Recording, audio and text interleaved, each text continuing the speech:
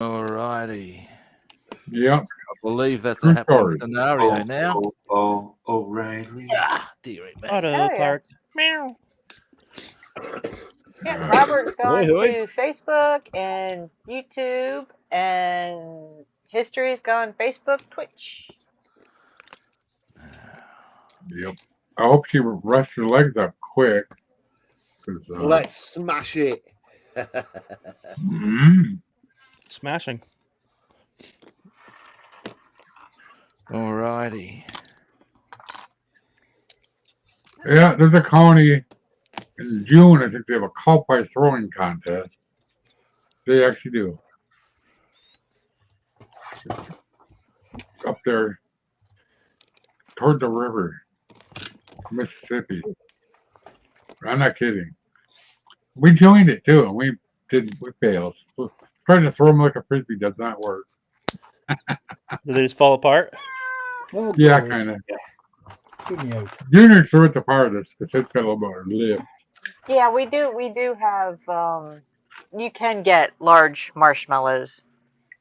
You can actually get some that they call s'more size that Oh you yeah. know They are make them about square. the size of a Yeah, size of a graham yeah. cracker. yeah. Okay, so, I don't eat a lot of marshmallows. No. well, the granddaughter took the marshmallows out of the cereal, out of that one cereal. Oh right. Right. Yeah. And then Connie, she tried to make But like the Lucky Charms. Yeah, that's That's a different kind of marshmallow. Lucky Charms. yeah. She took them out of there. Those are kind They of like make, Rice freeze dried. Yep. Yeah. They're waiting. Rice Krispies treats with those didn't work. She should know better. All right. Oh boy, yeah. Once she gets done taking her nap or whatever she's doing, she's bringing the dog down. And I can hold him and show you. He's a good little boy. An hour and a half ride, probably longer. Probably two can get lost a little bit. Wrong turn. GPS of the phone, which he didn't make the wrong phone. Didn't do it right. We ended up coming through Rockford, McKinsey Park, through Beloit on the way back. Wasn't too bad. And we stopped at Culver's and got some walleye. That was yummy. It's too windy to be eating outside, though. My food kept blowing away on me. Yeah.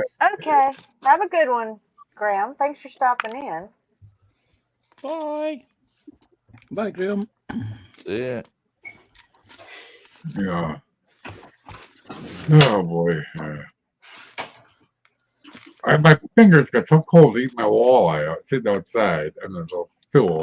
And I realized after I got it sitting there, I don't know if I'm going to be able to get up off this hard stool. Oh, it's still pick up the umbrella on it. I got up. Oh, easily enough. I don't know. I mean, I don't like getting old anymore. You're not old. You've still got baldness, premature ejaculation to look forward to. Yeah. My beard came back all white though after chemo. It did. I'm just kidding. I'm not kidding. But yeah, I'm so used to not having hair. When I was in the home for that 5 weeks, I actually got a haircut.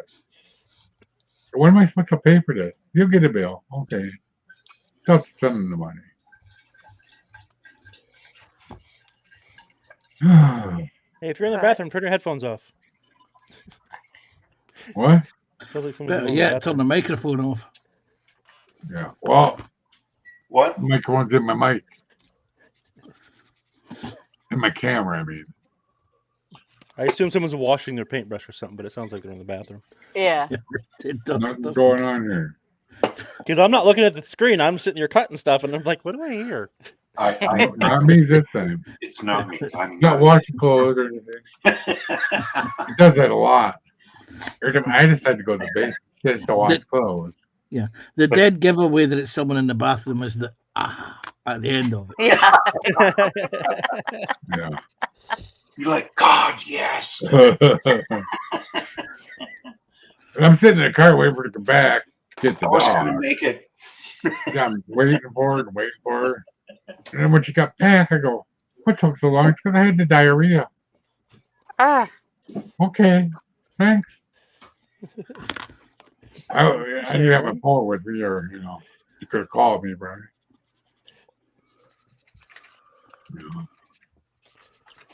But at least she made it home, not in the car. Dog and me would have passed out. Now, there's a Yeah. thought. Pretty good boy on the way home, though. Is there any American expressions or other expressions to describe diarrhea? In Scotland, it's known as the galloping grannies. Oh, Oh The yeah, scoots. or the runs. The we call runs, the yeah. scoots. Yeah. Or the scoots, or whatever. A lot of them. But my grandma called it was a real dated that I don't remember. But I was only 10 when she passed away. But she had some good recipes. 10. The only reason I remember I was 10 because we went to the moon. We had her funeral. Okay. Oh, Paul, Christopher. Oh, what a day. Well, I was sitting here and she's starting to cry, starting in tears. And she goes, Brooke is not going to go with me to get the dog. I said, okay, let me get my coat and I'll go with you then.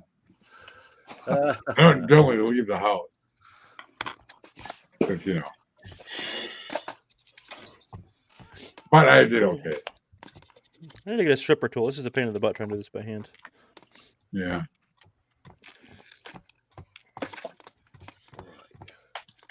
One of the nurses that stops by every week, a couple times, saw the sign on the front of the house, beware a dog. We don't have dogs anymore. Now we do. Right here, probably in his little cage. Hope he doesn't cry in the middle of the night. I'd get him out, have him on my lap, and watch TV with him.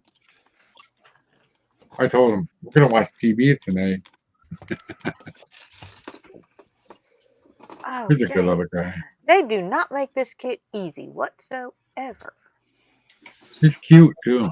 He's like all black, but he's got like a tricolor face, white and black, and a little bit of brown. Beautiful. The other one she had picked that's already gone was white. Don't care for a white dog. They get dirty too easy.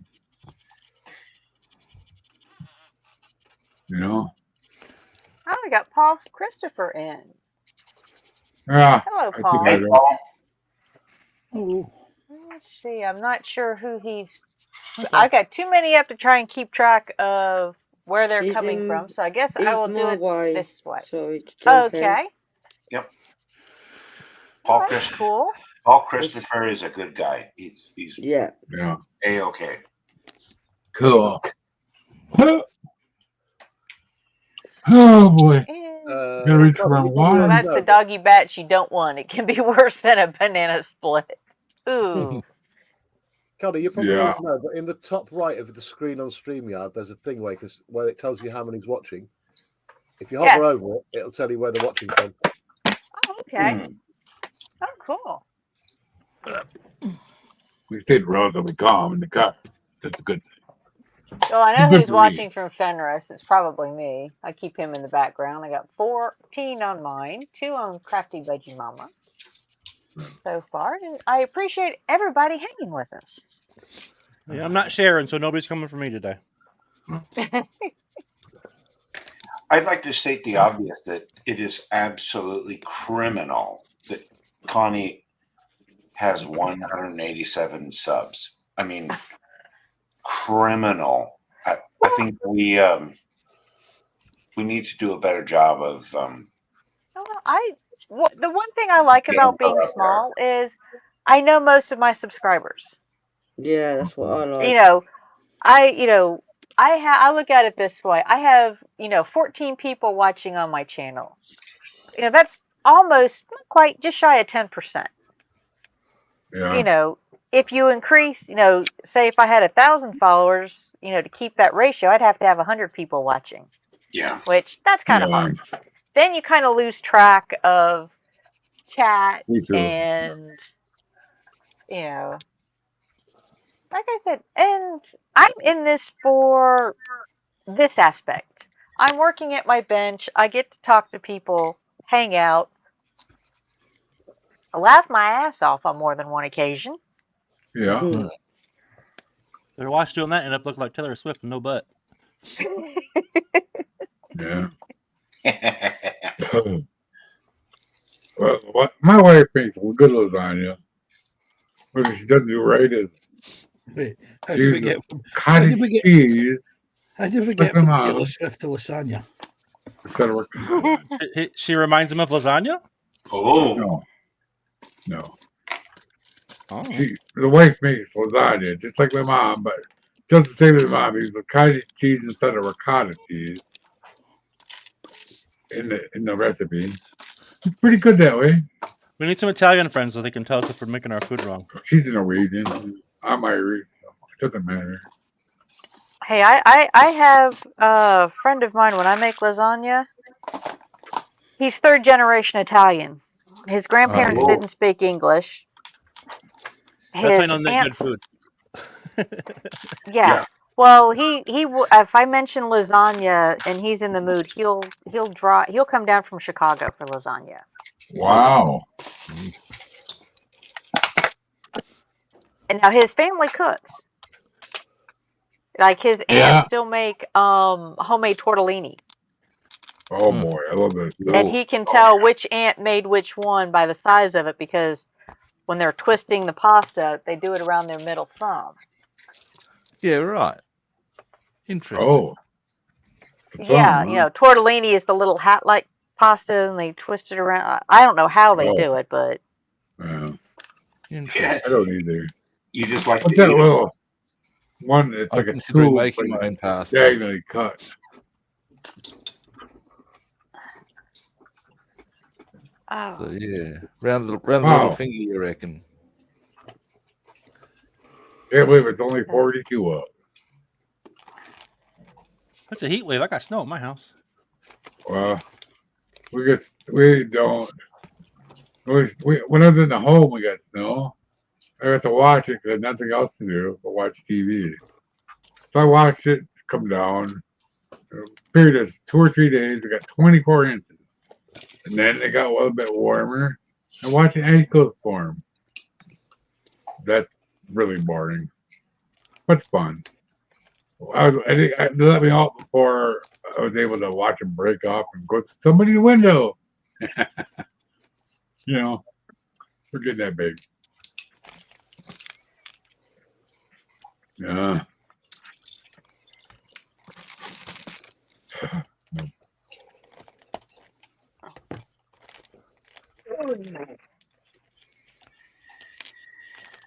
I mean, you just gotta love a kit this is the extent of the directions. Oh my goodness. They even have numbers. Fancy. Yes. Wow. That's one of those really good kits. Wow.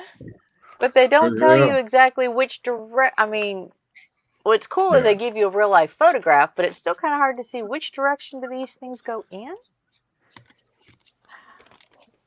Well, you try them Don't one know. way. If they don't fit, you just slip it over.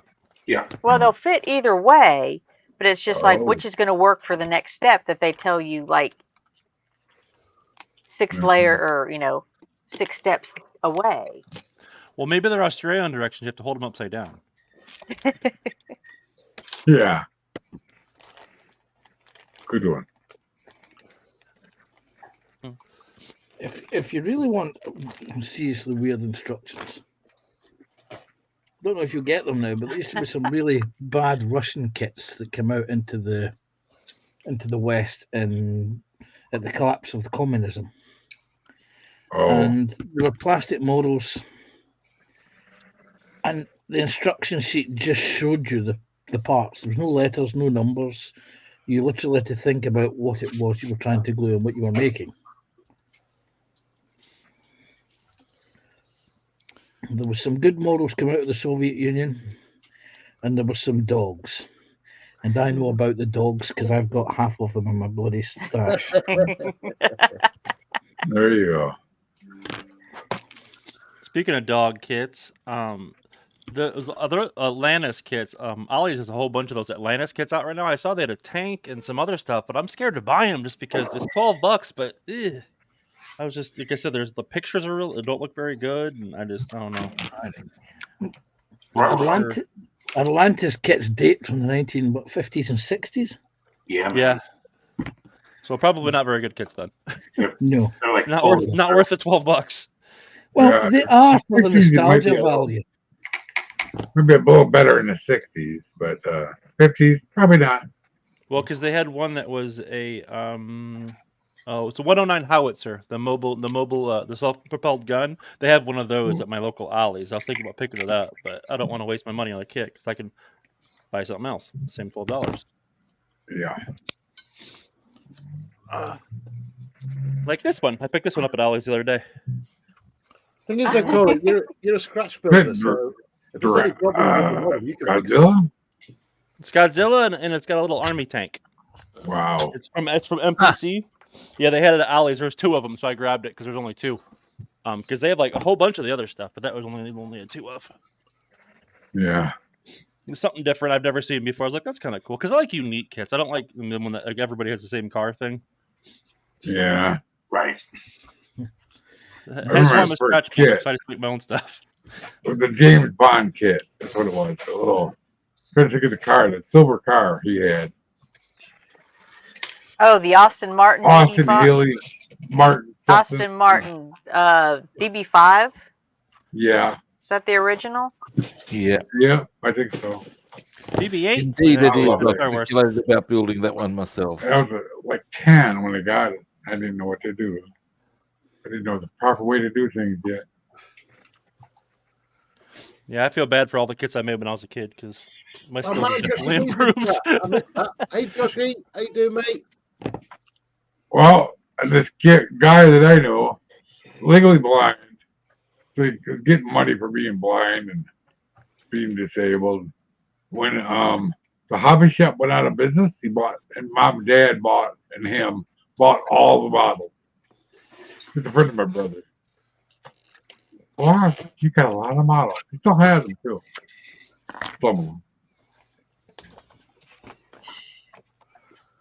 Just walking. Bring the doggy down, please.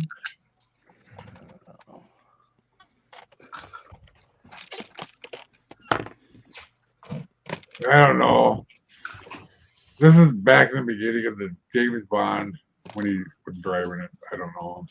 I was probably 10 years old, 69, about. Well, I thought that was cool in the Skyfall when Yeah, I they just brought the old DB5 out of storage. Yeah. I just watched that 2 nights ago. Although I cried when they blew it up. Yeah, I that's love the car. They blow up a model. They don't blow up the real one. I know, Yeah. but still. DB5. yeah. That's DB5. I mean, come How on. dare they? Yeah. You know? Do you know, I still think one of the most underrated James Bond films was the one with George Lazenby, the first one. On Her Oh, yeah. Majesty's Secret Service. You Yeah. mean the only one with George Lazenby. Well, just Yeah. a brilliant film, and I rewatched it a few months ago, and the part where he loses is it his girlfriend or his wife? That was his wife, Diana Rigg, Man, played her. I cried Diana like a Rigg. little baby. Yeah. Yeah. She's cool. That's the one where they hit him, take to the chair and whacking him. Countess Teresa. In For Your Eyes Only, he's laying flowers at her grave before he kills Blofeld. Yeah. Okay. Yes. Just Well, that's the yeah. one in that they reference in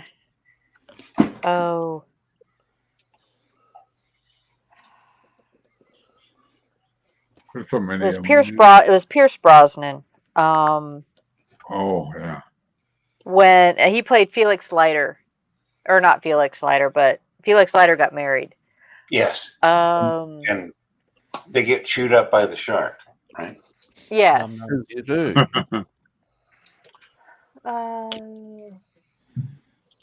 Yeah. I can picture them in my head, but I can't think of the names of which goes with which one because I Yeah. love all of them. There's so Although many I think my characters. favorite Bond is Daniel Craig.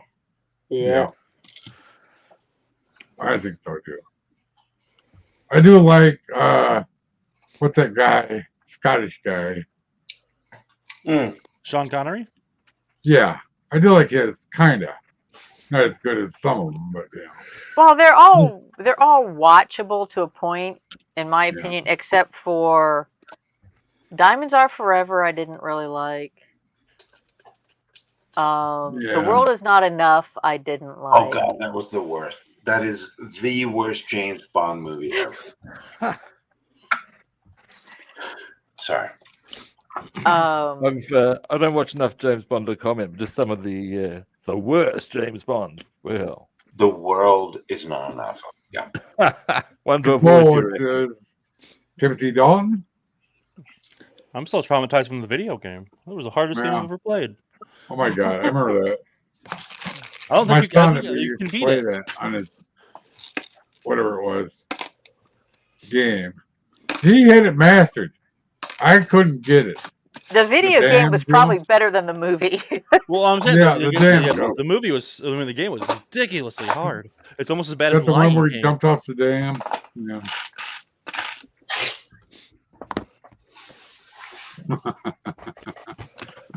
Here's Bronson. Pierce, Timothy Dalton, Pierce Brosnan. Yeah. Yeah. Oh, he's Irish, huh? Oh, Josh has Pierce. been to the James Bond Museum. As Newfoundland says, Piers Brosnan. He's from Del Monte. Del Monte? Yeah. Pears. Okay. Pears. Oh, okay. I get it now. There you go. Hey, you see? We get fruit. It's in a can. It's gonna Took be a Del minute, but we Monte. got it. Yeah. Oh. Yeah. Now, I must admit, the Bond movies do have some of the best music Yeah. Oh yeah, Oh, sure. and the title very songs. James Bond theme is great. What's that one with Thumper in it? The lady. The colored Thumper. A bunch of ladies. Bambi They and call them Thumper. Yeah.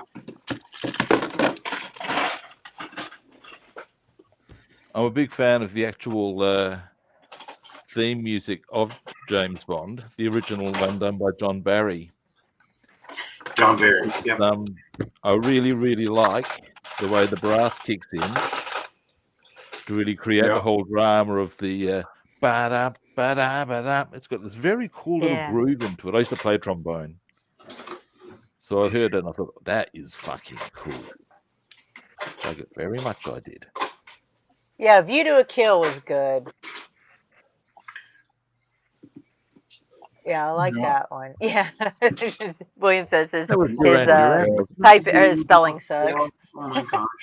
The guy, well, what's that about? The guy, his name was Jaws in the movie. Richard Key Keel. Hill, the whole fight the cable thing. Yeah, Richard Oh, Keel. Jaws. He was That good in it. he actually starred in 2 of them. Yeah. One was Moonraker, Yeah. The one before that. The and then the one before that Spy was Who Loved Me. yes, with oh Roger god, Moore. Triple X. Can't think of her name, the actress's name. Barbara Bach. Oh, now you're David talking. there. Wasn't Barbara Bach married to Ringo Starr? Yep. He is, or she is. Oh, there you have it. Barbara Bach. Okay. There's a lot of famous ladies that were Bond girls now. Oh yeah, Jane Seymour got her start in A View to a Know Kill. that. Oh, Jane Seymour. Tell you what. Yeah. Bit of a fan of her. I remember her from Dr. Quinn, a medicine woman. No, but she got her Yeah, start in James Bond. Yeah. I remember she that was show as a kid. the tarot reader, wasn't she? Yes. Yeah. And the one featuring the Harlem drug trafficker, Mm. Mr. Big. Yeah, I he was remember great. there's a part of Yeah, that. Yaphet Kotto. Yeah. Yeah. Yes, I Yeah, think he got he's his a good start in that actor. movie. Solitary. Um, Okay. I mean, that was terrible. He's like, I'm going, Yeah. Yeah, that was her name. I'm going to assault her, not you. You know. Yeah. Sorry. What year There's was so that Bond many of movie them. out? I got sidetracked when I grew up, you know. And we had a really crappy TV when I was growing up too. A little 13-inch, black and white, Zenith. Yeah, we sitting there close to TV, blaming ourselves. but yeah, there's several of them. Let's see. That was a Roger Moore film. It Oh, was I indeed. forgot about him. Oh, Live and Let Die. Yeah, Yeah, that was it. Live and Let Die. yeah. Great theme tune. Yes, Oh yeah. definitely. Oh, the whole Yeah, it had some was really it great moments. Goldfinger? Wicked. They did the look at the Rob Portnoy. Yeah, Goldfinger. Yeah, That was Sean Connery. yeah. And No. who was it that played in Never Say Never Again? Sean It Connery. was Sean Connery, and Sean who Connery. was the girl, the blonde? Oh. Oh no, I remember there being Barbara Carrera in it. And she was Yeah. more of a dusky look. She's the gal that we all like were attracted to. Oh yeah. Let's not be shy. She was smoking hot. God, Let's not be shy. no, the blonde. The blonde, I couldn't tell you, but Barbara Carrera, I could. Oh man, Barbara Carrera. Oh yeah. Wow. What blonde and what Bond movie we're looking at? Joshy It's thinks the in blonde Sean Connery. The Batman movie from 1989. Oh man, what the hell is her name? Michelle Pfeiffer? No. No, it wasn't Michelle Pfeiffer. No. Wait, didn't she play Catwoman? She I did. think Yeah, so. Michelle Pfeiffer did. Although one of my favorite movies from her was Lady Hawk. Oh, That yeah. was actually I know the one you mean with Rutger Hauer. No. Yes. Oh, guys, I should. I'm going to hate this when I look it up. She was so because- passe. Kim Basinger? That's it, Kim Basinger. Yeah. That's it. Oh yeah. Oh, I read yeah. it off the thing. I don't TBG take got credit for this. I read it. Oh, there. Josh and Yeah, Go. Josh and Taboligo. Yeah, Kim Basinger. I don't have the mind for that. Whatever. Sorry, man. Oh, there's a lot of female stars got their start in a Bond movie. Like I said, Yeah. Kim Basinger. Going to say a bit of Lady Hawk trivia for you, Connie, or you might know this one. Do you know who did the soundtrack? Alan Parsons Project. Yes, correct. That's $5 up, and we can move on to our next question. Absolutely Yeah. love it. I have that soundtrack somewhere in Oh, really? or a disc. Yes. Yeah, I'm a bit of a fan of Alan Parsons. He does some quality work. Now he's talking rhubarb. Oh, boy. Eye in the sky. Yeah. Yes. So that was just, and the music was just, even though it was a medieval film, the music was perfect for it. It rocked. Let's not be shy now. It was the gear. But yeah, Alan Parsons also, but you may already be aware of this one, did the production on Dark Side of the Moon. Oh, And he Really? assisted on Abbey Road. wow. So he had all the connections to get the production going top notch. And let's not be shy, he did. Who's the guy that threw that hat that killed everybody? Odd Job. That was Odd Job on Yeah. Goldfinger. That's Goldfinger. Yeah. That was amazing. Cut the As stuff off opposed to the random car. statue. Ana de Armas. I don't know who that is. But it didn't. I know Grace Jones starred in View to a Kill. View to a Kill. I'm not sure if that was her first movie or if she was already a known model before. I think she was a model first, and then she became an actress. Yeah, I think so. I got a very amusing story He's in prison, about her Wow. interaction with Roger Moore on that one. Apparently, one night on set, they'd stopped filming, and she was playing music in her caravan very loudly and disturbing Roger Moore.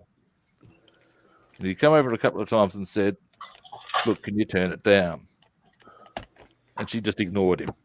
No, good for And he got her. back of it. And he stormed in, yoinked the sound system, hurled it into the caravan wall and caused quite a dent, and stormed off. And then afterwards realised he's got to do a love scene with her the next day. Oh my God. Anyway, so he figures, well, we'll see how this all rolls out. And he reckons, so I've arrived up onto the set, figuring we'll just address the situation as it happens. And she's walked in, half his age. and I quote, a large black sex toy, Oh goodness. which he has brandished with malice aforethought, and basically brought everybody into stitches. And everything was good after that. But you got to say, yeah, you can totally see her doing that sort of caper. Oh, that's terrible. That's when you eat a big old tuna fish sandwich and some onion right before your scene. Yeah, that's the way to do it. Oh God, Joshy and James TBG are in it on chat. So James says, if Sprue is Goldfinger, is Carl Oddjob? So, And then Josh, Joshy pipes up with Dolph Lundgren being in A View to a Kill. He picked a bloke up over his head at the racetrack. Uh-huh. so Dolph Lundgren and Grace, they were lovers at the time. That's why Dolph Lundgren was in the movie. Ah. I did not know that. Look it up. She, Look it up. Grace Jones also had a music career at Yes. the same Oh. time. Well, She was she did View to a Kill. The Missionary Man. Grace Jones's lover at the time was Dolph Lundgren. Wow. And in the UK, she's more known for attacking a well-known TV presenter. I wonder if called she had muscles, Russell Harty. you know? Wasn't she Thumper? They dated. No, Bambi and Thumper. I'm trying to remember which one of those. They were doing the naughty every night. Oh boy. I wish I Bambi missed and- Wasn't that the James Bond? Wasn't that the Bond movie set in Chucky the was circus? like, oh, well, they were. Hold on. Panzer was saying something. I'm trying to. Bambi and Thumper, weren't they the two ladies from Octopussy Oh, maybe. No. with No. the circus in East and West Germany? Oh, No. yeah. Bambi and Okay. Thumper. I was supposed to say it was a Roger Moore. Yes, Or Sean. I'm It was one of talking the about- earlier ones. It Maybe, wasn't yeah, maybe it's Octopussy. up to, That was Maud Adams. No, but Bambi and Thumper were two supporting characters. Yeah, from Yeah, they were in, She was saying there were the two girls that fought Sean Connery in Diamonds Are Forever. Diamonds Are Forever. Yeah, By that's the why I pool? don't. That's why I don't remember, because Diamonds Are Forever. I probably watched twice. Yeah. God, I've watched that I met him by the pool. 15 Right? times. Oh, it's great. Yeah, what was Yeah, most- I was most thinking, other wasn't Bond Tanya movies I watched. Roberts? See, wasn't She Tanya was Roberts in one? She was in A View to a Kill. Was she in? Okay, She was I was blonde thinking in A she View was to a too. Kill. Yeah. Yeah. I don't know Oh, if she started in that or if Beastmaster was her first. Beastmaster was her first. She did Beastmaster first, and then she did that, and then she did the one where she played the African girl.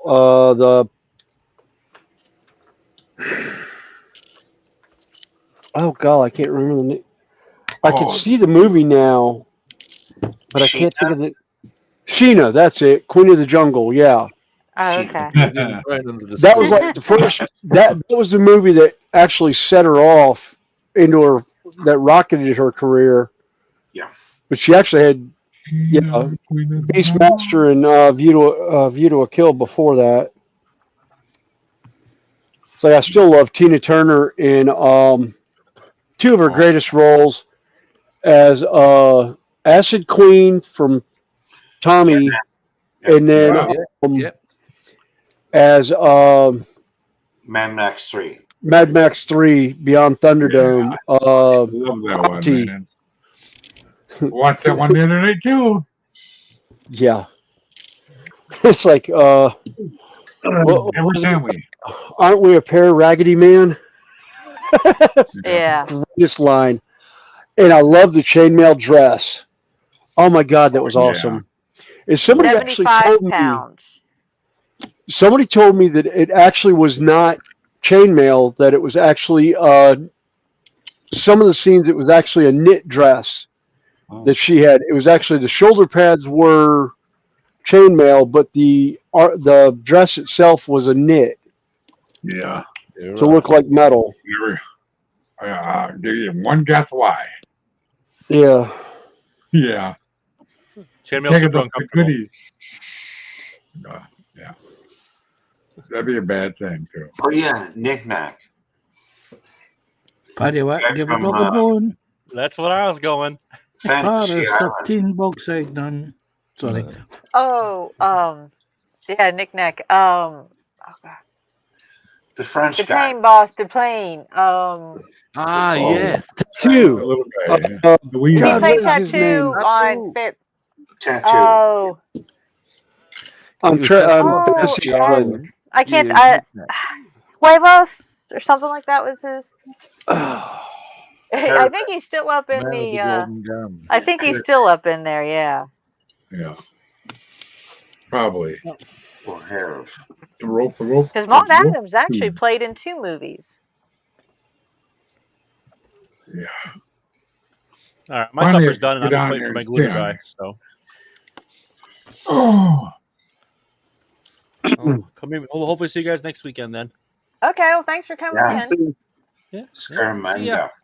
Yeah, Christopher Lee. Bye. Yeah, I think I'm gonna head out. I think I'm gonna head out too, you guys, because I gotta go get some stuff, and then I gotta cook me some dinner, and then try to get me a couple hours sleep in case the railroad calls me again. So.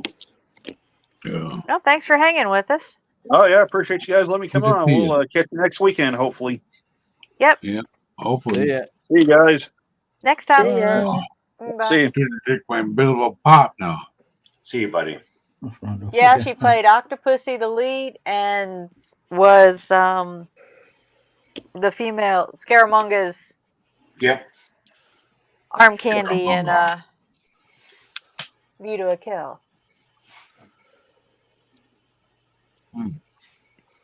Good pop. I like it. Better than ice though. I've been drinking this since I was a kid. When it first came out, there's little hillbillies in the bottle still. Which I had them bottles still. They're worth money now.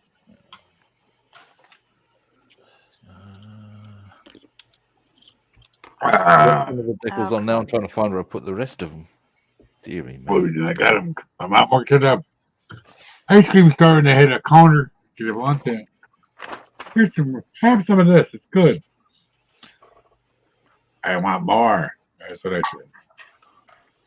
Little metal holders for little triangle pickle cups on ice. Put the bottle in. Oh, does anybody know Culver's? The restaurant? Yeah. Yeah, there's one. I know there's one up. I've seen him advertised down here, but I'm more familiar with it from my dad's. Well, it's more northern. They have, it's running its way south. Yeah. They have chili now, or they have for a long time, and it's pretty good. I had some. couple, 3 times. Come on, Joshy, join us. Yeah, come on, Joshy. Unfortunately, when she got my walleye, You're the pop bomb machine boy was you broken. are. How dare they? Have the pop machine broken? You got like a water. Just a water. Joshy has the sexy voice. Yeah. All right. Yeah. Yeah, come on, Joshy. Oh, tomorrow's a holiday. Come on, Dude. Joshy. Yeah. President's Day. I would say Terry likes hanging out on other people's lives right now because he realized he doesn't have to pay attention to chat. I haven't done a very good job today. This Yeah, is no. I wonderful. think you did pretty good. This Now- is wonderful. I can get stuff done. Now, what's this I hear about someone doing diamond dots, Terry? Oh, I've absolutely no idea what you're talking about. Okay. Oh. And what I need to Dolly know, Dot. Oh, yes. what Yeah, I need Dolly to know, Dot. Yup.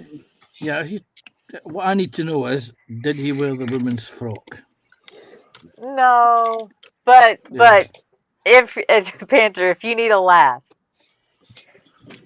check out Carl and Michelle's stream from this morning on Michelle's Crafting Corner. yeah. Uh-huh. About an hour and a half in, Terry joined us. All right. And Who's this Terry you're referring to? I didn't join. it was Dolly joined us. Dolly joined us. And oh my goodness. Oh. Yeah, I still need to go back and It see broke that. the entire panel and chat. Broke it down, huh? Oh. I don't think Michelle could breathe for what, 10 minutes or so? No. Which reminds me, is Sprue streaming tomorrow? Yes, he is. Okay. I got the link for the morning. So, yes. Yeah.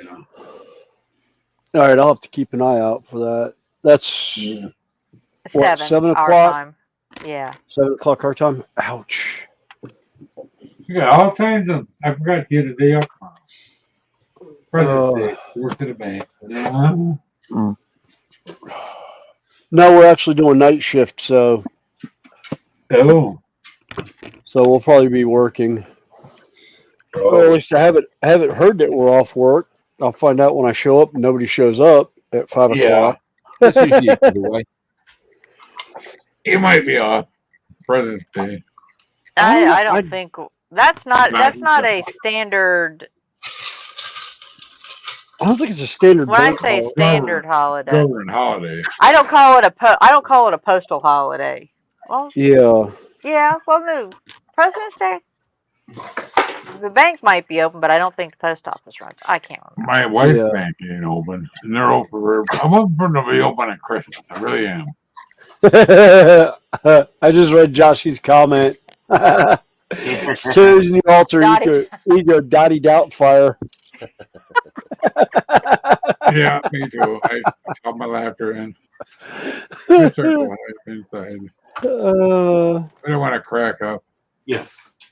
But no, that particular stream this morning just. Oh, and then yesterday on, yeah, Carl and Michelle also when Terry first brought out his diamond dime. Interesting as he started to realize what was going on. Oh. Dude looks like a lady. Joshy, dude looks like a lady. Oh Yeah. man. Yeah. Great song. And what was funny is you know who Steven Tyler wrote that about, don't you? No. He wrote it about Vince Neil of Motley Crue. Wow. Oh, that's gonna win, friends. Is he okay now? Steven Who? Tyler? Steven Tyler? I have no idea. I haven't heard anything. I didn't hear that he was had any issues. That's a bit. Yeah, he had some kind of issue. Dude looks like a lady.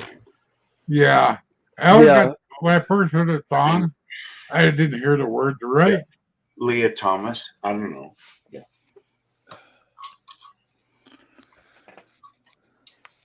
No, but there was a picture I saw of Steven Tyler. It was on somebody posted it to Facebook, and it was like, that is the ugliest grandma. And I looked at it and realized it was Steven Tyler. Steven Tyler in like a tank top, like rainbow tank top, big glasses, and a straw hat.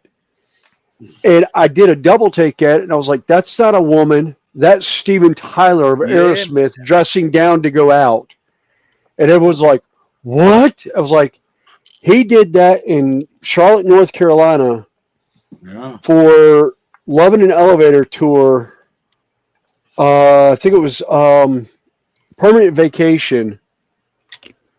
He and Steve Perry,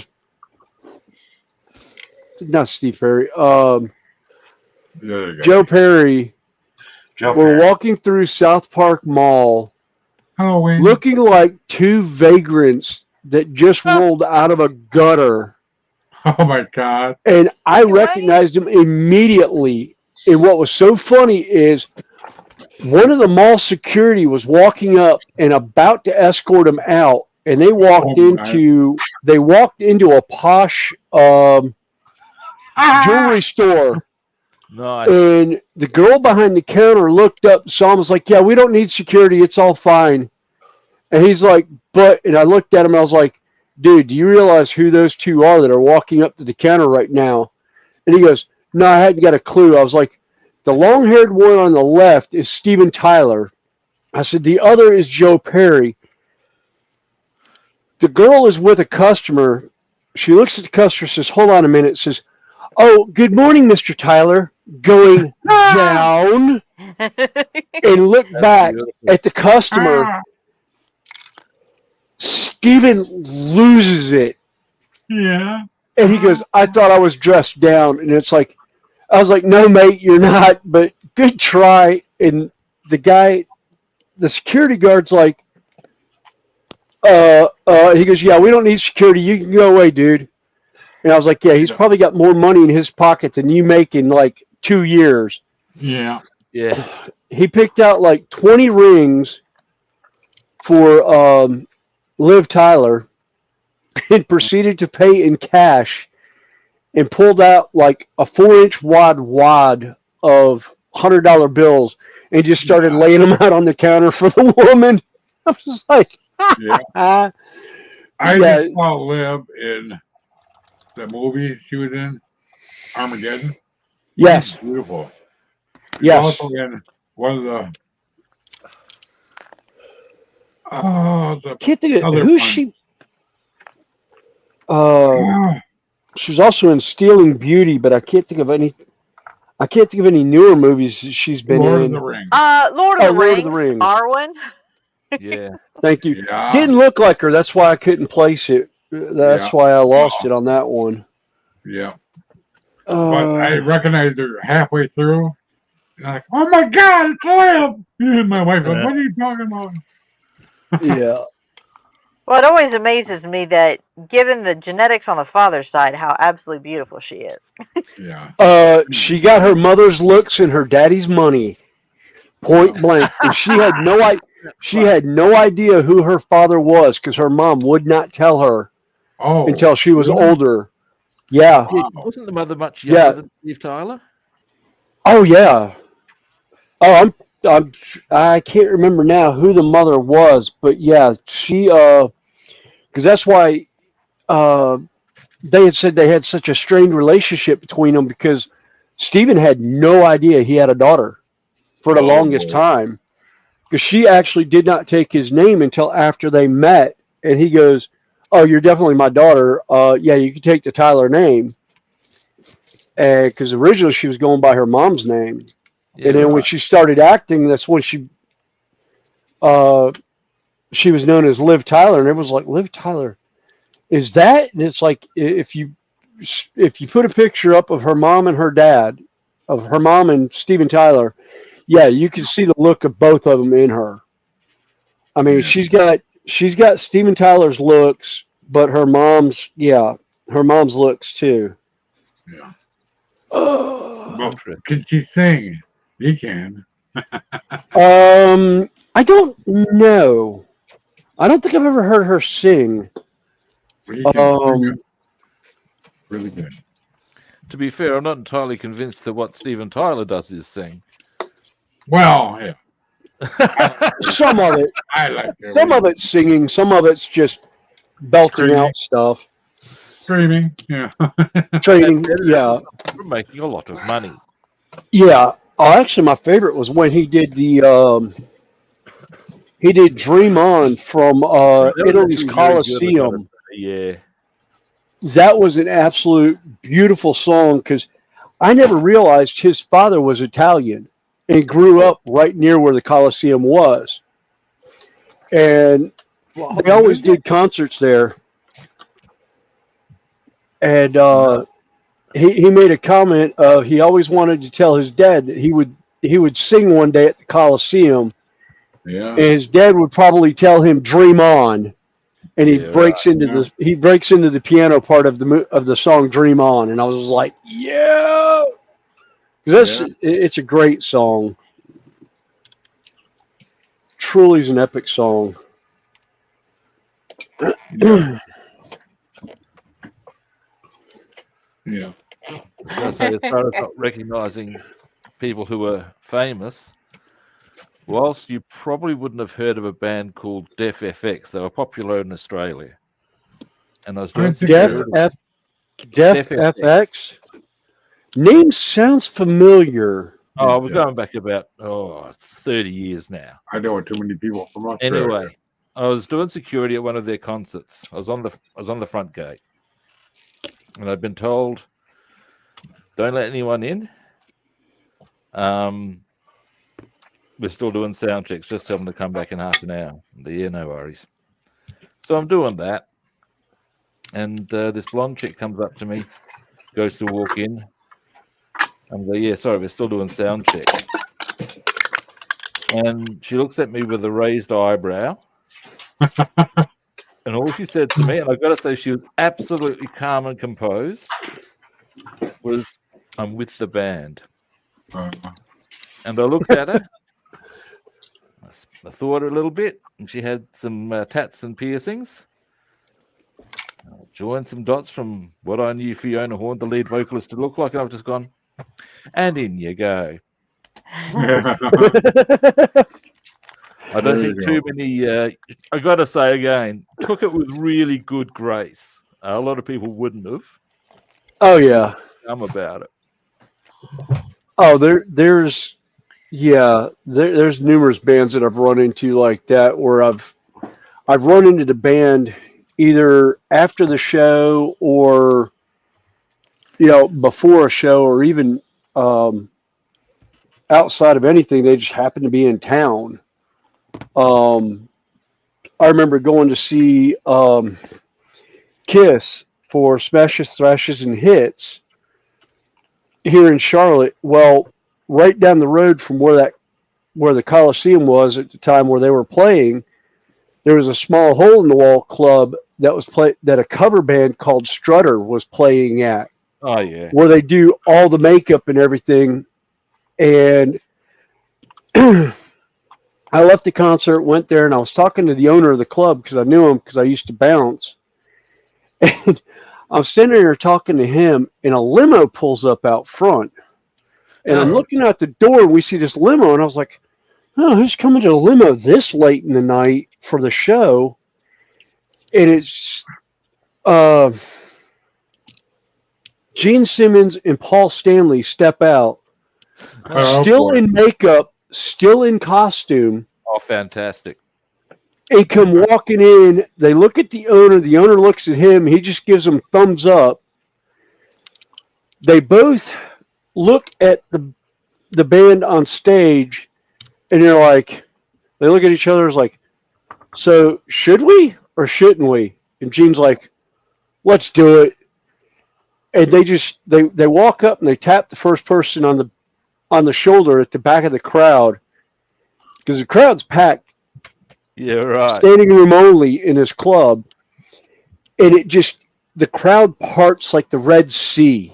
Oh, wow. And the two of them walk up to the stage, and Gene's standing in front of the bass player, crosses his arms, and looks up, and realizes the guy is playing an authentic battle axe bass, just like Gene Simmons is. Wow. And the lead singer's sitting there singing. He stops when he realizes Paul Stanley's standing in front of him. And I can't remember what song they were doing now, but it was one of their like really, really, really popular ones. And Gene looks up to bass player and says, "May I?" And the bass player hands him the bass and was like, "Yeah." And Gene hits a few chords on it, and he goes, "You okay, Tanya?" You got the right length." Because Gene has such a long arm stretch, he actually has an extra long neck on his bass guitar. Yeah, right. It's not a standard length bass.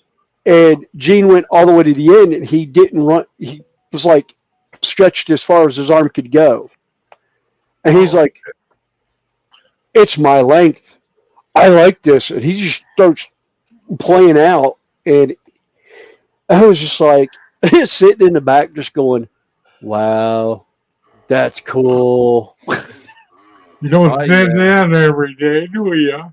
Yeah. An amusing tale involving Gene Simmons. And it actually comes from an interview with Ron Jeremy. Oh. Yeah. Ron Jeremy. Yeah, Why does it need sound familiar? He's a porn actor. Okay. Yes. Okay. Yeah. He and Gene Simmons are good friends, apparently. Oh. And by reputation, both of them have slept with about 3,500 women. Oh, wow. Now, Ron Jeremy was asked about this in an interview that I read. And he was asked, "Well, is this true?" And the response that he gave was, "Well, I can't speak for Gene, obviously. I can only speak for myself. And here's the inherent difference. When I sleep with a beautiful woman, she's paid to sleep with me. When a beautiful woman sleeps with Gene Simmons, they're sleeping with Gene Simmons. When I pick up a woman off set, she looks like Gene Simmons."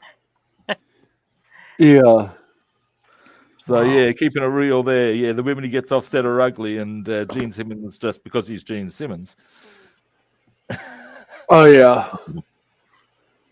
Yeah, he's married to, oh, God, one of the Playboy Playmates, or Playboy Bunnies, and I can't think of her name now to save my life. Gene Simmons is. Yeah. Oh, I can't remember her name. But I remember she was in they were doing the TV show Family Jewels, and she was in it. Couldn't tell I don't know. I can't either. It's like my other favorite was when Gene Simmons was doing School of Rock was absolutely hilarious. Because he puts this band together at this posh English school and decides, all right, your final exam is going to be, you're going to open up for a band of my choice at a venue of my choice. Oh, Shannon Tweed. Yes, Joshy, please. Yeah. But yeah, he ends up taking him to this hole in the wall club in wherever they were at, and has him open up for Lemmy in Motorhead. Oh, sweet. He goes, you've made it. This is from Lemmy. He's like, you'll make it as a band if the crowd gets into it. If they don't, they will eat you alive and spit you out. Oh, yeah. And Lemmy and Gene are standing at the side of the stage as these, 15, 16-year-olds walk out on the stage to play for this heavy metal show. And the crowd sits there, and after about 30 seconds, their heads are cocked to the side. They're like, what is this crap? and then they hit the heavy part, and the band just dives into it. And Lemmy looks at Gene and says, "Yep, they made it. They'll survive the night." I love stuff like that. I saw an interview with Lemmy discussing racism, and long and the short of his take on it was he couldn't understand how people could judge somebody else without giving him a chance. Ultimately, what he was against was arseholes. Yes. And you think that's a pretty fair statement? Mm-hmm. Yeah. That's what I'm against. That was my favorite was when he did the song for Hunter Hearst Helmsley when he did King of Kings. Yep. Actually, Triple H found out that he could have a band do a song for him. So he ended up approaching Lemmy, and Lemmy was like, "Oh, hell yeah." That's how that came about. Was actually Triple H asked him to make the song because it was already the music was already written for it. It was his regular entrance music. It's just Lemmy made it metal. Oh, And cool. Gene's Triple H actually spoke at his funeral, and he talks about how he approached Lemmy about doing it, not realizing Lemmy was a WWE fan. Oh, yeah, right. And actually knew of him. That's why he was like, "Oh hell, you're giving me the chance to do an entrance song for a WWE superstar? Oh, by all means, absolutely." Yeah. Lemmy trivia. Do you know how he got the nickname Lemmy? No. Apparently, back in the days before Motorhead were, well, Motorhead, he was, like a lot of people, broke. And he'd approach people, Lemmy a fiver. Oh. Oh, yeah. And when I was told that, I thought, that is just fantastic on so many levels. Oh, yeah. Yeah. It was like, actually, Panzer. Yes.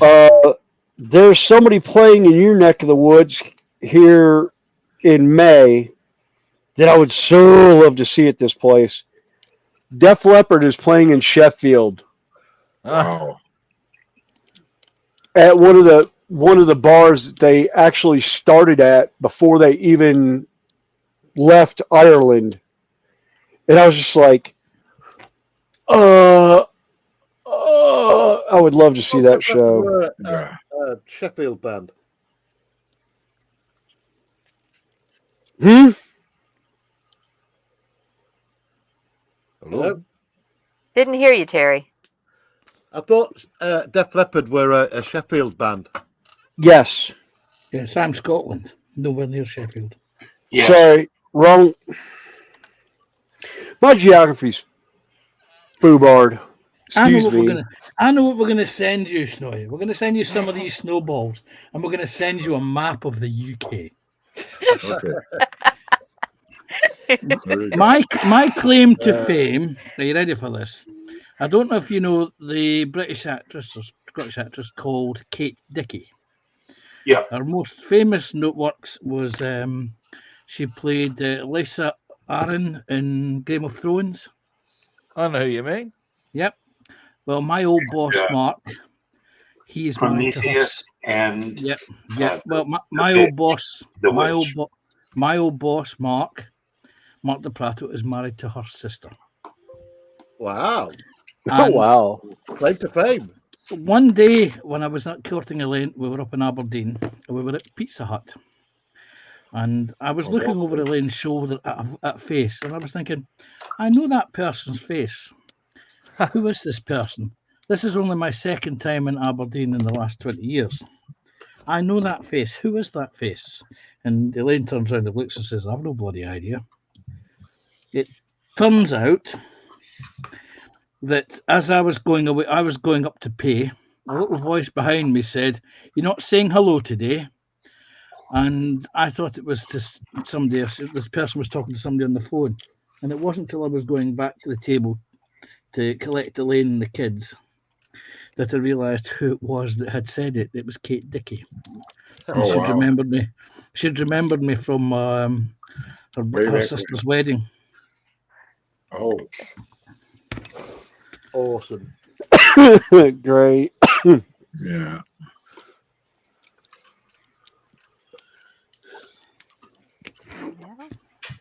Oh. Thing is, I have absolutely no claims to fame. I'm quite disappointed. I hear the dog running around. I once sold Helen Mirren a plastic model kit when I worked in a model shop. She bought an Airfix starter set for some child. Oh, wow. I think who was the Bit other of a fan of person? Helen Mirren. She's Tell got her a bit thing. of a no bullshit attitude about her. You know what I mean? Yep. She's one of those wonderful actresses, or actors, depending on how you do things. Who was the other person that I've met? Oh, yeah. We have a British actor called, oh, good God. Good God. Martin Shaw. Yes. Yeah, who played in the British TV series back in the early 80s, The Professionals. He had a holiday. He had a holiday. Yep. Why did they do that? He had a holiday home in this area, and I remember him walking into the model shop one day to show another member of the cast that he was in the Justice John Deed show with around, and that's when I recognised him. And Promise, I've only pressed the key one. He was the one with the silly hairdo. Look at chat. I pressed the key once and it did that. Oh, it's because if you're you streaming type it in on StreamYard chat, it'll go to all the channels. Well, it's all in a row. Yeah, it's going to every channel out there. Okay, now I know. I was a little bit confused. Well, who did we lose? Who did we lose? John Terry. No, we lost John Allen. Oh, we lost John Allen. Okay. Yeah. Later, John. Later, John. Hi, John. Hey. All right. I told a slight fib, by the way, about claim to fame. I do know someone famous. I'd forgotten all about it. You know me. There we go, Panzer Cat. Bang on. There you go. Self-modesty, yes.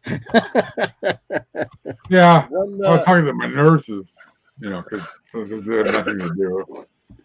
I told them about YouTube. I'm on panels sometimes. Which one? And I told them. And they go, I'll have to check it out. It's to do with Game of Thrones again. Back in my days before I started doing maintenance in hotels, I used to DJ in nightclubs for 35 years.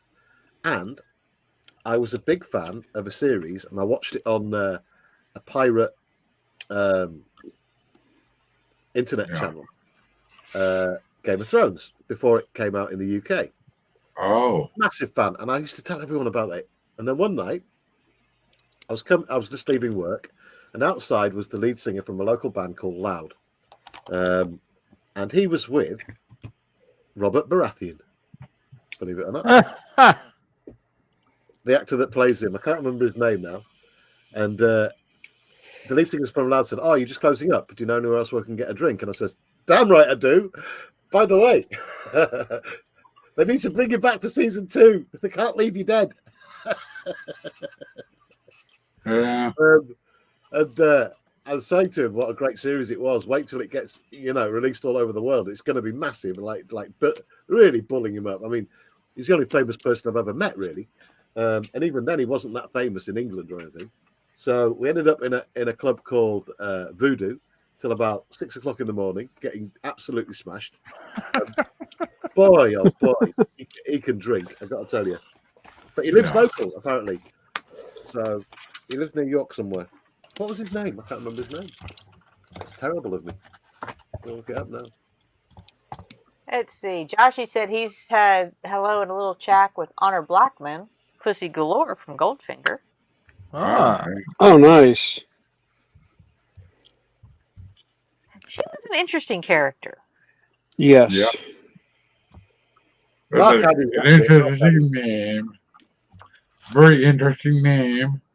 Gotta be filthy Not so much that, it was just not your typical James Bond name. Female lead. Yep. Ah. I don't know if it's true or not, but this lady, I had a girlfriend once, so it's all full of it. After we broke up, she went and gave her kid she had from somebody else up for adoption. Became a Playboy bunny. I did not know this. I was told my other girlfriend's daughter, who lived a couple doors down from where she used to live. Like, wow, really? The person you're looking for, Terry, is Mark Addy. Yeah, I just found it. He lives near York somewhere, so makes sense. Yeah. Oh boy. We drove through Rockford on the way home. We took a wrong turn. Not a big deal.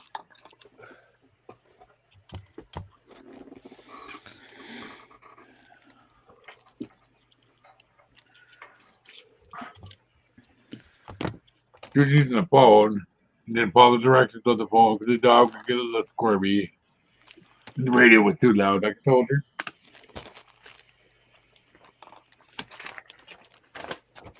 Oh, man. I don't think she's ever coming down here. We don't care.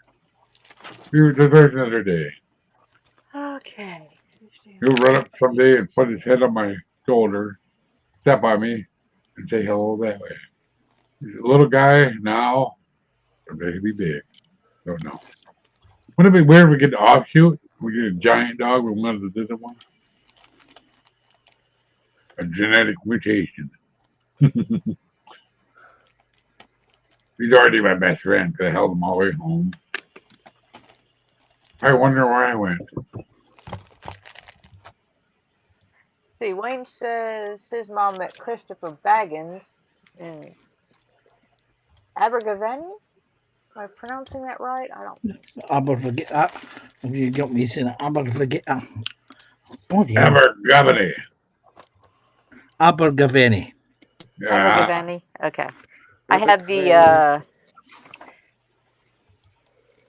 stress on the wrong syllable. Easy to do. Another person, my other claim to fame, is when I was in the Royal Marines, we used to have a celebrity come and use our assault course at Limpston. And that was the British actor and singer Tommy Steele. Tom Hall? Wow. I remember him. Yep. My dad used to be a really big fan. Yep. He used to be quite, because he used to live just along the road from Limpston. And he used to come and use our assault course. And he used to do a lot for our regimental charities.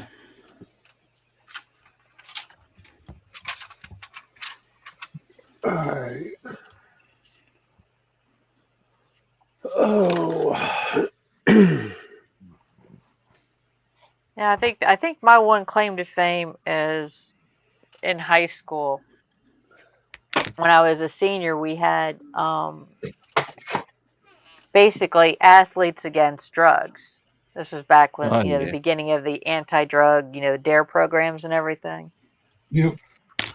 And I was a senior, and the local, our local football team, professional team, was the Cincinnati Bengals.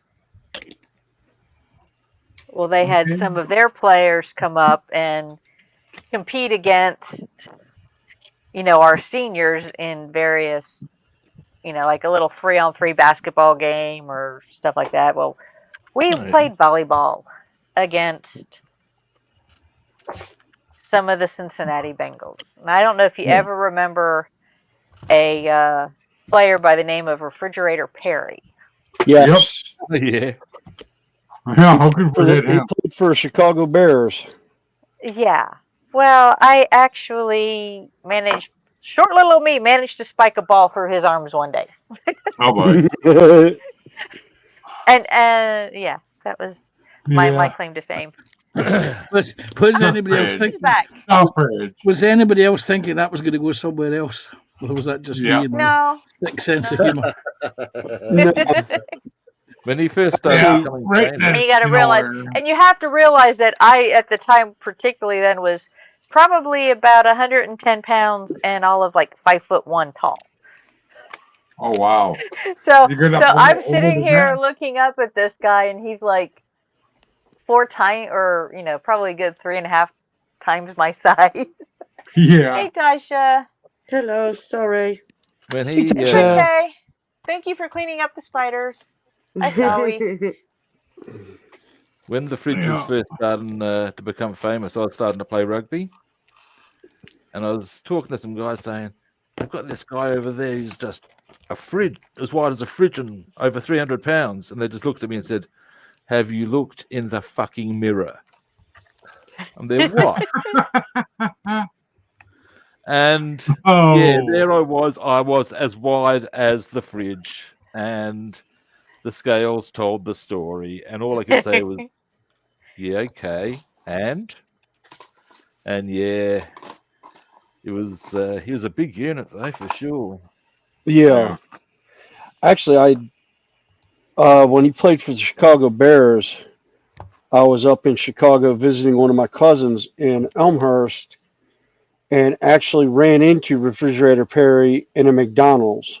Oh yeah. boy. And at the time, McDonald's is from Chicago, the Chicagoland area, and he was at one of the McDonald's, and he used to do the commercial for them too. And he literally had like 20 or 30 McDonald's cheeseburgers Yeah, I heard that was a bit of a tray. thing, kid. Yeah, he reminds me of stories I hear all the time of Andre the Giant and how much stuff he could put down, liquor and other things. Oh yeah, well, that's a whole other story. And bearing in mind, he Right, was guys, I've got to go. I'm so sorry. I've got to. Okay, Jerry. Well, thanks for hanging with us. Anytime. Thanks for having me, Connie. Good Yeah, night, everyone. anytime. See you later. Take care. Bye. Good But to here's see the you. thing: For if you're a frick. big unit and you're active, you are going to go through a lot of calories. Oh yeah. Oh, yeah.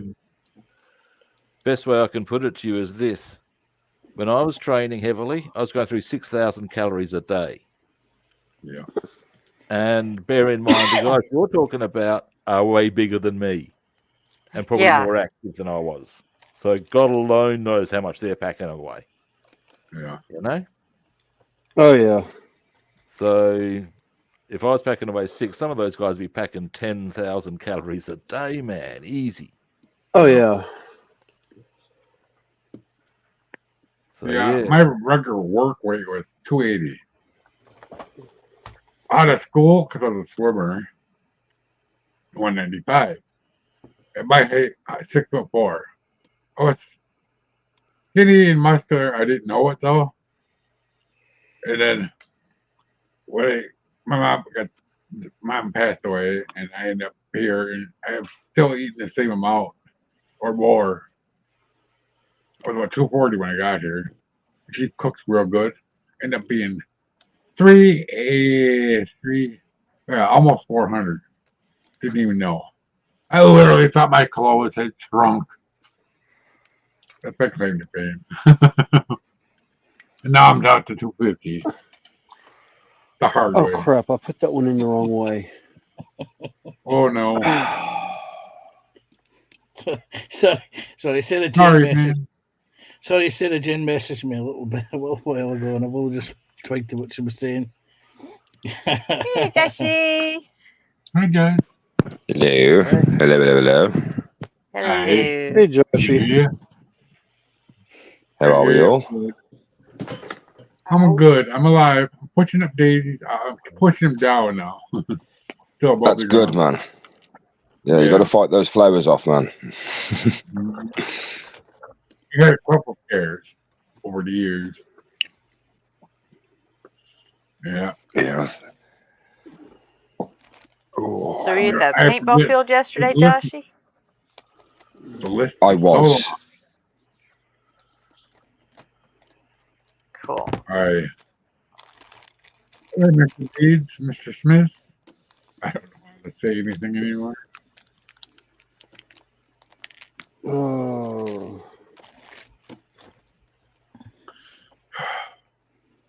So Need to be careful of that sword, Mikey. You don't want it to fall off and hit you. I've said that many a time before in the past. what? The sword? The sword behind you. It's not sharp anyway. It's fake. Somebody tried to sharpen it, but it's not real. It's not sharp even. Somebody tried. They should have used a brand new file. And then when they held it there, didn't even. Yeah, But I've got mine. I actually found it in the garage floor in a pile of other junk. Why it ended up there, I don't know. My son, he said it could happen. Yeah, I forget it's there. Oh. I was going to say, if it's up above your head like that on display, it's really, all right. It's kind of far behind me. Yeah, it's hard. I can't reach it. Yeah, I've got mine wrapped up in. They've got like two ribbons that hang off it, so I've wrapped it around the sheath a couple of times and tied it in a couple of knots. So it's I got this one at home. If I'm not mistaken, the cords are a belt. Yes, they go around the waist. They wouldn't go quite round my waist when I was that big. Mm-hmm. I don't know. Do they go around the waist themselves, or do they tie onto the sash at the waist? Oh. I can't remember. Depends where you wear them. Yeah. Some wore them on their back, some wore them on their sides, some wore them in the front. I'd fall on it and die. How where I come up with that, man? I'm kind of tippy. There's a random little one about swords as well. A ninja sword, as they say, was actually shorter than a samurai sword. That was because of the draw time, so they can get a faster swipe on.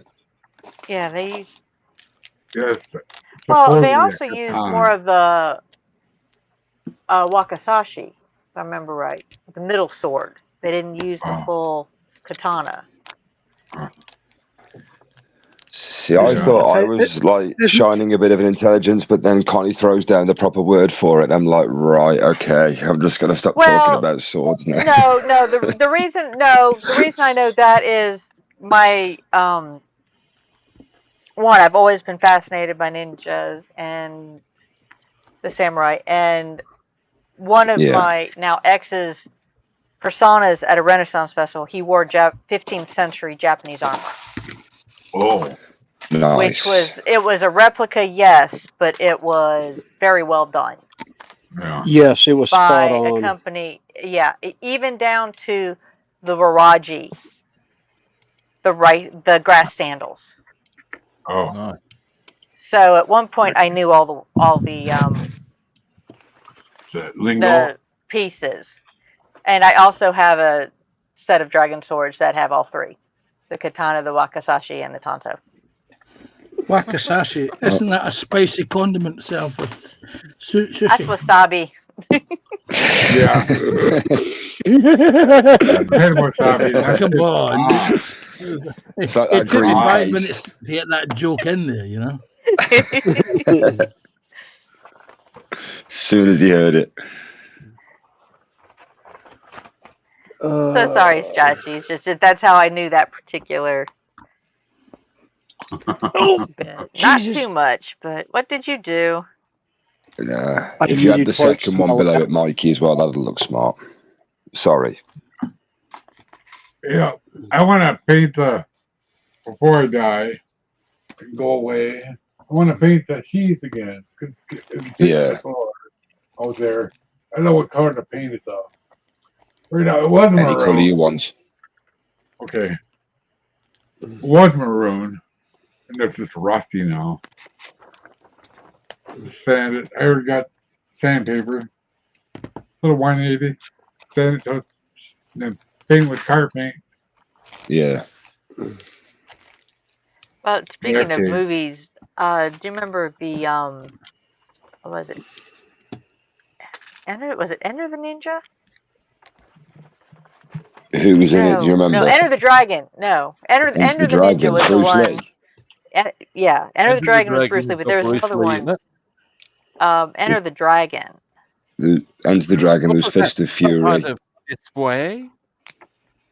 Well, yeah, Enter the Ninja was another one. God, who starred in that one? That was an 80s movie. Yeah. Yeah, it was. Enter the Dragon was Bruce Lee. It was the only Western movie he made. Yeah. It's got him. I'm trying to think if there's anybody else you'd know in it. Bolo Young. It's got Bolo Young was in it. Bolo Young. Jackie He was Chan. the guy. Jackie Chan. Jackie Chan was in it as well. And then also Chuck Norris. I think was in that one. No, Chuck Norris wasn't in that one. He was. Which not Fist of Fury. He had a fight with him in the Coliseum, didn't he? Game of Death. Yeah, No, Game of Death was where he had. Game of Death was where he fought in the levels. He had to go fight the 7-foot basketball player. Wasn't Muhammad Ali in there? That's the one. One of those. That was Enter the Dragon. Okay. No, Enter the Dragon. Who was the guy who was like always saying, "Want to bet?" What was his name? That he was could do Roy martial arts in real The life. character's name was played by John Saxon. That's John Saxon. He was a Black guy. brilliant actor. He was. A guy named we met by the name Dragon, but Jim Kelly, and he was quite a highly regarded black belt at the time. Bolo, his actual name is Yang Zi, and he was a Chinese powerlifter originally, which is not surprising given his build.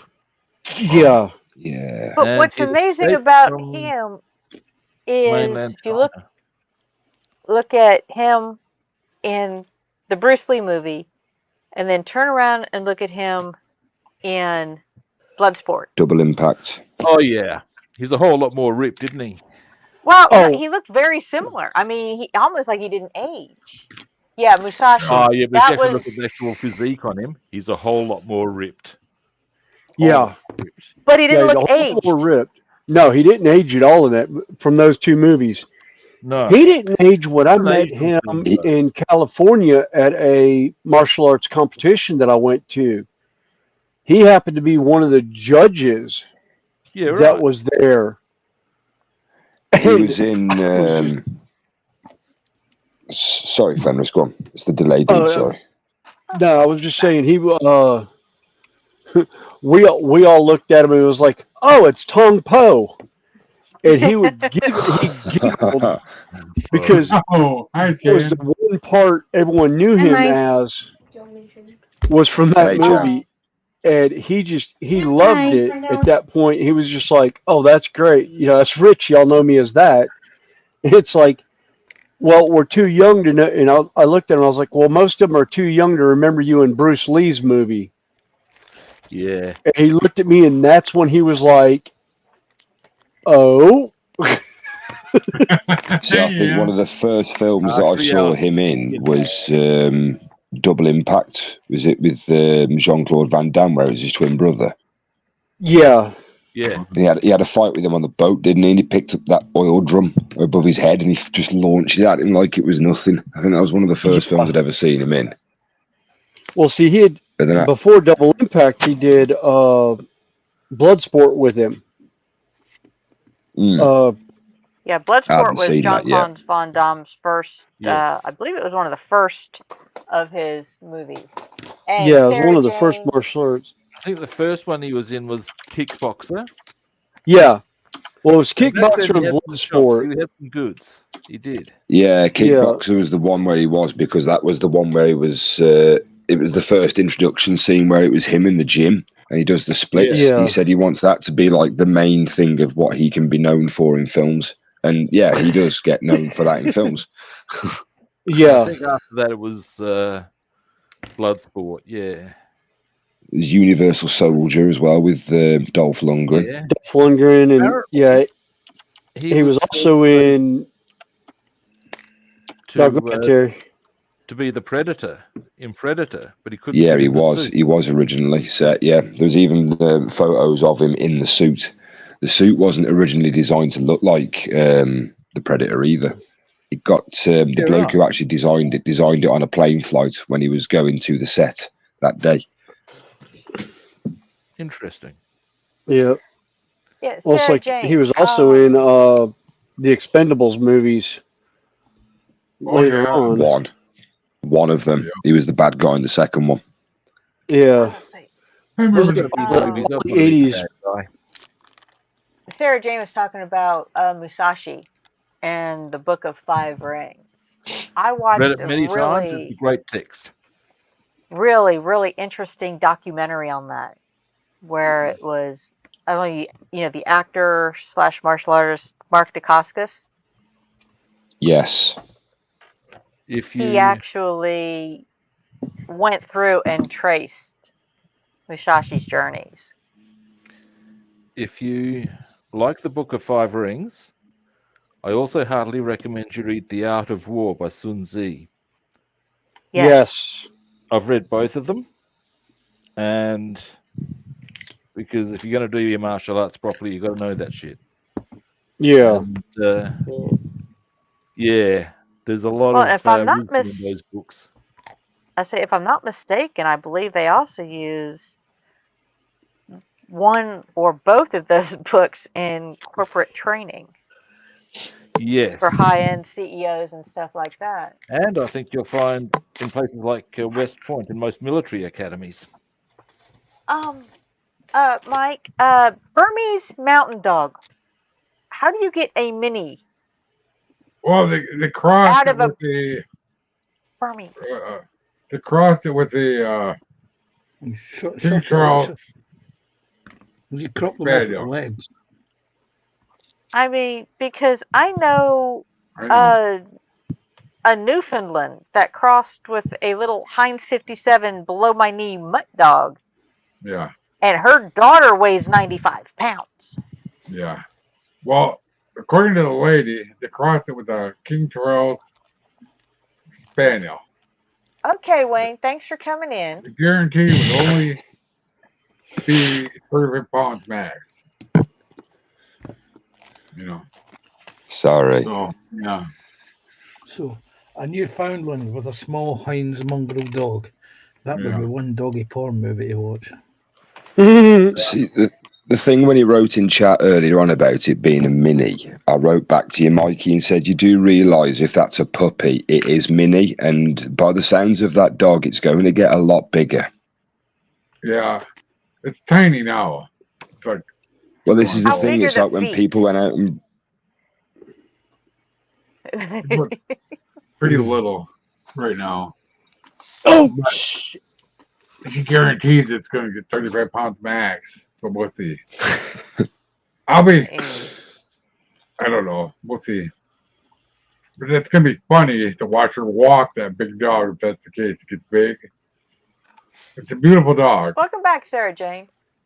Hey, Sarah Jane. Hey, Sarah. Hello. Hey, Sarah Jane.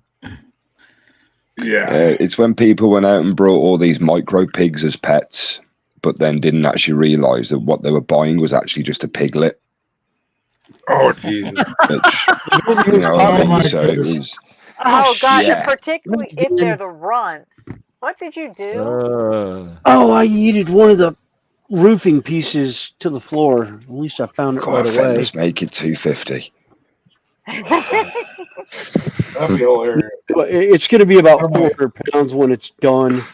One of my dogs. Well, Rob's added a couple of quid to the pot so far. Oh, okay.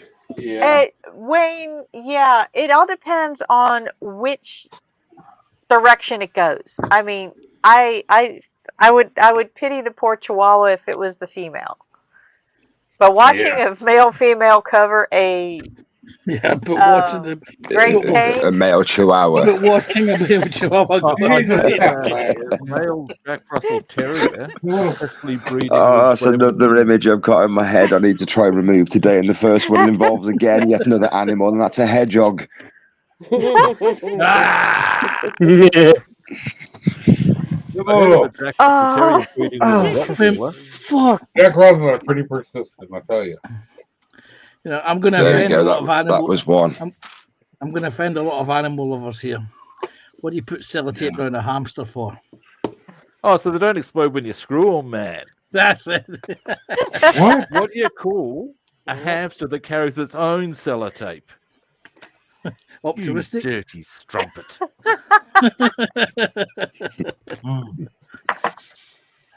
Oh. I don't know.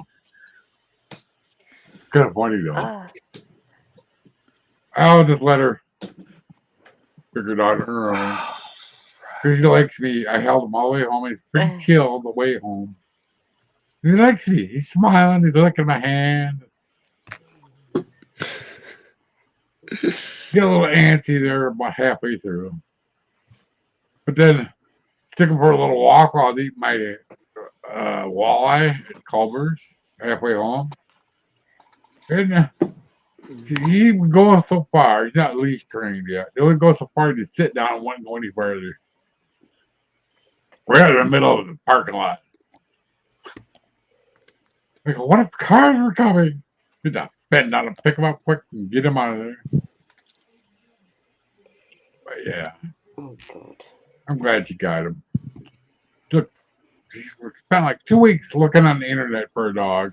They were everywhere. North Carolina, South Carolina, all rescues. This one was a rescue too.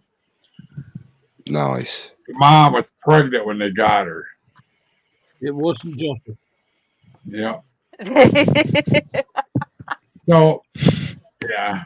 Let's get the coloring of the Cocker or the Carl Spaniel. That Sarah Jane says, Joshy, a bit like the two Ronnie sketch when they had a 1-day-old Labrador. It was a hamster. Oh, geez. Well, there's the Ah. Faulty Tower scene where Manuel's got a rat, and he's trying to convince Basil, no, it's Siberian hamster. Oh my God. Yeah. I can beat Actually, one of my favorite. I can beat that Siberian hamster hands down, can I, Connie? Yeah. I'm sorry. Yeah.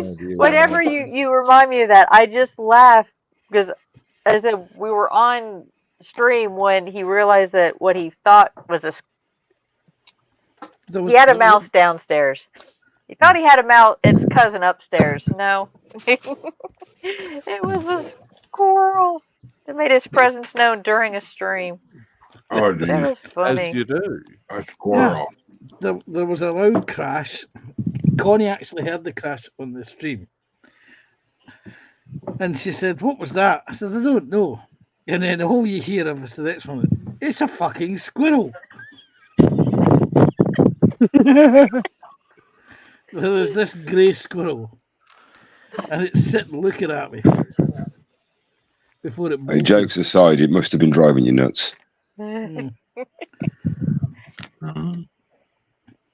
Then a couple of nights later, Connie and I were messaging back and forth, and she was saying any side of the squirrel. I said no, but I'm actually sitting here in the dark, the light of a small lamp hidden, waiting for the damn squirrel to reappear. Yeah. Just think, if you sit there long enough with him and he watches you might have somebody to build models with. Have like a little buddy build with him.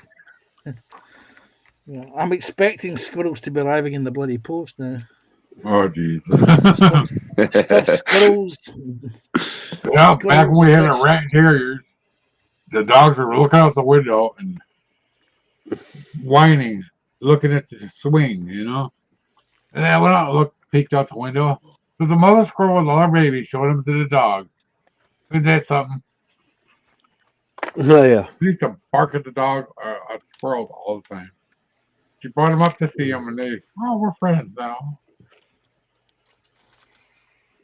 Yep. My mom, she'd had in a house she was running. She had some work done in the bathroom. Well, they had left the access panel open for the plumbing, and she didn't realize this for a couple of days. She just noticed that her cats were acting kind of strange. Their food was disappearing. They weren't real happy with their litter box and everything. And then finally one night, Mom was sitting there watching TV, and she looked over, and there was this really large possum that came in, was helping himself to the cat food, using the litter box, and making inappropriate advances to one of my mom's female cats. Even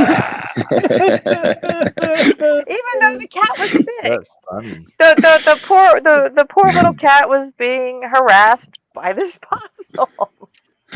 That's when I jokingly told you, Panther, about my mom damn near pulled out her .38 revolver to shoot the thing. I saw this thing about a family in Africa, and pretty much every day at a certain time, this female hippo chooses to come in and take control of the lounge room. And apparently one night she just came up and has walked on in. Hasn't been quite aggressive about it, but then what are you going to say to a hippo? Answer, not a lot. Not a lot, no. Yeah, now apparently she's pretty much part of the family, and they just live with that. Yeah, the hippo comes in every night, has a sleep, and off it goes. Yeah. So yeah, wild animals will do some freaky shit. Yeah, well, everyone always says, in the savannah, the African savannah, the lion is the most dangerous animal. Bollocks. Hippo. Bollocks. Nah. Hippo. Nah. The hippo is the most dangerous animal in Africa. Yeah. No. Do you know what the most dangerous animal in Africa is? What's that? The people that walk around with the guns and hunt them. Yeah. They're the most dangerous animals in Africa. Yeah. Okay, yeah. Notwithstanding them, hippos are the most Not dangerous. counting the two-legged ones. Yeah, we're Not talking counting the about two-legged ones aside. Yeah. You got rhinos, elephants. You know what I mean? There's a lot there that can kill you. Responsible for the most human death. Hippos. Yeah, yeah. They just come out of the water and grab you, man. That must be horrible. Just seeing that. Yeah. Well, most of the time you're in the water, you don't see them. They'll come up on land and grab you. And here's the thing: did you know that a hippo can run faster than a human? It can swim faster than a human, which means that if you're competing against a hippopotamus in a triathlon, you better nail it on the cycling leg. Otherwise, it's just going to leave you for dead. A grizzly bear can do the same as well. So can brown bear can do the same as well. They can outswim most swimmers. They can do the most runners. They can beat Usain Bolt at sprinting. Flying quicker than anything. You just ain't. Yeah. Well, you don't venture off too far into the woods or anywhere that you don't really know. Oh. Yeah. There is one thing animal I would like to see. That sorry, Fenris. Sorry. Oh, go ahead. I'll say just a quick one. I'd like to see a raccoon. I don't know what it is, but I just think they're really funny. A raccoon? A raccoon? Oh, raccoons they're all over trash here. pandas. Trash pandas. They like cat food. I think they're really funny. I don't know what it is. I just think they're really funny. Yeah. Yeah, I was going to say, as you were talking about large dogs, I actually know somebody that's about Connie's size. 5 foot nothing. Her husband is almost 7 foot tall. But as a guard dog, he bought her a couple of English bull mastiffs. Oh, nice. That are about 42 inches at the shoulder, practically. I mean, these things are huge. They come up to like her shoulder. Jesus. And if you actually watch WWE wrestling, it's Shannon McCool, who is married to Mark Calloway, aka Undertaker. Undertaker owns, well, he doesn't own them. It's actually his wife's dogs, and he admits it that everyone thought the dogs were his, and he's like, no, the dogs are my wife for when I'm not here to take care of her and the kids.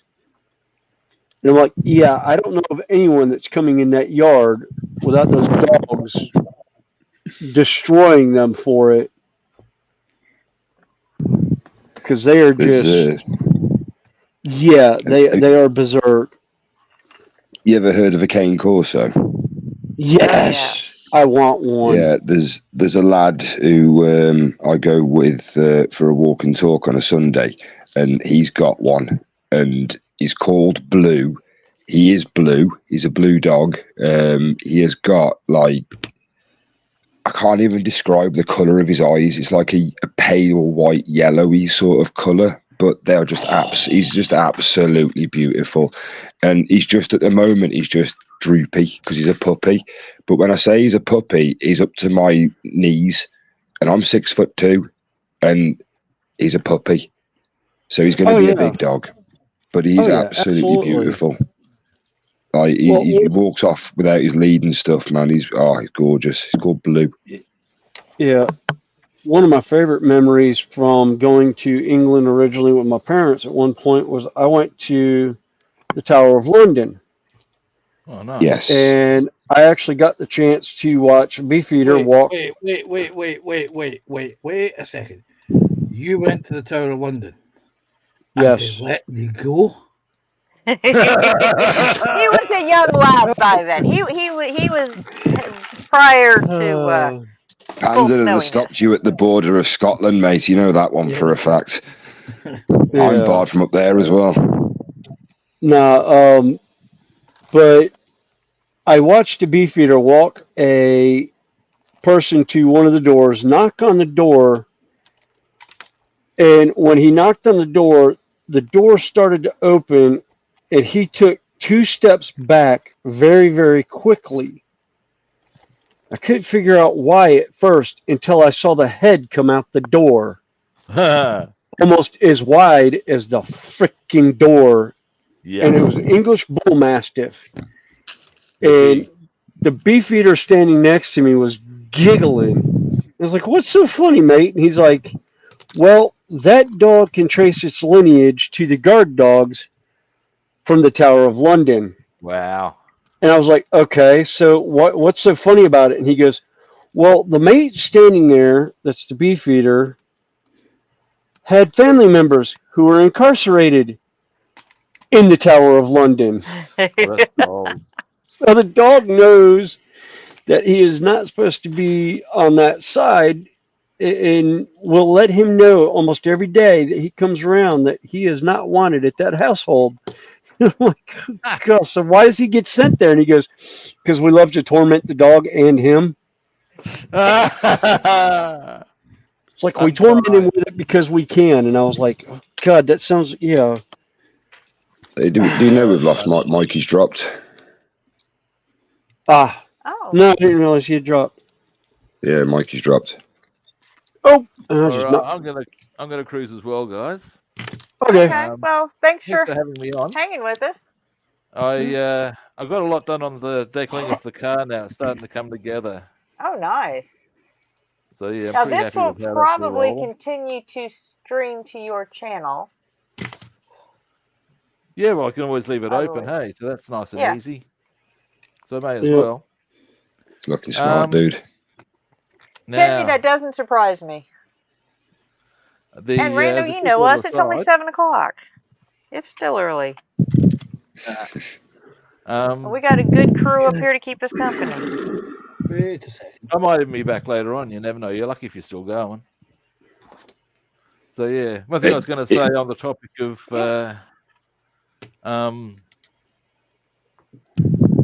small people with big partners, because one was mentioned earlier with the Undertaker. Do you guys know who I mean by Hathor Julius Bjornsson? Yes, the mountain from Game of Thrones. Correctamundo. 6'10", 400 pounds. Yeah, His partner is 5'1". yeah. And And you're she's gonna be about. saying, dear God, what goes on there?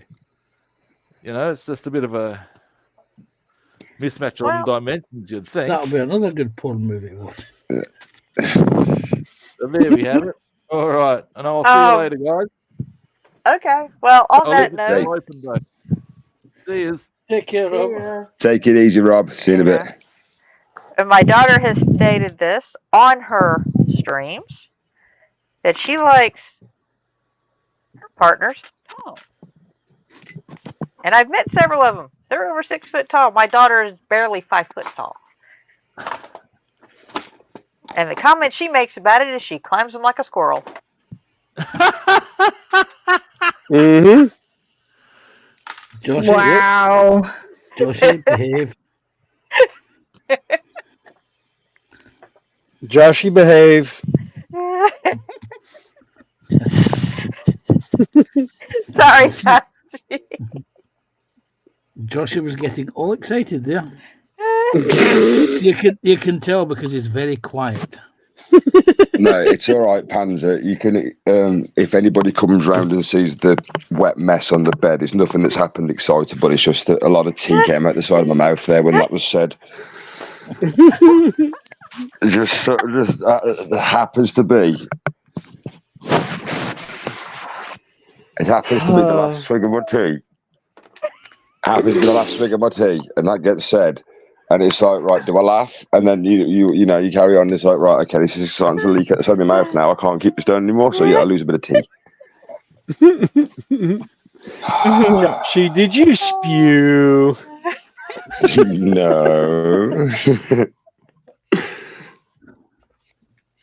Joshua, spitting your tea out like that is not a way to impress Connie's daughter.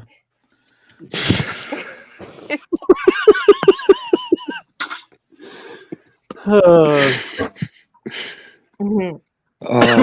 stool in front of me. I know exactly how you feel. I've been in her chats, and several of her followers have said that they have watched my live stream. Yeah. Oh wow. Oh, shit. Yeah, we've had That's some of her that's a pound in the in jar our live myself. streams before, and I always laugh whenever I see him come in. It's like, wait a minute, why do I know that name? And Connie's like, oh, that's from Heather's stuff. And I'm like, Well, I haven't seen them comment. I've seen them. They've subbed to me. yeah. But they don't. I think they mostly lurk. They're probably some of our lurkers. I just think it's fun. Oh yeah.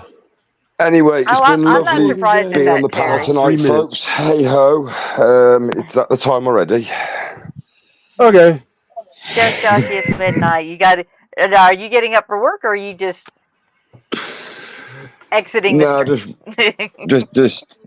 just like going back under the bus for a bit longer. Going back under Sorry, the, Josh. He's going back under the duvet. Under the bus. Oh, God.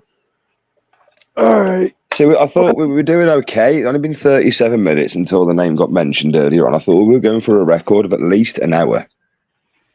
Well, we're 7 hours into the stream, and we haven't really roasted you about this, so we're doing good. Yeah, that's true. Just thought I'd wait until I come up on the panel so you can, Yeah. Then we'll roast you. And now, But like I Joshy, and you've been on panel for a while, so Yeah. Yeah. You've been on panel for a while. That's why I told you when you came on that you had to behave. Yeah, I'm always on my best behaviour. I know.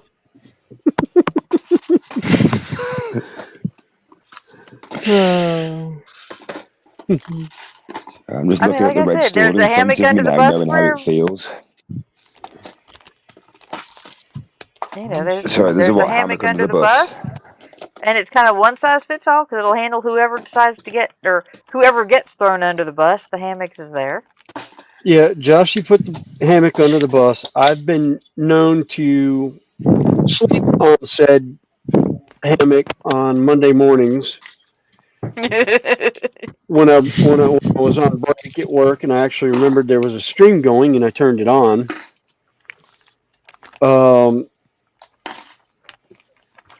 Yeah, and then stuck your my foot brain, into it. yeah, my brain does not engage that early in the morning. I'm amazed I haven't electrocuted myself yet that early in the morning. Just because, yeah, brain doesn't fire on all cylinders at that point, and usually I have at least 2 energy drinks in me, which is surprising that I'm Does your not brain ever functioning. fire on more than 2 cylinders? No, usually it only fires on one. On a good day. Yeah, on a good day, I'm firing on one cylinder. On a bad day, the other one manages to kick in.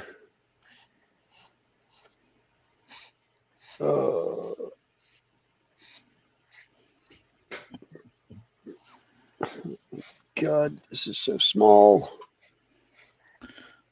That's what Connie said.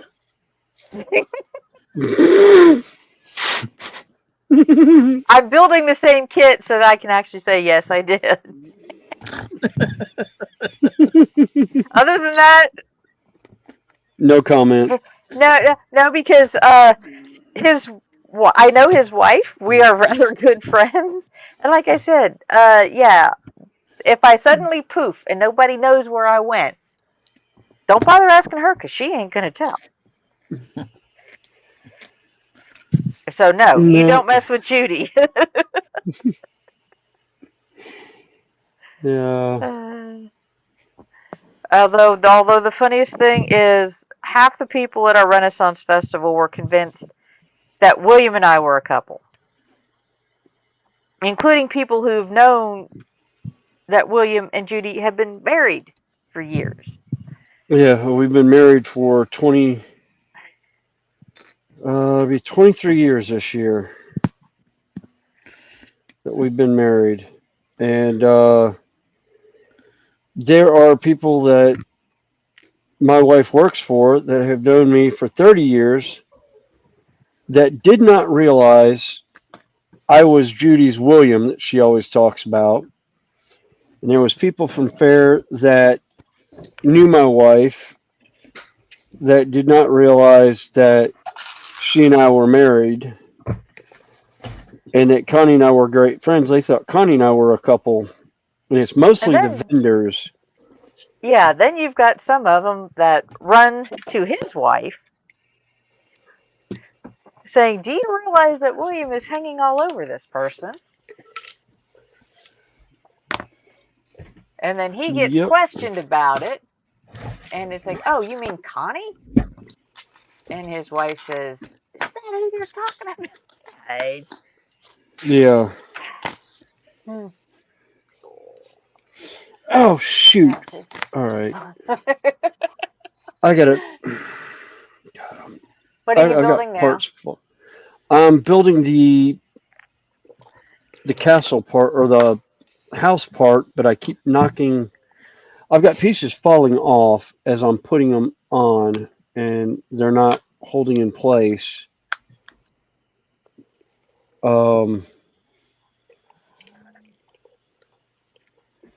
The little side walls that go in that the roof attached to. I had one of them done. I just realized it pulled out, so I'm having to put it back in. But I keep knocking the supports for the wall out of the other as I was doing it. And I'm just like, oh my God. Sorry, really? Might have a spoo twig there. I heard that giggle in the background as well, don't worry.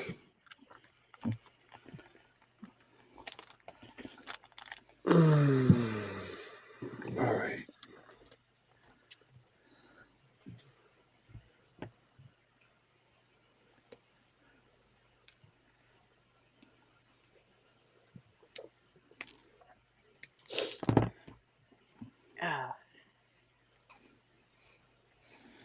So, Joshy, are you still banned from a certain person's? Oh, that's getting to be a rather expanding group now. Those that have been banned from said channel. JC It got it started today from- also.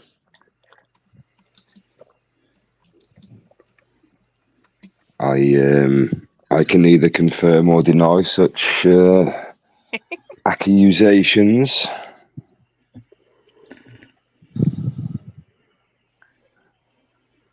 But yeah, I feel rebellious.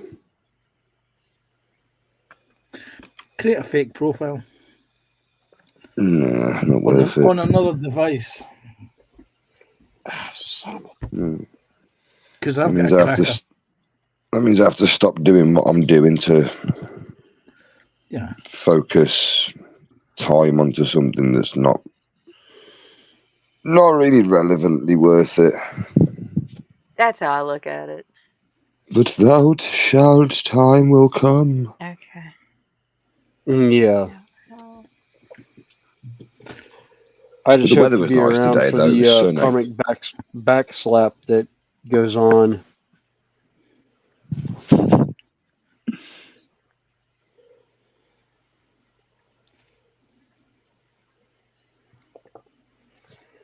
Oh, come on. No. Get in.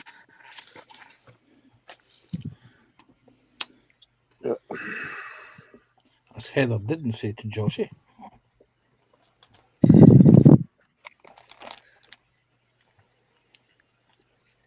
If anything gets thrown at your Panzer, just let you know it came across me above the head first, so it goes past Snowy and hits you.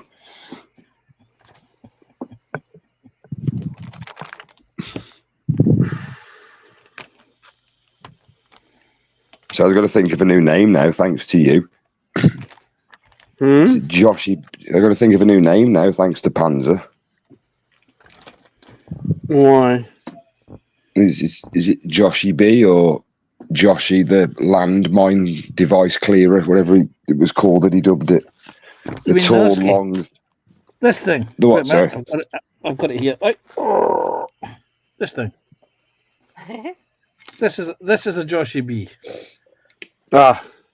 You see, it's long and it's thin, like Joshy. So I call it a Joshy. I wouldn't say I'm exactly thin.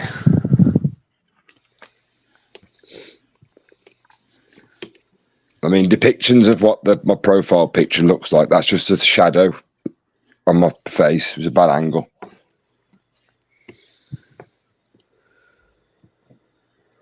Bloody mind clearing device, what next?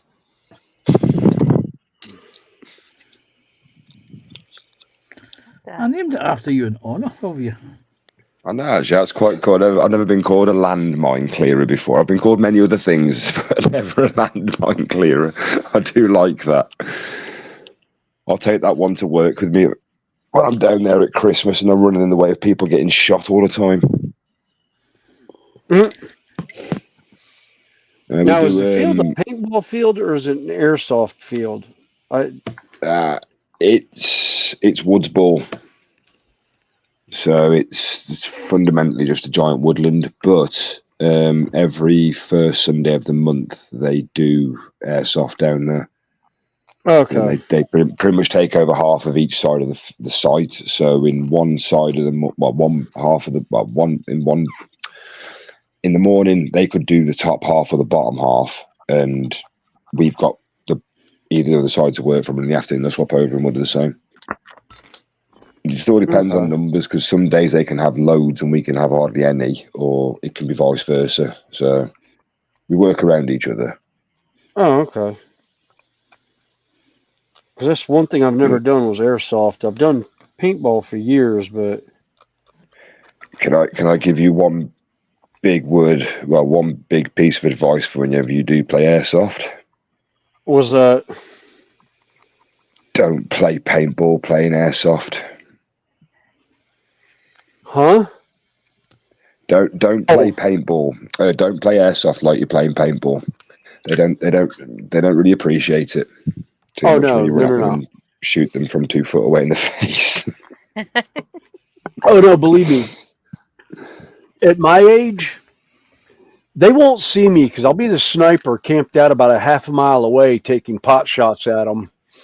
Yeah, they have those, and they really hurt. I got shot in the middle of the forehead twice in the same spot, and the first one, it hit the middle part of your glasses where it connects just in the bridge of your nose. The Yes. first shot hit that, and it was like, I'm not going to lie. Like, I mean, I've seen the lads play, and I've watched them, and you know, I've been shot by one, but I've never been shot on that spot. Yeah. My God. I tell you, that was a wake-up call, to be fair. Like, I mean, I was wearing glasses, I had a hat on, and I had, like, my mouth protector on. Because I ain't stupid, man. I know lads play without the mouth guard on, but I ain't taking a pellet to the face.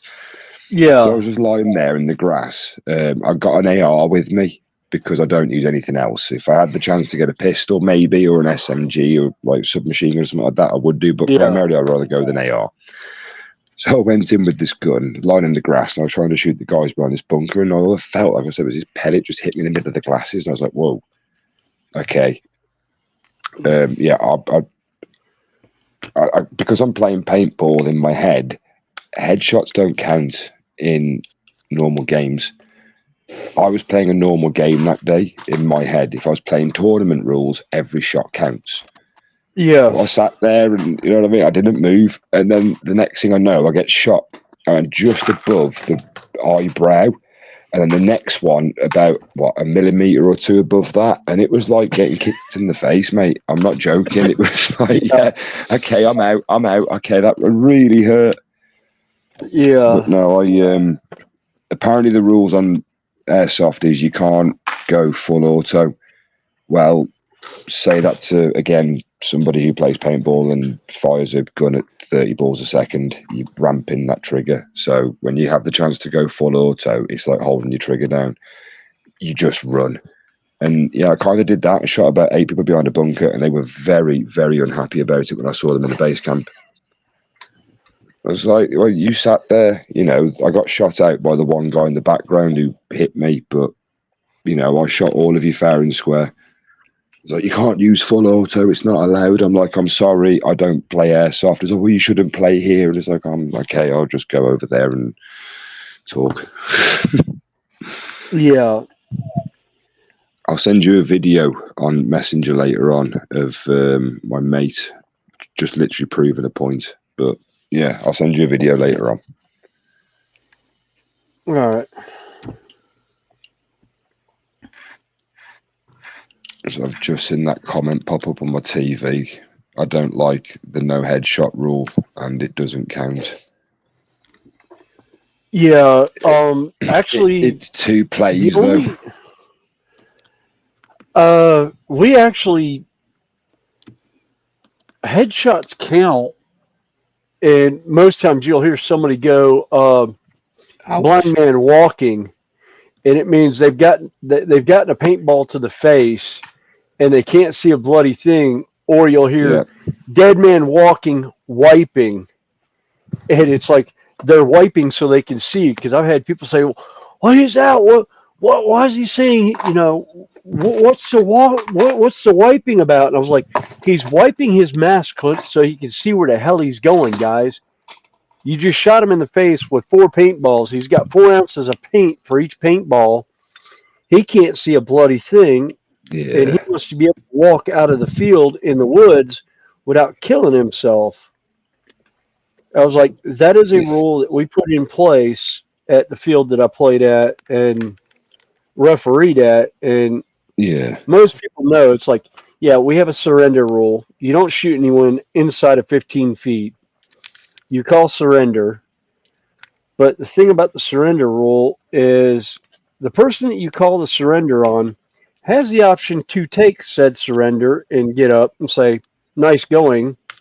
Or turn around and shoot your butt. And I am of the belief that if you have me dead to rights, you better shoot me, because if you call surrender, I'm going to turn and snap shoot on you. And I snap shot a kid, and he argued with a ref who I actually taught how to be a ref. And he goes, look at who you went and called a surrender on. He's wearing a tournament jersey. His name is on the back. His number is on the back. Who did you just not take a surrender to?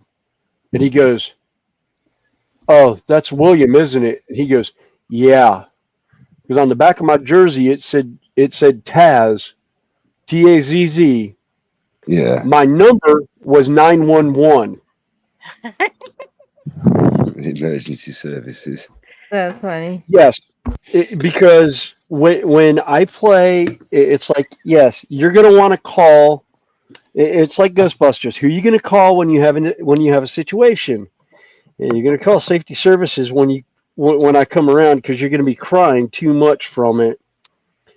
And I actually had two guys. I had two guys in ghillie suits with four guys in regular camouflage. I shot the four guys out. They started to go out with surrender. One of the ghillie suits went to turn, and I saw the flash of his gun, and I put two paintballs on his head.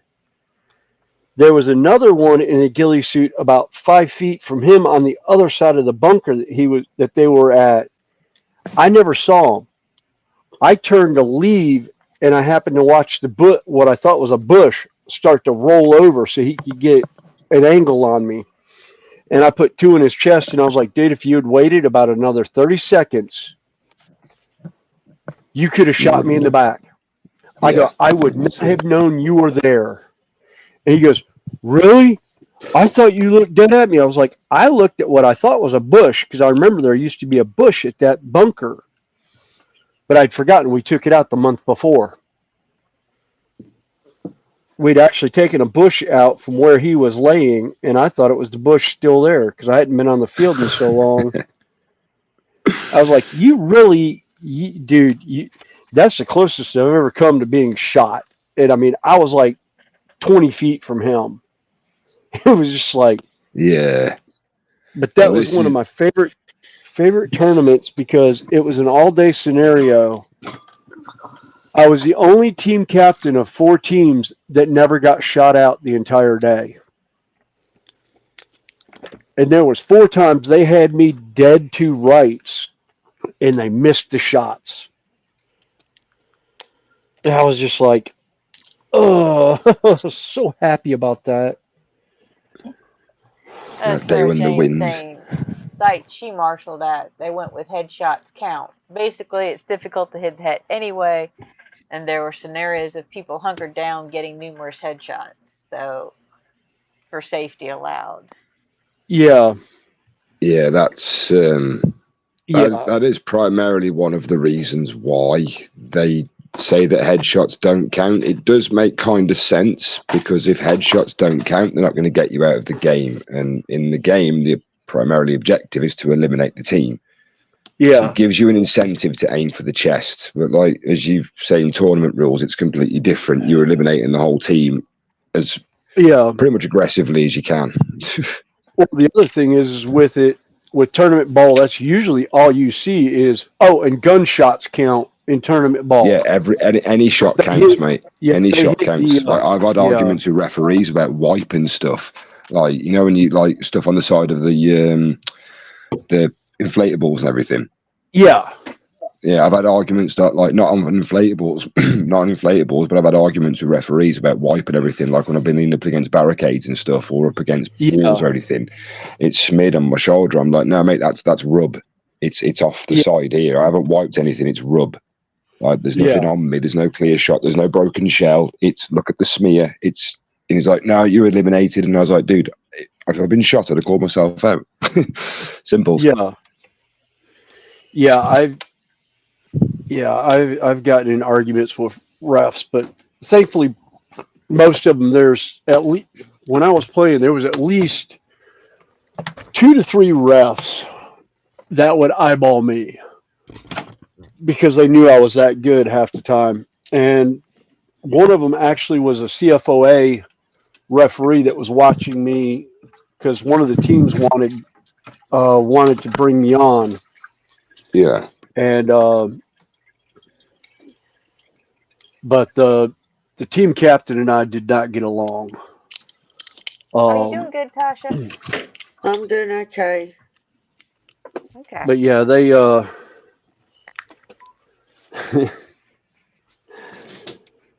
Yeah, he and I did not get along at all.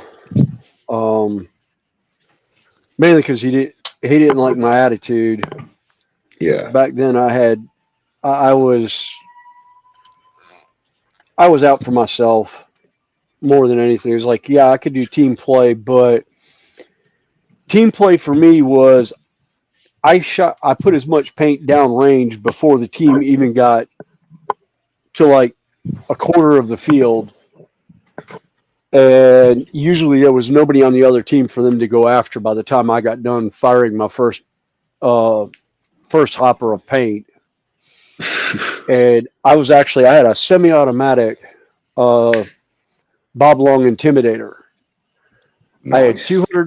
I had 240 rounds in my gun. I had a 2-year break for the first tournament. I stepped back in. I threw 240 rounds downrange in under a minute. And the other team was like, oh, he's firing fully automatic. The lead referee on the field looked at him and said, he only has semi-automatic. Yeah. And the guy's like, well, how do you know? And he goes, because I'm the gunsmith that put the paintball computer chip in his gun. That gun only has one setting, semi-automatic. I set my trigger Chan to drop. where, yeah, chin drop. My trigger pull was 1/8 of an inch. And my trigger was so sensitive and so light, I could take the paintball gun with my finger off the trigger and shake the gun, and it would go off. Hang on a second, let me grab this real quick. Family call.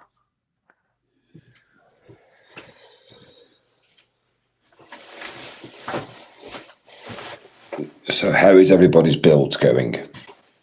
Oh, it's going good.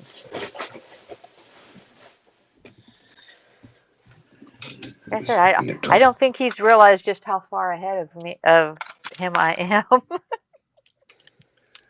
Because we're actually building the same kit. That's because he keeps dropping bits on the floor. It was Marcus's stream last night. I nipped in to watch for half an hour. He put a piece down. It's literally size of a fingernail, if that. He put it on his workbench, but he put it on top of Festus sticker. Ironically, the part that he put down colour coordinated roughly with Festus sticker. Was that what happened to his part that he was looking for? Yeah, mate, it was hilarious. Man, I actually messaged him on. I actually messaged him because I was just lurking last night. I didn't really want to go in. It was a bit late, and I was bleary-eyed. I said, I messaged him on Facebook saying, "Here's where your part is. You put it down on Festus sticker, and I haven't seen it since. But I clipped a bit of the video for him when he put it down." That was funny. He was going ballistic about that. He never said where the part was. He finally said, "I found it," and he goes, "That's it. I'm done." Literally right in front of him the whole time. It was literally because I thought at first he put his arm down and got the piece stuck to the bottom of his arm. Yeah, because I was trying to look on his mat to see, and then I finally asked him what the part looked like, and he showed me the part on the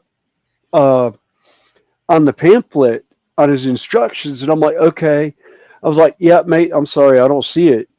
And then all of a sudden he's like, I found it, and he goes to hold it up, and it's like the size of it's like the length of his thumbnail, but about half as wide as his thumbnail. And I'm just like, oh my God, yeah. All right, well, I've got to run because I've been asked to give the dog a run.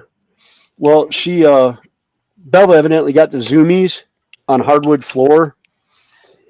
And she wiped out, so she's sulking at the moment. So Judy was like, "If you wouldn't mind coming up and running the dog," I was like, "No, I don't mind." As soon as I get this part, there we go. Actually popped off very nicely. Cool. I have one print left to run, and then this thumb drive will be completely printed now. So I am happy because I've got 3 kilos of resin sitting here for the next set of prints. But I am going to run. I will catch y'all later. Okay. All right. Take Take care. it easy, dude. Take care. Bye, guys. Bye. Oh, that was about, the night that I was putting together one of my Lego builds and stuck the tree together wrong. Spent 20 minutes looking for the branch. And you put it on And there already. You twigged it out. well, I put it in the wrong spot. I went back on my laptop, scrolled back through the stream to find out what I had done. That's always the best way to do it. I don't know why everybody hasn't sort of quickly grabbed onto it. It's like, oh, isn't it back on my phone? Like what Panzer said when JC lost that first piece that he had when it went behind the back of his left wheel.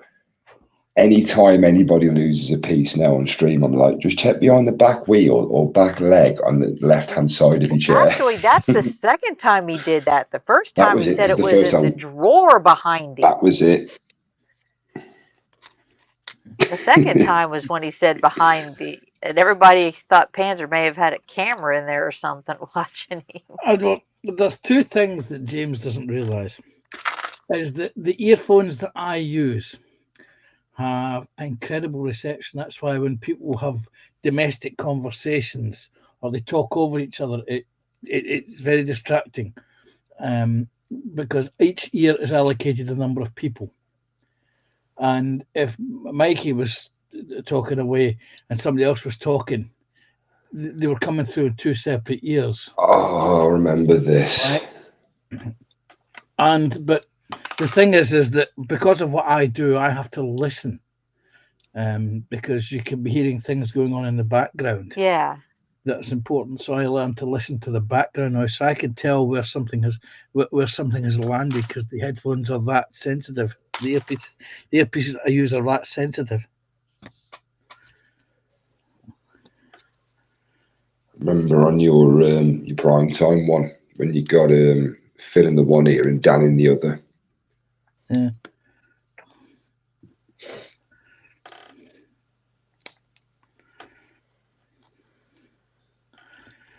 And people watching streams 20 seconds behind everybody else is really annoying as well.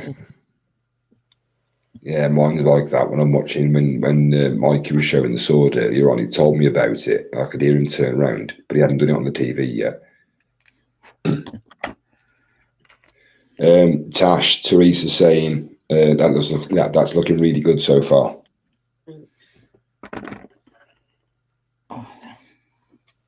It really is. Like I said, I appreciate you hanging with us. Because for a while, and actually we're running even right now. So the girls and the guys have been kind of equal tonight for a change.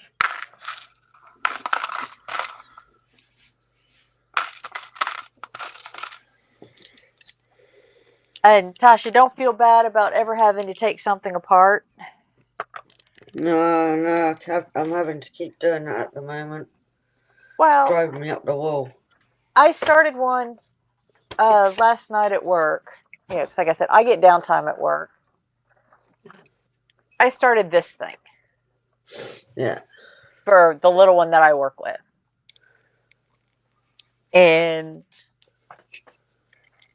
I got about this far. This is 11 stages. Yeah.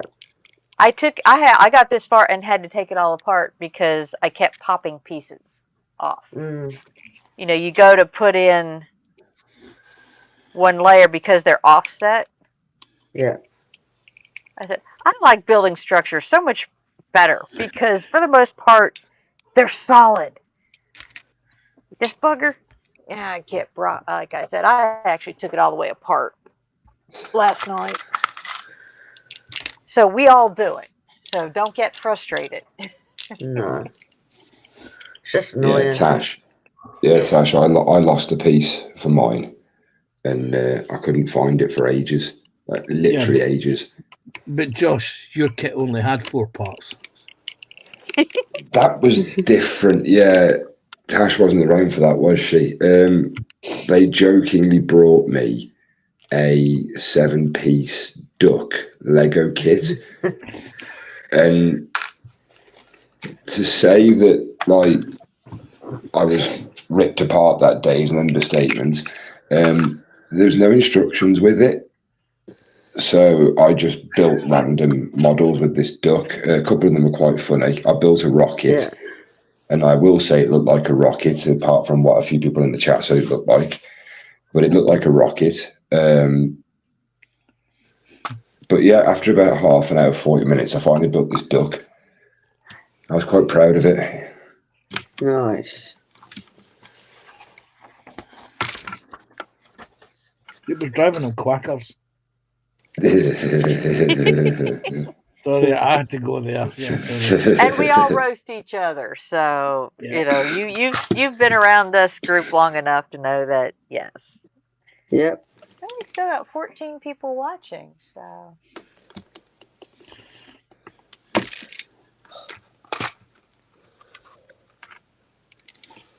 it's been a good night. And squirrel free as well. Oh, I saw a few So squirrels. you think you finally got the yeah, we think squirrel, it's yeah. Got him locked out? Yeah, that's what we definitely think, because there's been no sign of it.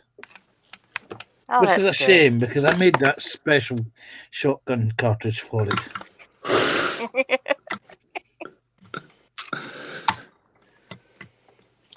That'd have been fun decorating your room after that.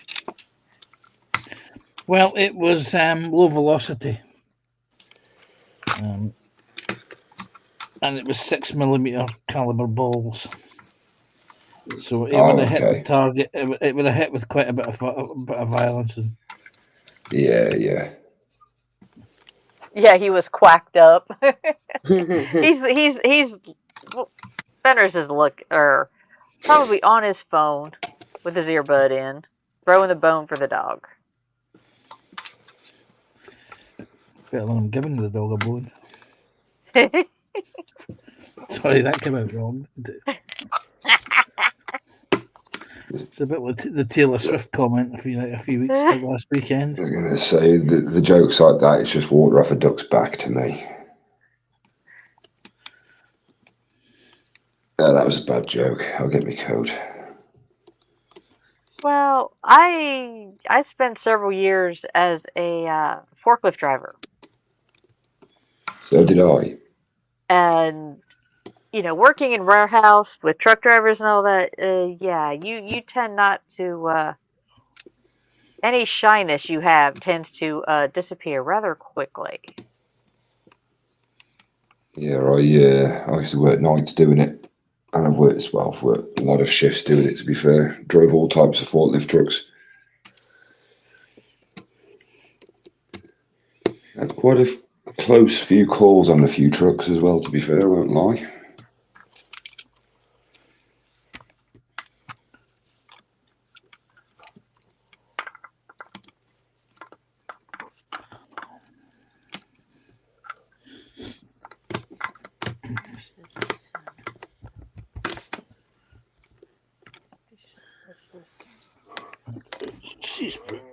I drove interior, exterior, on and off trucks. I didn't do too bad.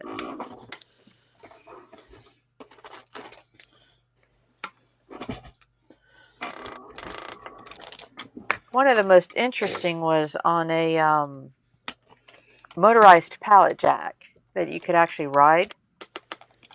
Okay. And I had a skid behind me, and I was bebopping along. I've been driving for a couple of years. Bebopping along. There was nobody else about, and I wasn't paying attention, but they had put that kind of oily dust. When you sweep floors, you put it down and it collects the dust. Well, they put that down and hadn't swept it up yet. I didn't think anything about it, so I go shooting down to take a 90-degree turn to go down the aisle I was working in. Yeah, hit that stuff and lost traction. Went sideways. It actually hit the rack, but the funny thing is, before my lift hit the rack, I was 4 locations down on the other side of the drive bar. I don't know how I got there. Well, And the maintenance guy watching me at the end of the hall, or at the end of my aisle, he was working on a piece of equipment over there. He was watching me. He couldn't figure out how I did it either. Avoided, hitting the rack myself. My lift did, but rather the lift than me. Yeah, I was going to say those. I never really trusted those things. The ride-ons, we call them over here. I don't like standing on things. I'd rather sit down. But I have drove on some. I've driven something that was stand up. That wasn't a ride-on like the pump truck. That was a tug train. That was quite fun. Now, one of the closest calls I ever had was I'd not long done the refresher course for my counterbalance. I'd just taken my reach license, and the reach truck is the one where you sit facing sideways. So what I'd done is I got into the aisle, picked out the box that was needed to be picked out, and I was facing the way I was meant to go. Because I was so used to driving a counterbalance truck, which just literally goes backwards and forwards, whilst the reach truck, it rotates on the spot. Because I hadn't put the steering wheel back to forward motion, when I put the accelerator down, I literally went backwards into the racking. Fortunately for me, that part of the racking hadn't got a safety bar going across the bottom, because if I'd have hit that, I'd have took out the entire stack of racking and probably half of the warehouse. I got out of the truck and I just had a look at how close I was to hitting the top beam of how far away the truck actually was. Millimeters, absolute millimeters. I could not think of how lucky I was. So ever since that day, anytime I get in that truck, the first thing I always do before I pulled off, so I always made sure that the steering wheel was facing forwards. Yeah. And that was probably one of the scariest moments at work I've ever had in my life, ever. And I've been a delivery driver. I'm sorry to hear that, Graham. He's back. Doesn't feel real good. Is he eating something dodgy or?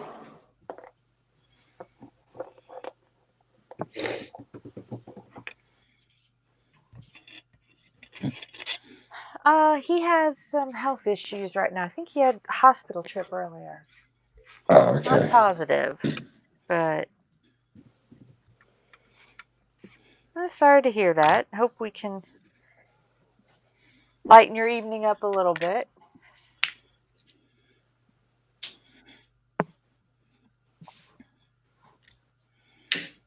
And I was right. Fenris is he's listening to us with his phone in one hand, slimy bone in the other. He's boning that the he other? throws for the dog. All right. Yeah, just make sure you throw the bone at the Fenris phone.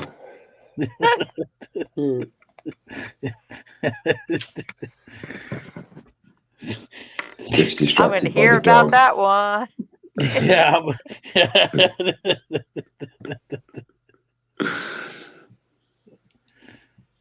I could just see it. He comes back at the chat on the PC and says, "You'll never guess what I did." The thing is, if he throws his phone too hard, it's going to wind up in the lake. It's my iPad. Yeah, don't throw your iPad. Yeah. Please tell me you've got a ball and not a frisbee. This iPad going wee wee wee wee. He realizes just that second as it leaves his hand. Oh dear. That's when he realized I got, how does that Yeah, thing go? yeah, yeah. That I can hear the voice in my head, but I can't That's when he realised realize he up. fucked up. Oh shoot! Yeah. But it is a slimy bone, yeah. Look, what you do alone in the woods with on the dog walks is on your own, Fenris, but leave your slimy bone.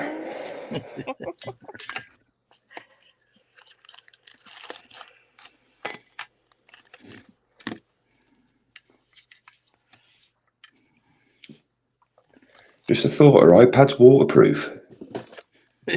Well, Depends on the case that you have them on. I know a man to ask, Joshy.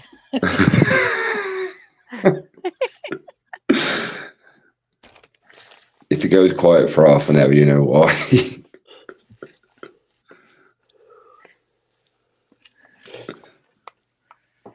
He's like, oh yeah, it's funny you should say that, Panzer. The Frisbee's the same colour as the iPad case.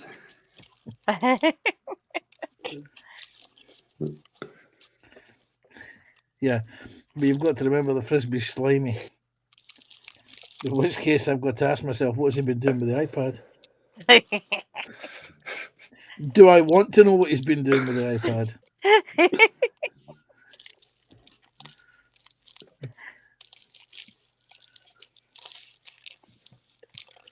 That is looking really good, Tasha. She's getting there. Still got a load more to do yet. I got the 3 sides stuck together. That's actually a pretty big kit. Which one is it? The Magic Arm. School. What they call the magic school. Yeah. That's. I heard someone's phone going bing. That's Snowy saying, texting Connie to say, "You'll never guess what I've just thrown in the damn lake." No, he messaged me and said he's going to get me back for throwing him under the bus. It's when I found out the iPad's waterproof, but the earbuds aren't. And that lake is deeper than I thought it was.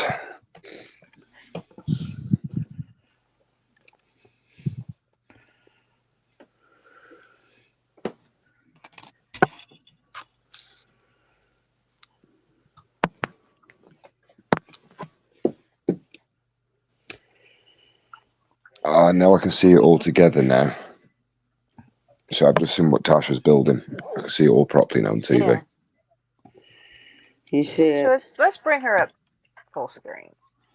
That is cool. It's taken me forever to make this.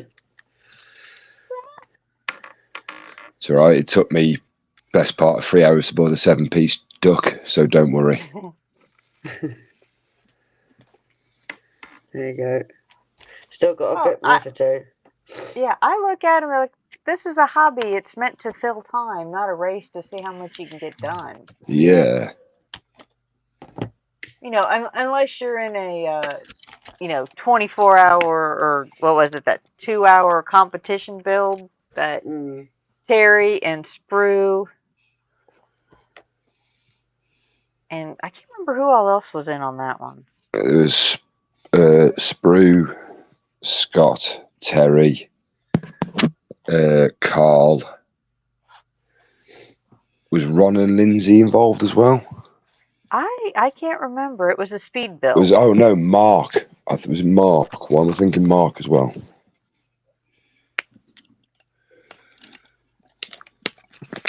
But I know if Sprue was here, he'd put up in chat in big capitals. He didn't cheat. Yeah. Well, it's after his shutdown time anyway, for the most part. Yeah. What time was it? 1 a.m. I was going to say, that's getting to be kind of late for you guys. It is for me. I'm on hour 21. Well, I can't say too much. Let's see, what was it? Saturday morning, get the stream I did yesterday with Michelle and them. I walked in the house, made myself a cup of coffee, and hit the computer after working a 14-hour shift. Or I had been up the entire day before as well. So, yeah. That's one of the reasons why I decided next Saturday I am taking a short break from YouTube for the day. Does James know this? Yeah, I told him earlier. Mentioned it while he was in stream. Or he was in chat. It's just like, yeah, I've got some things I need to do off the bench. And I said last week, well, this past week that ended for me last night was 62.5 hours of work. Then throw in 20 plus hours of streaming.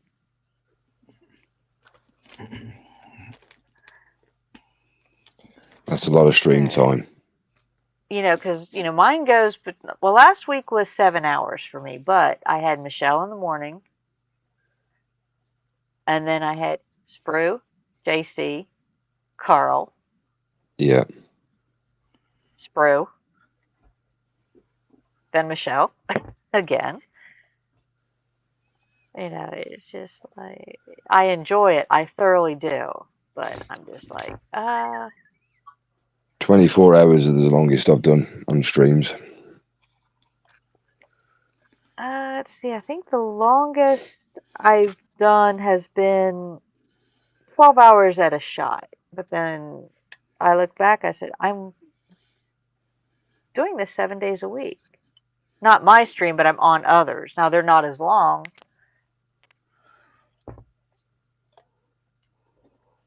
Oh.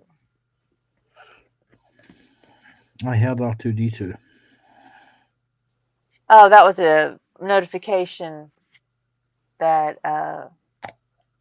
pop-up video. I forgot to turn my phone volume off. That's my notification. Yeah, Randall says that's one thing he'd never do is a speed build. And then Josh, he said, well, you did good on most kits for 6+ years and you got it all done in one day. See? I did well, I think. And then Randall has something to show William next week. He's got a 3-pack of Back to the Future DeLoreans. Nice. That appear to be HO scaled. And Joshy, Graham McRobert is asking, where are you based? I'm based in the UK, in Shropshire. But I can't disclose too much more information, sorry.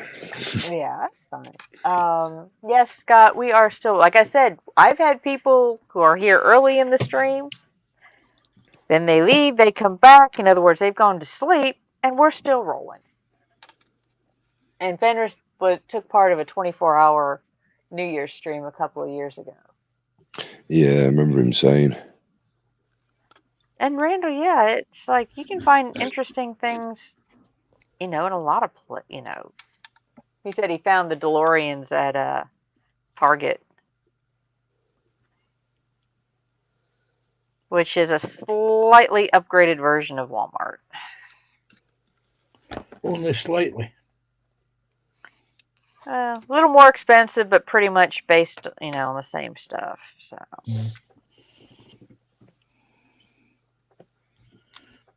B&M is always a favourite shop over here.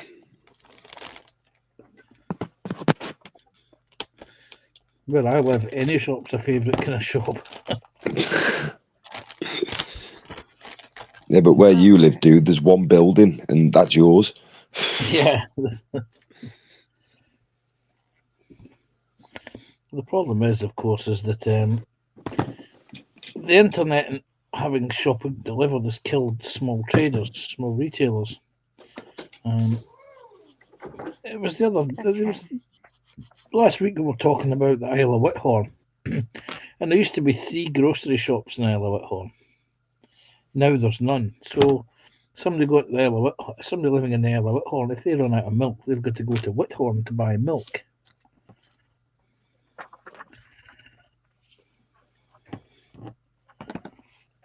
See, I've always envisioned, like, ever since you told me, like, when you gave a rough description of where you lived, and Carl as well, to be fair, like, I've always envisioned, like, the house out of Skyfall where Judi Dench lives in, like, just the house, like, the Bond estate, the house in the middle of nowhere. Yeah. The Skyfall Manor, I think they call it. I think so, yeah.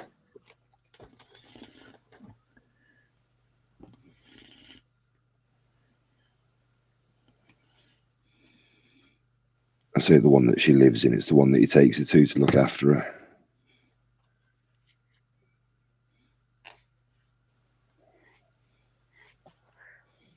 Like I said, I think, going back to the movies, Daniel Craig, I think, is my favorite of the Bonds. Yeah, my mum likes him as well. I always liked Roger Moore, I did. Well, Roger Moore, you never saw get dirty. I mean, his clothes got dirty, but never his face. Yeah. He took a few punches. Daniel Craig, there's a time or two where he looked like, he'd been run over by the bus. Not just thrown under the bus, but been run over by the bus. Yeah.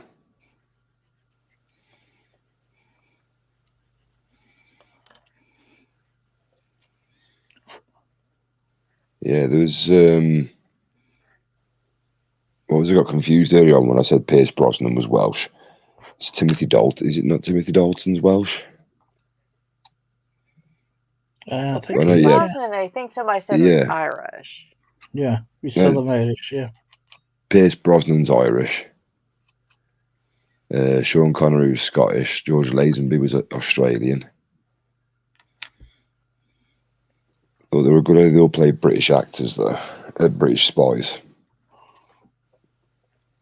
Although, I'm sorry, listening to Daniel Craig play a Southern Cajun detective was hysterically funny. In the movies Knives Out and The Glass Onion. I haven't seen that. Oh, hang on. Is that the one where he's... I think I saw the trailer for it. Is it the one with Dave Bautista? LeBlanc. As a walking stick? No. What film have I seen? No. Let's see. Knives Out had Jamie Lee Curtis. Yeah. Don Johnson. Stop! You had me, Jamie Lee Chris Curtis. Evans. Yeah, Chris Evans. That's Captain America. Yeah. Very, very good movie with a twist, but just listening to Daniel Craig with that Cajun accent was hysterical. I've not seen that one. But yeah, there's two things. There's one, Daniel Craig was in a film recently. I can't remember what it's called, but they'll go to an island and it's like a murder mystery weekend. That's the film I thought Glass it was. Onion. That's Glass Is that the Onion. one? Yeah, yes. Yeah. That's the one that I thought. Yeah, and yeah, second. Where it starts off with the puzzle boxes. I haven't seen it. I just saw the trailer for it with Dave Bautista. I can't remember who else I saw in there, but I know Daniel Craig was in there because I remember the one scene of him just standing in the middle of the pool with his shirt on and a drink in his hand.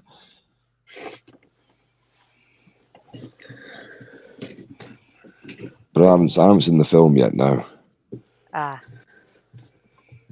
It's actually. You finished for the night?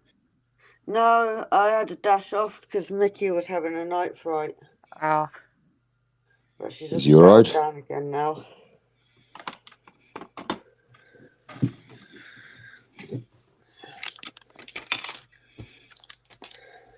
Remington Steele. Yeah, Graham likes Sean Connery. And he's thinking... Sean Connery.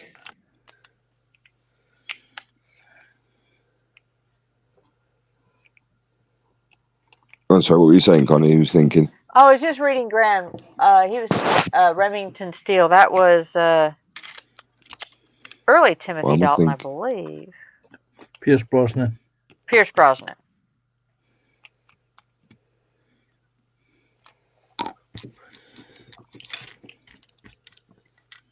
it was when you mentioned Jamie Lee Curtis and Panzer mentioned you can stop the mention when you stop when you mentioned her. Do you remember the film? Have you ever seen a film called A Fish Called Wanda? Yes. Brilliant film. It's got Kevin Kline, John Cleese, Jamie Lee Curtis. What's his name now? I know who you're thinking of as well, and I can't remember his name. Yeah, Eric Idle. it's Eric Idle's in it as well. No, it's the other one. The one who's the bumbling idiot with the stutter. Michael Palin. Michael Palin. Yeah, absolutely brilliant film.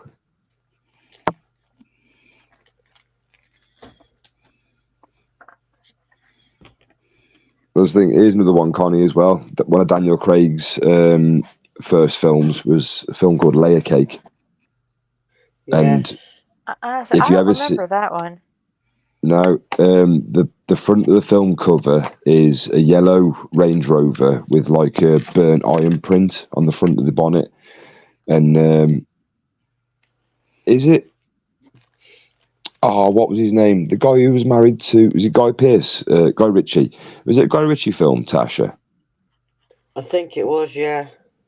Yeah, like have you seen Snatch before, Connie, and Lock, Stock and Two Smoking Barrels? Oh God, they're No. awesome. No, they're British films. I highly recommend you watch them. We've got some good actors in there. Jason Statham's in them. Vinnie Jones is in them. There's a lot of people in there. But I forgot where I was going now with that one. I got on a tangent, started talking about other films. Layer Cake you was on about. That's it, yeah. Layer Cake. It was Daniel Craig's first film appearance. Look at the difference in him there compared to him, what he looks like now. Well, one of the first ones I remember seeing him in was actually Tomb Raider. He played Alex West. Is that the? That's one with Is that the most recent one? no, Tomb Raider, the original with Angelina Jolie. Yeah. Was he in that? Yeah. Yes. I need to rewatch that. Then I might have missed him in that. Yeah, he played Alex West, the competing archaeologist.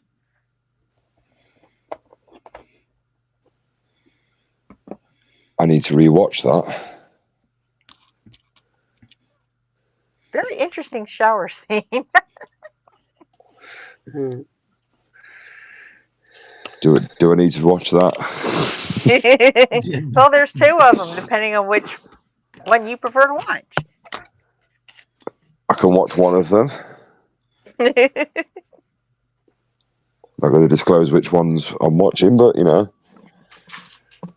Well, let's put it this way: that movie, two bits of eye candy, as I call it. Okay.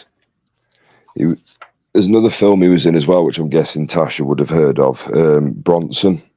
Yep. That's another good one. I've only seen bits of that film. Now. Yeah. I don't think he did a very good Bane, though. No, I don't think he did either. Fenris said, yeah, Fish Called Wanda was good, but better was True Lies. And I wonder what scene runs through your head when you think of that film, Fenris.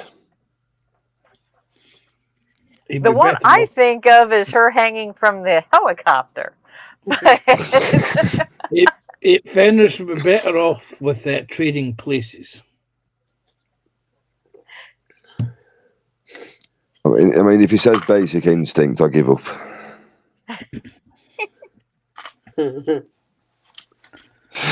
Not saying.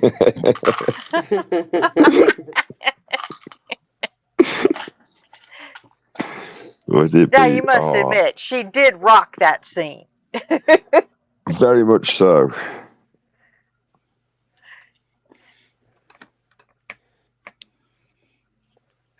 And like I say, in A Fish Called Wanda as well, she does rock in that as well. I don't think I've ever watched that movie. Oh, is it 80? I remember it.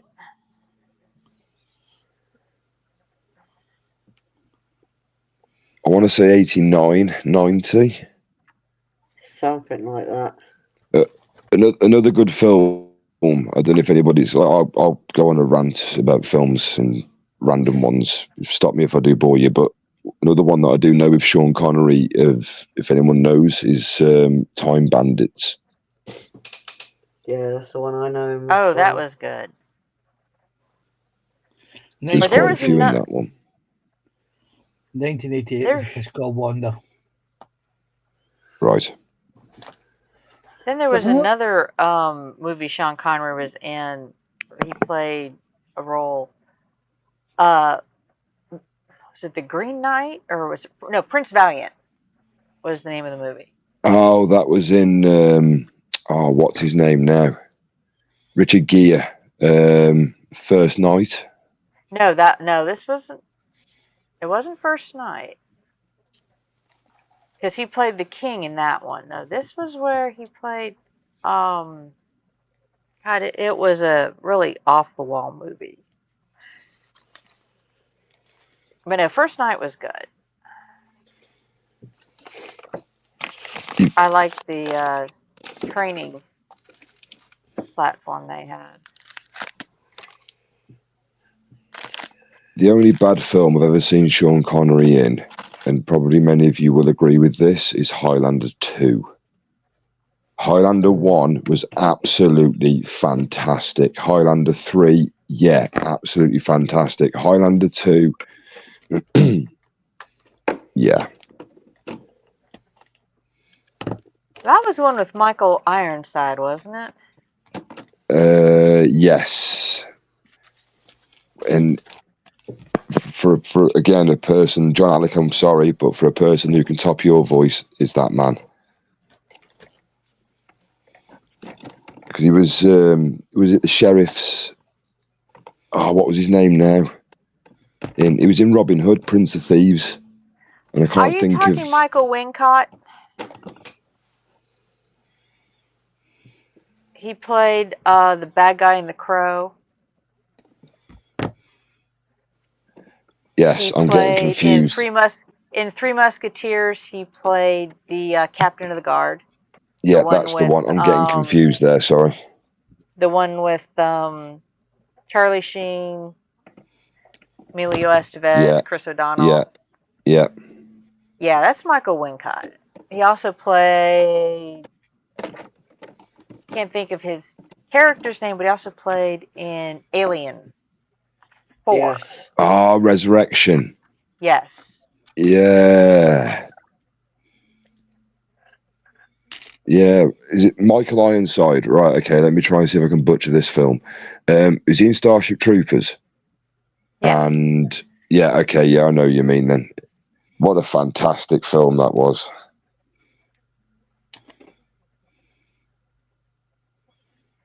That was that's one you can watch,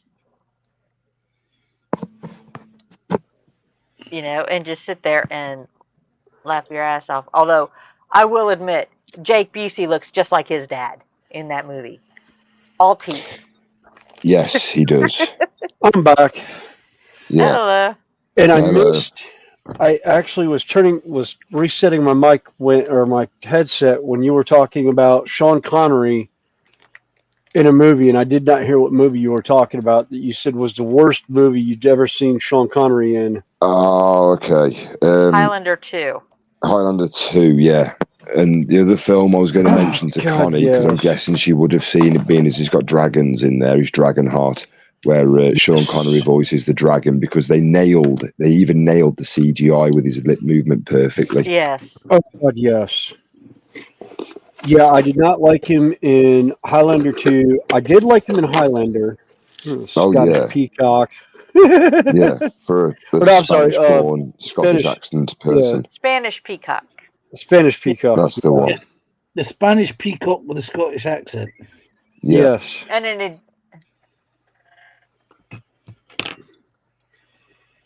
Yeah, and I can't think of where Christopher Lambert was from, but his accent was wrong for supposedly he's being French. It's French? Okay. He's French. Yeah, in playing a Scotsman, that was priceless. Well, It's technically, okay. it could actually, because the French and the Scots do have a very close connection. And some Scottish accents do have a tinge of French. Oh, okay. But you have to go to Oh, flip. the Hebrides. I'd love to go there. Oh. Yeah, another one that I thought was funny was having Gerard Butler as a Scottishman playing a Greek king. Yes. It was in Ian 300 when he played. Yeah. Right, there's two ways you can say this, and either one of them's fine because I've heard both of them. There's Leonidas or Leonidas. Either one of them.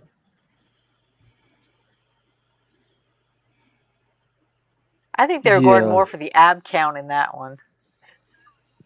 Yeah, when they did the behind the scenes, because if I buy a DVD, I love buying it for the extra content and stuff. But I watched the extra content of the one of them in between scenes and scene takes and stuff.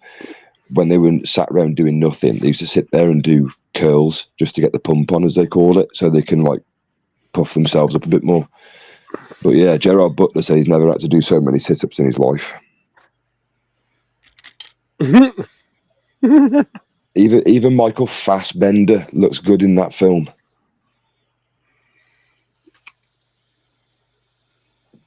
Now, what character did he play? He was the one, when they say when he does three quite iconic scenes. There's the one where he chops off the guy's hand who goes with the whip. The one who turns around and talks to the general's son and says, "Well, we'll fight in the shade." And he also blows up all the guys with the bombs as well. But I can't remember his name. He's the one who dies with him at the very end when he says it's been an honor to fight by your side, and he says it's been an honor to live by yours. Yeah, Sean Connery in the film The Rock was good too. Yeah, that was. Yeah. Was it Nicolas Cage? Yes. Yeah, that was a good one. Oh, and the American actor who played in The West Wing, John somebody or other. The which one, sorry? The American actor who played in The West Wing, John. He played McCallum? No. Oh, good God. Wasn't the guy... He played Leo McGarry in The West Wing. I don't remember that one. West Wing. I never really watched West Wing. John Spencer.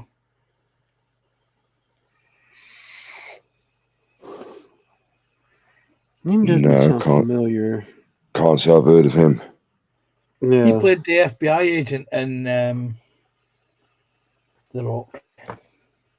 Oh, the one who was going to try and get Sean Connery back into jail and break his promises and all that? Yep. The one Sean Connery hung off the edge of the hotel room. You know, you mentioned Mark Dacascos earlier on, Connie. Yeah. He's been in a couple of films that I've watched. One of them is called Drive. It's not the one with Ryan Gosling. It's not that one. I think it came out in like 97. It's actually got, do you remember Brittany Murphy?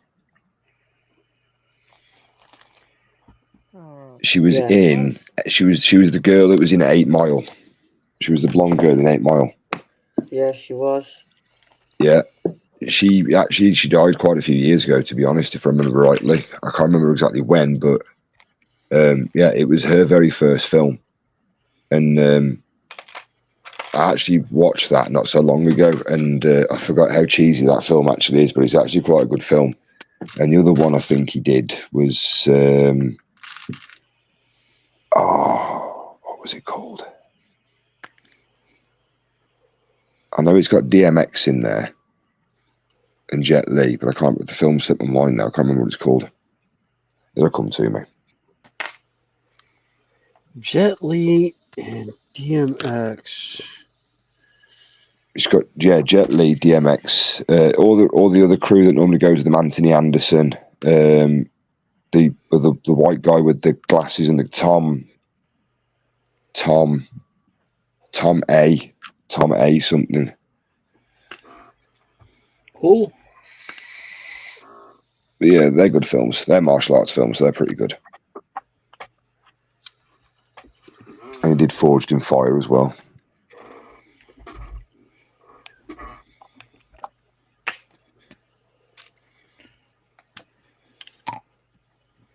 So if everybody's good with their knowledge of games, their knowledge of films, I can introduce you to a game that I used to play with my friends in the pub called the Movie Game.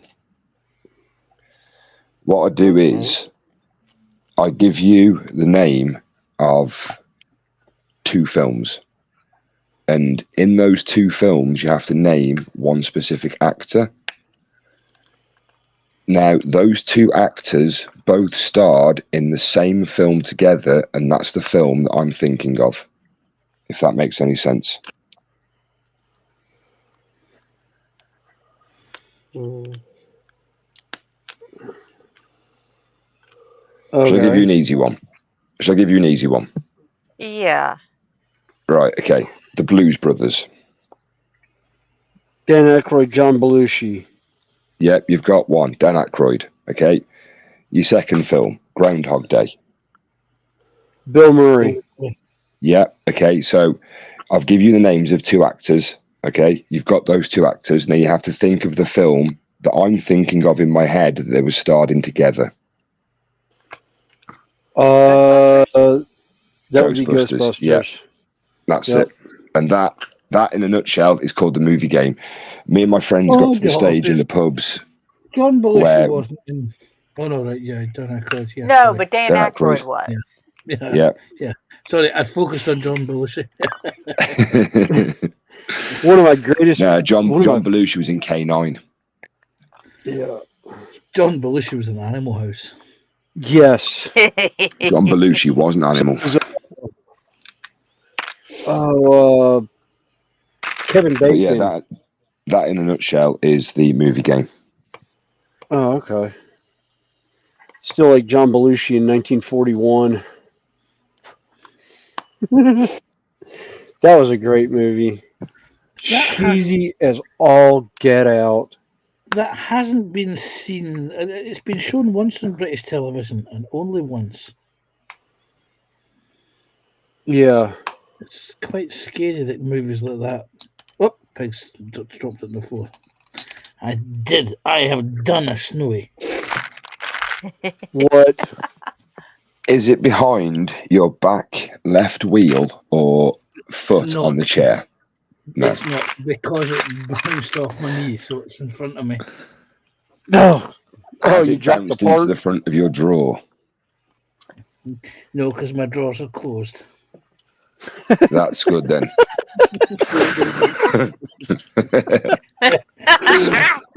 Keeps the breeze out.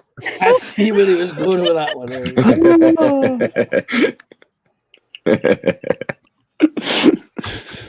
That's okay. I was about to make a bad joke on that one.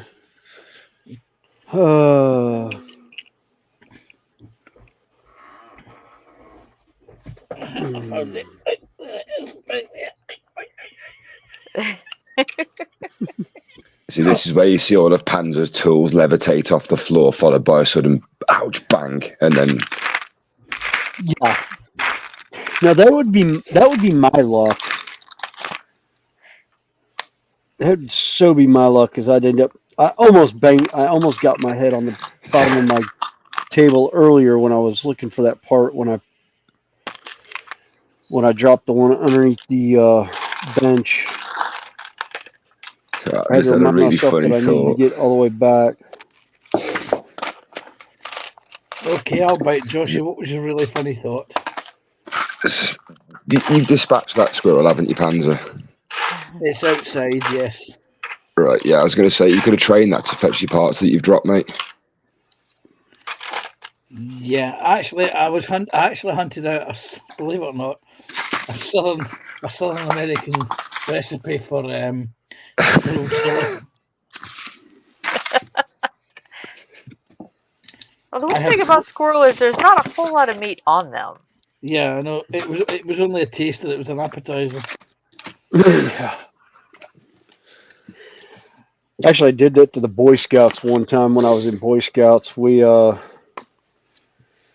this wonderful stew that I cooked during the day. Had all the vegetables, I had the kids bring all the vegetables that they wanted for it and all, and I got it going. And they were asking about this. It's like, wait a minute, I don't remember any, beef or steak being brought. It's like, what are we eating? And I looked at my scoutmaster, and he goes, "Don't do it." I started tapping my leg on the floor like a jackrabbit. They're like, "What are you doing, William?" I was like, "Yeah, you're eating thumper." That was the last time I was allowed to cook and tell the kids what I was cooking that day. I had every one of them just in tears, going, "We're eating a rabbit!" No, I didn't tell them that. A couple months later, they were eating Bambi. I actually killed a deer on one of our trips. Broke it down and made great stew, and like, we don't remember any steak being brought out. And I looked at the scoutmaster, like, I'll keep my mouth shut. He's like, good. They're like, what are we eating now? And it's like, nope. Don't ask. It's like, don't ask, don't tell. They enjoyed it. Yeah, they ate it. They enjoyed it, and I left it well if you have to ask, then no. Yeah, I was like, guys, you know the campground, the camping areas we go. Yeah, I've been known to catch all kinds of furried animals. I've been known to go fishing and catch fresh fish and cook fresh catfish for everyone. One of my favorite camping places, my tent, actually, I built basically a ledge over the water off of a tree where I could fish from the back of my tent. Nice. Are you finished up for the night, Tasha?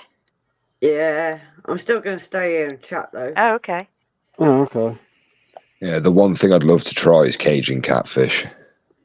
Oh, yeah, blackened catfish, absolutely. I've only ever really seen it cooked a couple of ways. Like, that's obviously only through Discovery Channel, Food Network, and YouTube and stuff. But yeah, like deep fried, I've seen it as well. Deep fried catfish. Mm-hmm. I actually preferred baked catfish. Yeah, I most of the catfish I did over open fire. Well, when I was little, my dad worked at a company that had a stocked pond. and they had a fishing competition for all the kids. You know, biggest catfish, littlest fish, the whole 9 yards. I was fishing. I was probably 8 or 9 years old. My brother was a year younger than me. I had this catfish that probably had, a good 10 inches across at the gills. Good size. I'm trying to bring it in and everything, and it breaks my line. I was not a happy camper, particularly when my brother won the competition for the biggest catfish.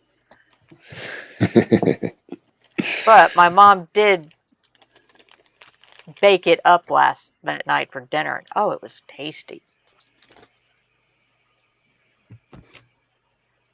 Yeah, I've never tried it. There was, a couple of years ago, there was a big hoo-ha locally that during the pandemic, all the local parks were closed, the national parks and holiday parks, and what's the name of the botanical gardens were shut. And it wasn't until pandemic was over in 2022 that this particular local park opened back up again, this local tourist attraction, Botanical Gardens.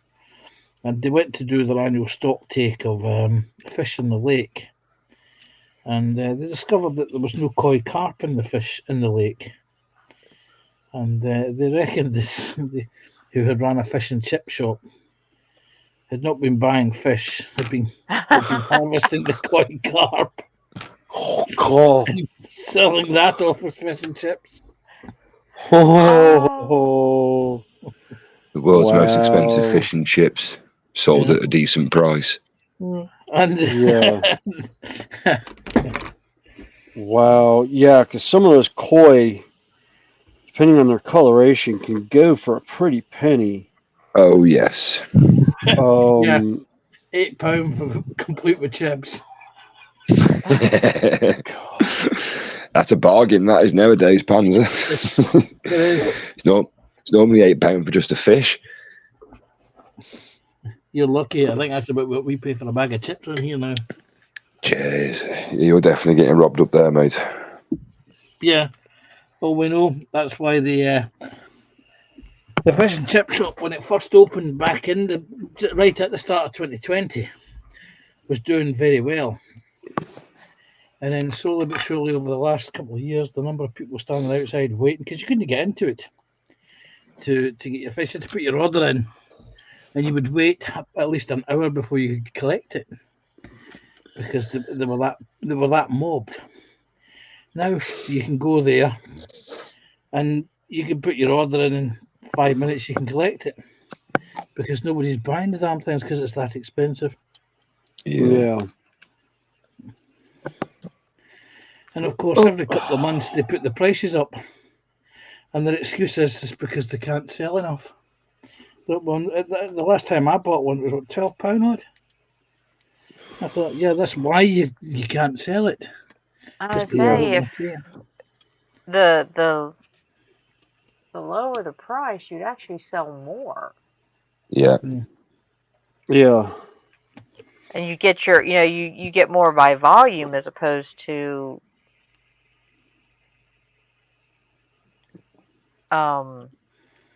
what's the term I'm looking for? My brain's dead. Price per item, you're selling more items at a lower price. Yeah. The problem we've got here, better buying in bulk. Yeah. The problem we've got here is it's somebody who's local. Somebody who is local is trying to charge the city centre prices. Yeah. And it just doesn't work in a rural community because it's a rural community. People don't have the same money that you have in the cities. Yeah. All right. It's the small village shops and stuff, like little garages in the middle of nowhere that charge extortionate amount of money for stuff. Like the garage around the corner from us is 24 hours. The standard litre and a half or however size, the big bottles of Lucasade, they're £3.20 or £3.30 Yeah. for a bottle of Lucasade. You can go down to the shop during the day if you get, if you do it. You can buy the same bottle in there for £1 if they're on offer sometimes. Yeah, we call them convenience stores. Yeah. Yeah, the convenient rip-off stores. It's the same with our local co-op. Our local co-op is stylized as a convenience store, so the prices are somewhat higher than you would get in a normal supermarket. But the problem is that the range that they carry now, they used to have your dividend card, where you would buy a co-op product and you get 5% back on the price. And the number of co-op products that our co-op actually stocks has went down and down and down. So it's no point in having a damn divvy card anymore. Yeah. Well, where I used to live many years ago, not too far from where I'm living now, to be fair, they've had a co-op there for years, absolutely years, and the pub that was further up the road, that got demolished, and another co-op has now been built there. But the one at the top that's now new, the prices are more expensive in that one than the one at the bottom. Yeah, always happens that. And they're within walking distance of about 6 minutes.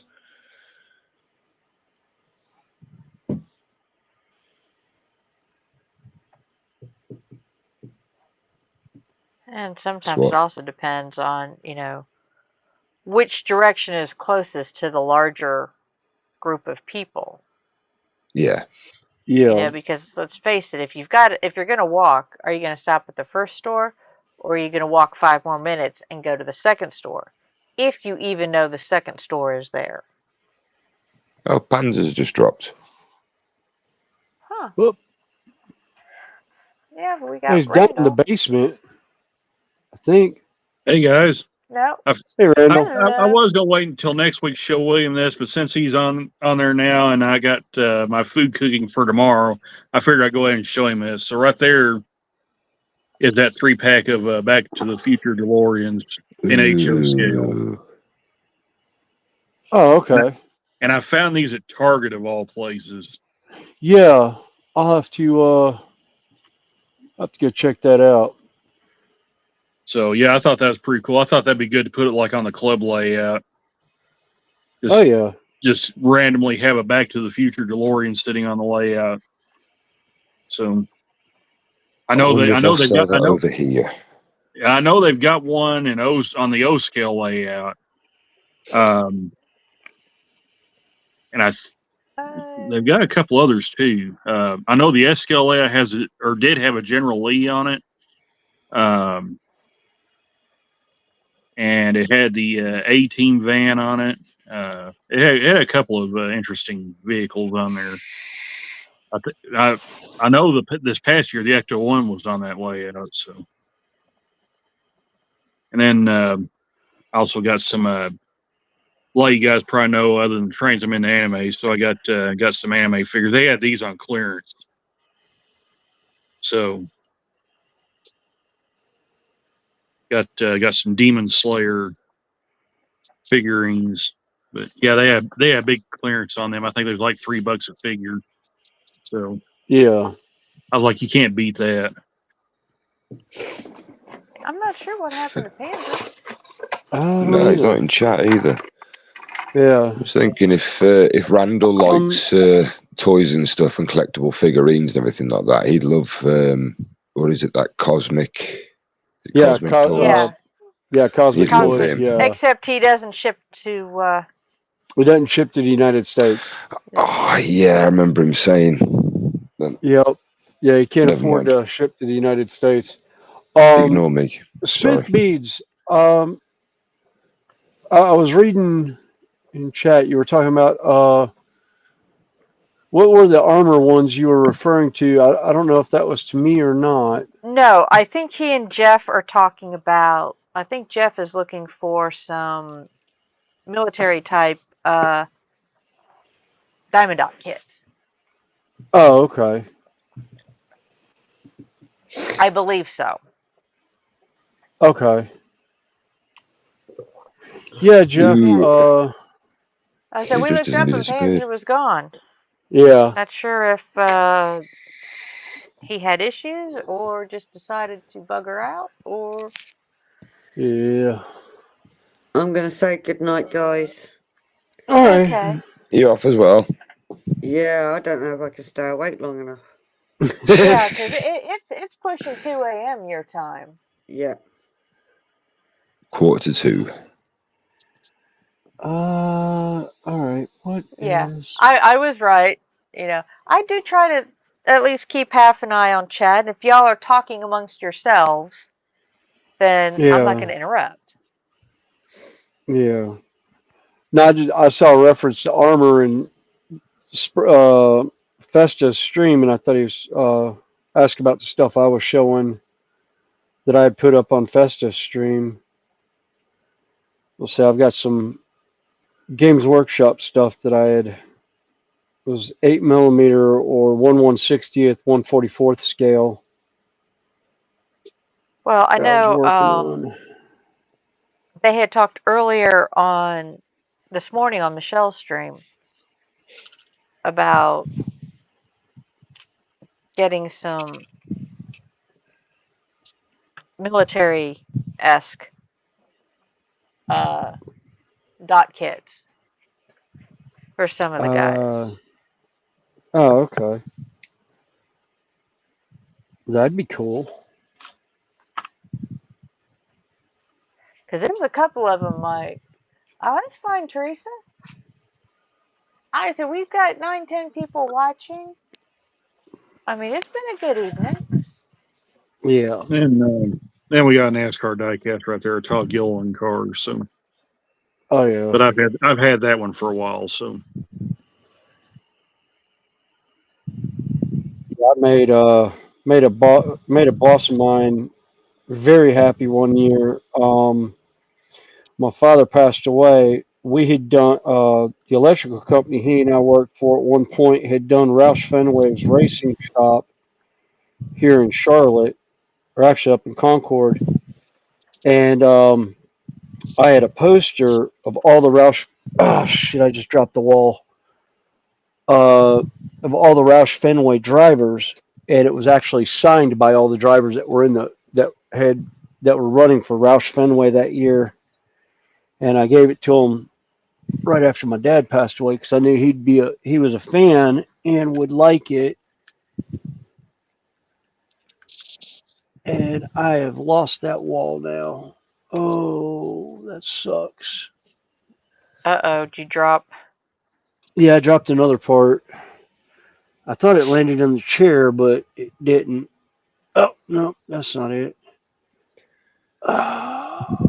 Is it behind your left wheel or left foot of your chair?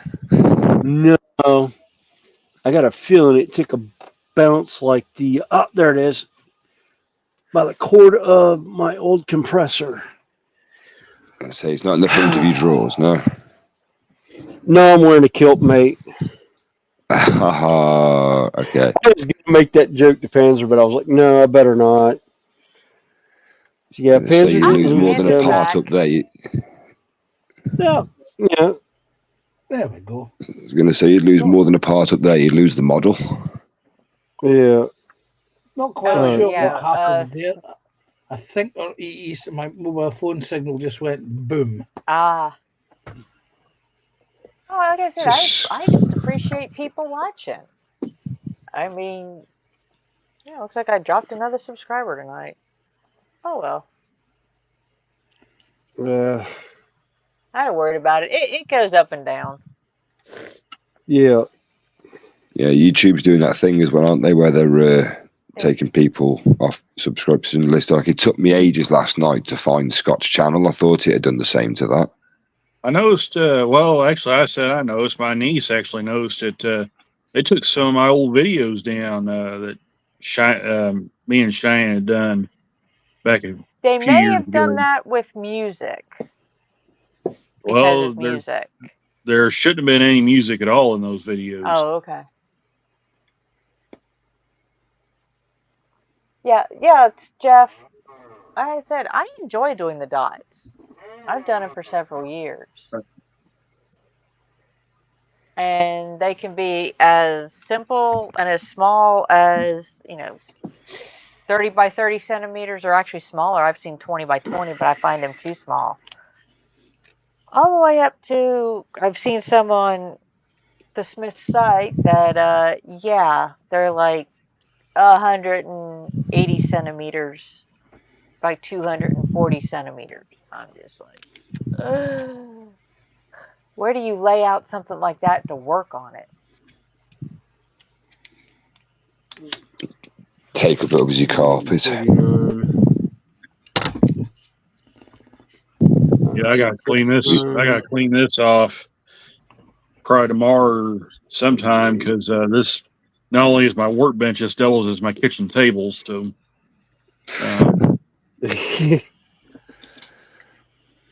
I was going to say earlier on when you put the camera on the table with the trains going round, I'm guessing you won the argument for the weekend as to where your train set gets put. yeah, the stuff I work on is actually here. It's really the only place in the house I can't actually work on this stuff. But yeah. So unfortunately, all my many projects go here. So.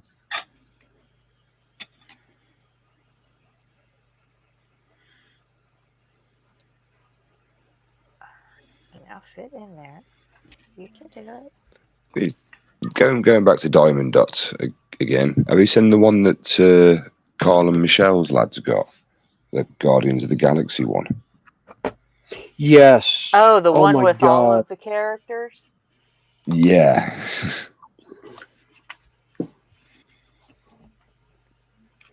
For half a second there, Josh, I thought you were going to say it's all blue and black with just odd diamond, odd clearance. No, it's got to be at least. I'm probably going to say the best part of 2.5, 3 foot by about half a foot width. 2.5, 3 feet long, half a foot width. Yeah. Randall's now setting up a firing range. That's Target. That's a target. Yep. Yeah, it's funny. There really isn't any Targets in my Target stores in my area. They're all those two I went to. One was in Lincoln, Nebraska, and then where I got the DeLoreans at was at Amarillo, Texas. So yeah, Joshy, that one right there that I'm working on, that's 2.5. Well, 2.5 feet long by about 1.5 feet. Yeah, that's a lot of diamond dots. Yeah, and and those are all squares, and you can kind of see where I've worked.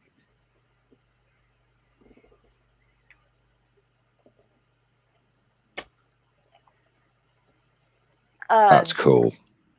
And Mike is asking if you've opened your parcel yet. Do you know what? I haven't. I keep forgetting about that. I came back the other day, and I don't know how long it had been here for, because I don't really go in the kitchen that often, and when I do, I don't really pay attention to the table much. But I went in there, and there's just a package on the side, and I turned it round. It just got my name and the address on there. Let's have a look. I think today would be quite a good day to open this, to be fair. That's the one I'm currently working on. Yeah, I like that. All right. Right. So I'm looking Yeah, that's forward cool. to getting that one. That looks like. Oh no, I can't believe that's left my head. And that's going to haunt me for the rest of my dreams because it's my ringtone on my phone. The Never-Ending Story. That's the one. Falcor? Falcor, yeah, it reminds me of Falcor, but like his fire brother. Ah, right, okay. I've just opened up my package and already I can see the corner is Diamond Dart. The Revenge of Terry. The Revenge of Terry.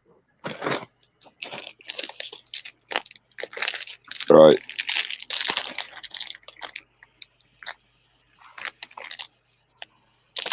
The concerning thing is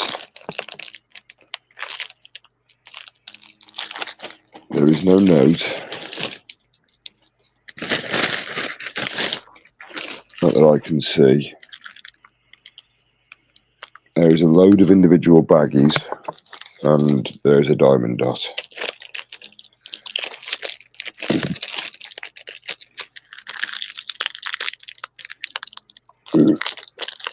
Right, how do I open this? I don't know who sent me this, but is there Don't you just hate when that happens? You get a parcel and you've no idea who it's from or what it's from. Oh yeah, Connie had that Yeah. with. Yeah. She got a mystery box of Hey, Gaffer. Legos. Hey, Gaffa. Hello.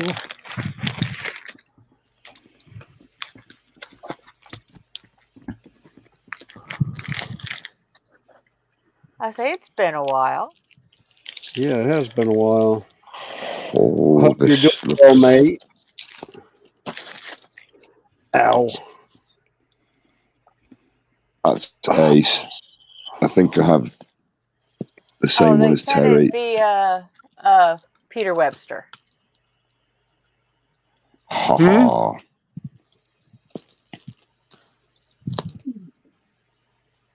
I shall have to thank the man whenever I see him next. Well, But if you don't, I think it's from them, but they use Peter Webster.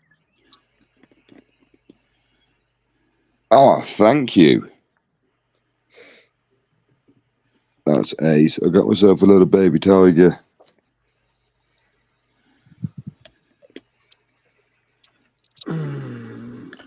Now, And there's so many numbers. And the question now, Joshy, is will you be wearing a woman's dress, a wig, and a pair of false boobies? Well, I mean, like, it depends what the rate is. You know what I mean? I'm not exactly going to be going cheap here.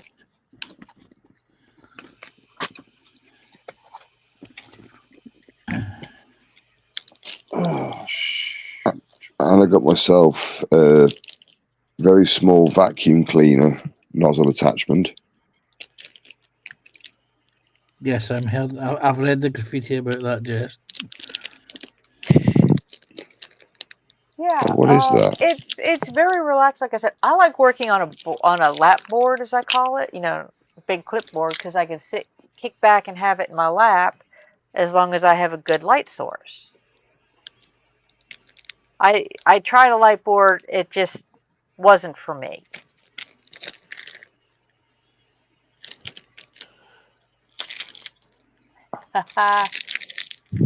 Yeah. I don't think the diamond dot's going to be a one-off for him. I don't think so either, Jeff. And Teresa, he knew Peter was able to get your address to send along with Terry's. Mike, Teresa, thank you. This is Ace. I now have a lot more eye strain, and there's a lot of numbers in this one.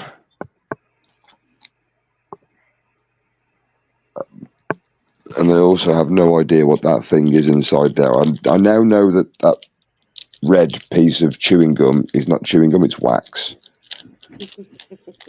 And it has a protective layer of plastic on the front of it as well. You just what piece are you having a question about, Joshy? it literally looks like the end of, like, imagine a Type C USB charger. Yes. Like, it looks like a very large one of.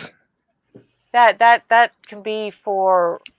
Let's see. Do I have one handy? Oh, okay. Is that for when you said you're picking up more than one or two? Right.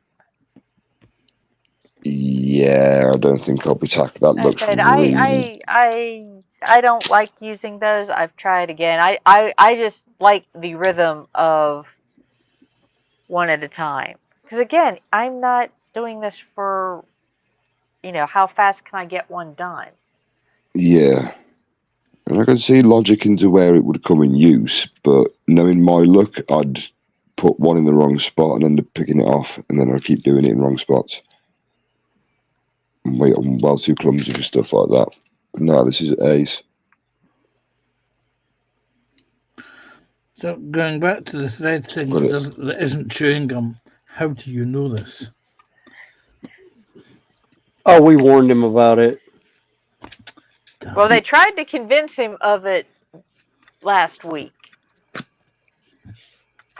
I have no idea what it was, Panzer, and when somebody finally explained it to me logically, saying that it's not edible, it was like, you just got to stick the nib, or what was I saying? What time is it now?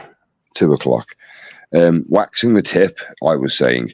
So yeah, I did that, but what I didn't realise is, imagine a baby bell and trying to poke the end of the dibber through the wax without peeling off the wax strip first. So I sort of did that, and I wondered why it wasn't going through. And it wasn't until it started to squidge out of the side where I'd heated it up that I'd realised. It's like, it's not going through. So we took the plastic off the front. No, there's plastic. And it probably didn't help having about 6 people try and give you directions. Yeah, no, I'm well, 6 open to people all giving him advice. directions and about 8 people sitting there dying laughing at him, giving him absolute. Yeah. Go on, sorry, dude. Go on. I'll say, yeah. Then you had a bunch of us throwing him under the bus, both in chat and in the stream itself. Did not help one bit. No. It's one thing I always say. Yeah, I was going to say, normally it's funny because, like I say, I am on normally the receiving end of it, but it's like, I'm glad I'm there for people's entertainment. Well, we do, and among most of it, it's done with the best of possible taste. Yes. Smith Bead says, well, it's done all in good humor. Josh, of course. Josh, you got that joke. Smith Bead saying, wax your tip. Or alternatively, you could tip your wax. You get paid minimum wage, all tips are accepted. I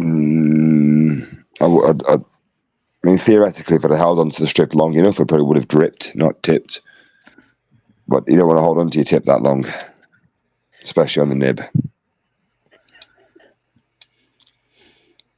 I can't. Sorry, I just took it down. Yeah. You haven't taken it down, it's descended to a whole new level. This is what happens when it gets past midnight in the UK. You can start yawning.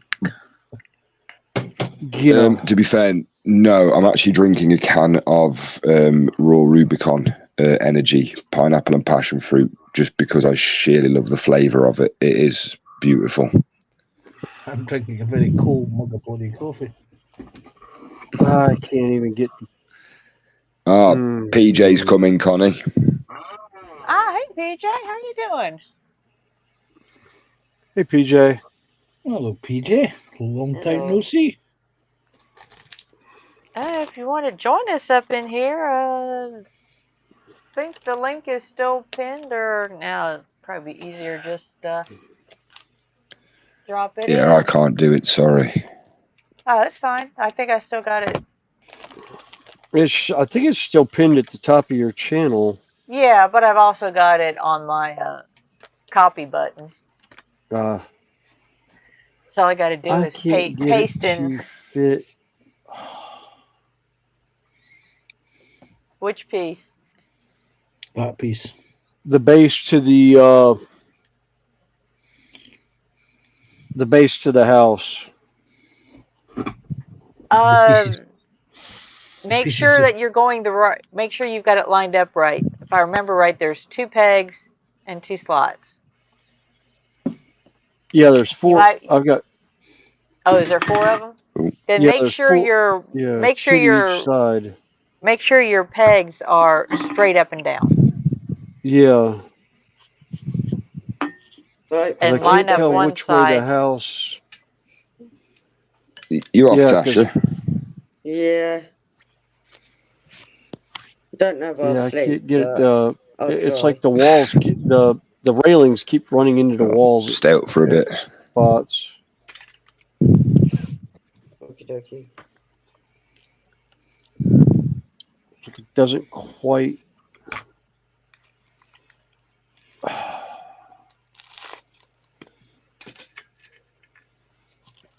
So, like, Connie, when you left the other night, I can't remember when it was. Last Sunday, was it, Tasha? When you left me and Tasha in the green room, Yeah. and you said don't stay up all night. It was when you left. It was literally so. So 2 insomniacs are left in a room having a conversation. It's told to get some sleep. That's going to end well. How late did y'all stay in the green room? My phone battery died again. When I said to you it was charging. Yeah. Yeah, well, the power bank died, and then I put it back on charge, and then because obviously StreamYard kills the battery quicker than it can charge, it just ended, and literally there was no warning. Like sometimes, I think I've done it with Panzer before, where I've had like 15 seconds warning. Yeah, no warning whatsoever, just shut down, and I was like, oh. I did tell Tash before that if I did disappear, that's why. So it was okay. Yeah. All right, I'm done. I can't. Got it on the base now, but I am not going to the next page. I cannot even attempt to see straight right now. That's No. why I give mine a break. Oh god. Plus, I've just. I won't tell you what step I'm on. Please don't. She's finished. No. I'm not. But you were supposed to play along there, Connie. Well, I also stopped for a couple hours to basically run the dog and everything. Is your iPad waterproof? Yeah, my iPad is waterproof. Excellent. And it was actually a little nyla hide bone that I was throwing for. Looks like a little femur bone I was throwing for the dog. She was running and getting. Yeah, I managed to get to step 10. Yep. Yeah. Wow. Josh, you discovered that the iPad is waterproof, the dog is not. Yeah. The dog is also a little git sometimes and likes to yeet her bone over the fence just because she can. Oh. How do you stop a dog from drowning? Take your foot off its head. Yes. Oh. All right. And just for the dog lovers out there, how do you stop a kangaroo drowning? Take your foot off its head. Yes. Although, if Gatha Haynes is still in here, he's about run into a few kangaroos and wombats. He's down in Australia. Yeah, so Scott. Yeah. Why have I now got? And Sam. Why have I now got Kate Bush in my head? Who? Kate Bush. Dream. Bang goes another kangaroo off the bonnet of the van.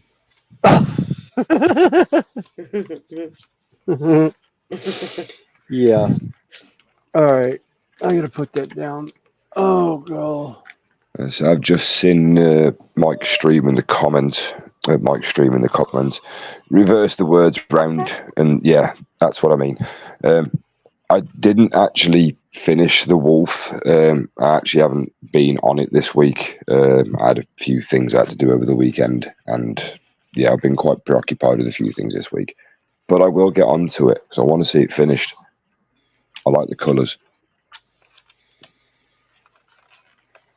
All right. Oh. Sure thing, Panzer. I cannot see straight. I just the invite was there, and they're probably going to wind it up for too much longer. We're 9 hours in. Oh.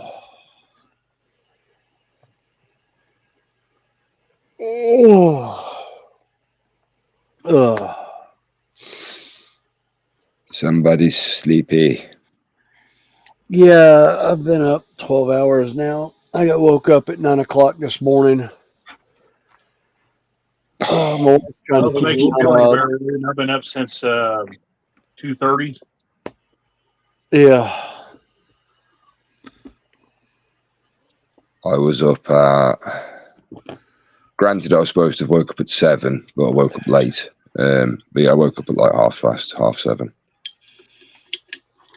Well, normally I'm up at 4:30 in the morning for work, but when I can sleep in, I usually wake up at 9 when everyone starts getting up and everyone's alarm clocks are going off. So the one person that I do know who is an absolute demon for staying awake as long as he can do in the hours that he sleeps is Octal. Like, he'll get a few hours sleep a night, but then he'll be awake for like the next 20, 24 hours or something sometimes. Yeah. Like, he'll get some sleep at night, but like it's just the hours in between, man. Like, yeah. Saying that, I can't complain. I've had my fair share of late nights.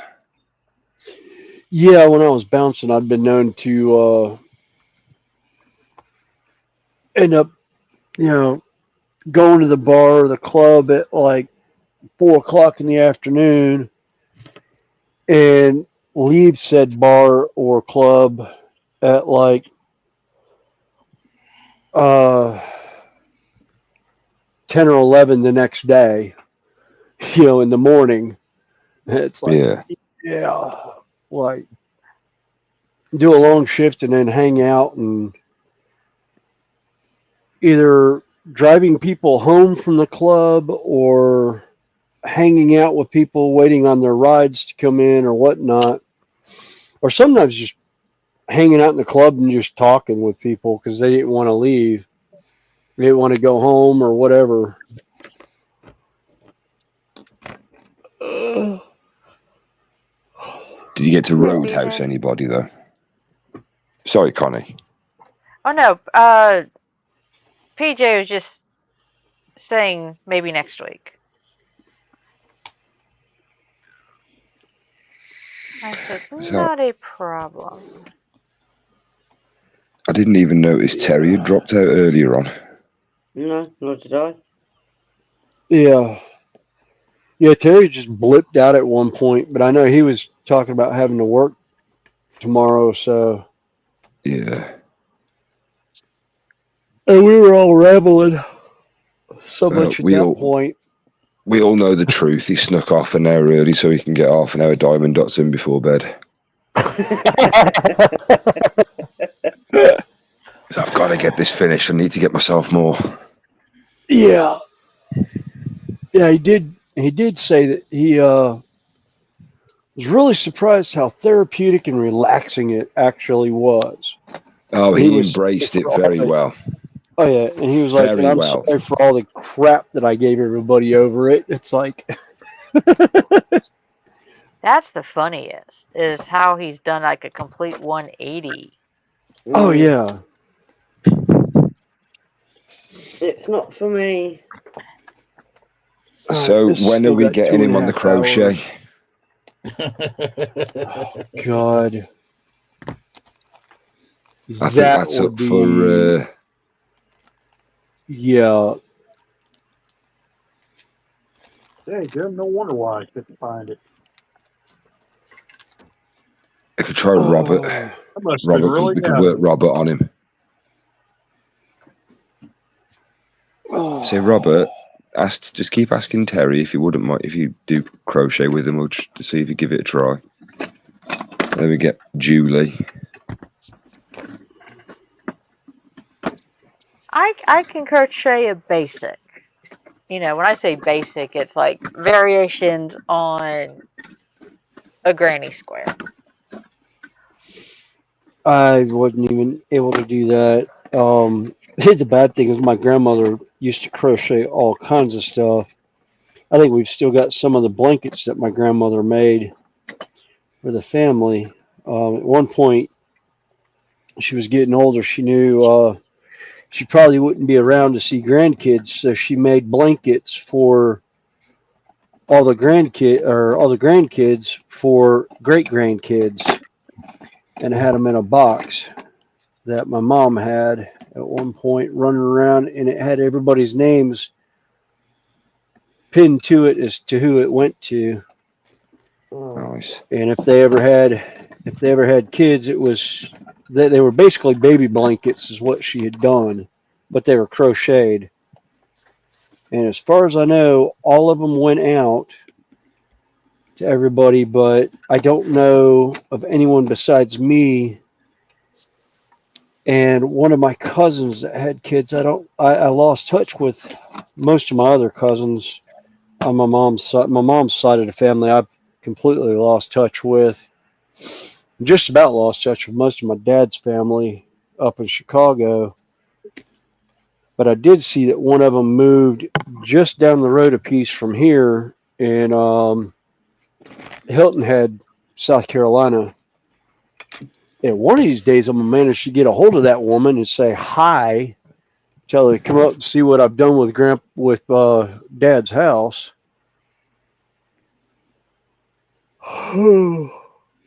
Oh, Jeff, you thinking Robert teaching Terry how to crochet? Yeah. just keep dropping Robert's hints. mission. I was sitting there looking for the box that locomotive went in, that Operation Lifesaver engine, and I threw the friggin' thing in the trash. Oh, Jeez. I must have been really out of it earlier today.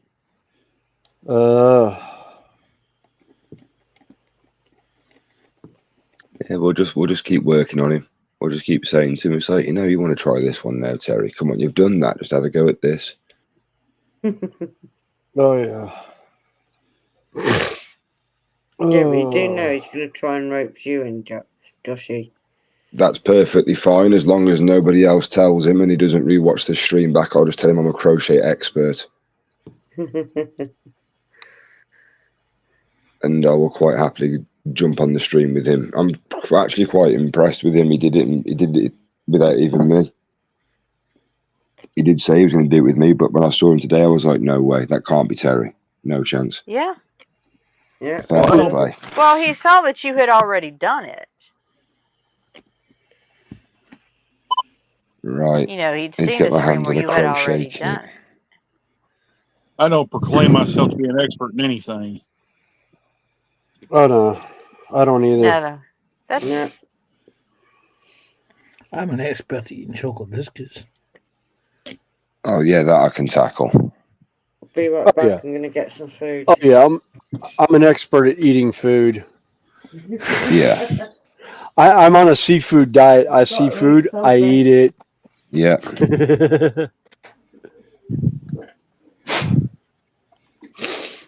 Oh, So what menu will you be ordering from tonight, sir? The buffet. Yeah. It's an all-you-can-eat buffet, not an all-you-can-eat buffet. Or what So can you not fit on my plate compared to what I can fit on my plate? Size difference. Exactly. Yeah, I know Actually, what you mean. have you ever been thrown out of a buffet? No, because I'd like to go back to them. I stopped at one of them buffets in Amarillo, Texas, called the Route 66 buffet. That was some pretty good eating. Oh yeah. No, what did they serve there? I got thrown out of a Chinese. Well, it was Chinese/Japanese buffet. I was told I ate too much food for one person, and they wanted to know where I was stashing the food. I looked at him. I was like, I haven't stashed it anywhere. I ate it all. I had let's see, 12 plates of hibachi, where you choose your own food for the hibachi grill, and like 6 or 8 plates, dinner plate sizes of sushi. Yeah, because they had. I remember this. They had you shrimp. talked about. Sorry. Oh yeah, it's like they had shrimp, salmon,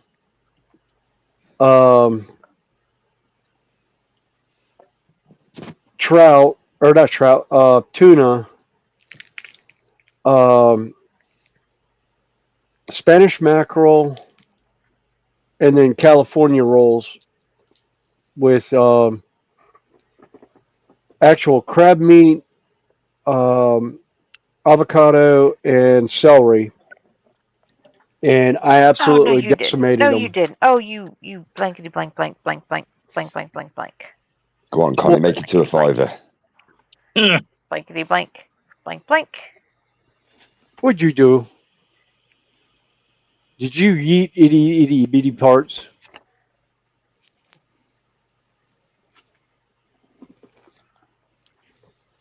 I mean, granted, it's Fenris's first try at this, so yeah, might be understandable for you to maybe eat a piece, but for Connie to do, yeah, that's tiny. Well, I went to pick the piece, or I went to do something, and the piece fell into my lap, and these little bitty pieces that I can't really get in there to secure them properly. I'm just kind of hoping that they're going to hang in there. I just done dropped one of them. Well, I dropped a couple of them, but one of them, let's see. 1, 2, 3, 4, 5, 6. There looks like there's one straight by the tweezers, right next to the tweezers. Yeah, there's that's a black actually speck. there's an extra one there. I've got one here. That's 5. Yeah. Okay. I lost one, but one of them's an extra one, so I can get him back on. Well, it's a single point piece, one little tab, and I can't get in there to twist it. Yeah. So you're having to try to bend it, and it don't want, like most things. Oh, Just make sure you go live when you go at this part, Fenris. Yeah. Oh, believe me, I'll be working on this on live streams. I'm not gonna do it when I'm not on a live stream. No, he'll put it in the box until next weekend. I'll either put it in the box till next weekend, or if I manage to wake up early enough during the day to catch somebody and get on panel, then I might. Now, I'd actually considered putting a drop of glue on this stuff. Dale's popped in. Hey, Dale. Hey, Dale. Yeah, like I said, we're just continuing, and I'm still putzing around with this thing. Just gonna pop to the toilet. 2 seconds.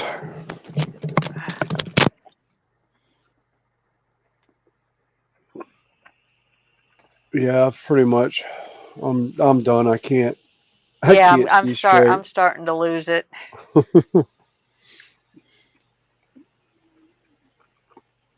I was gonna try and paint some more on the walls, but I'm holding my hands like I would with my brushes, and I'm just like my fingers just do not.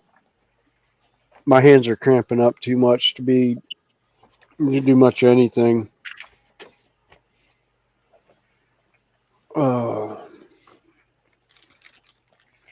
I think I'll put this one piece on so I can get it done.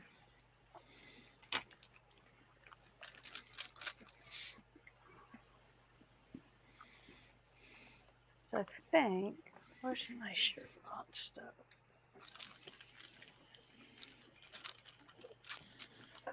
Oh.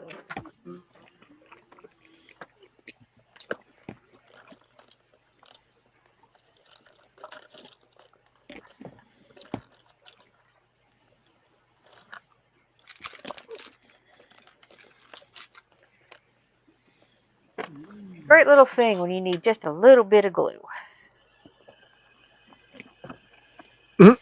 A bottle cap. Of course. I went to Hobby Town and got some of this glue right here that you brush on. Oh yeah. Well, that I won't like work on the that. metal. Yeah. That's a plastic glue.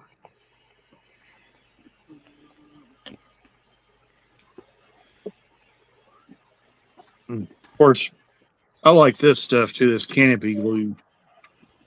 Yeah. Yeah. I ended up getting a bottle of that for doing the plastic miniatures and that some of the walls. Because everyone was talking about how it makes such a great bond, and you don't use a whole lot of it to do it. And I was like, oh, okay.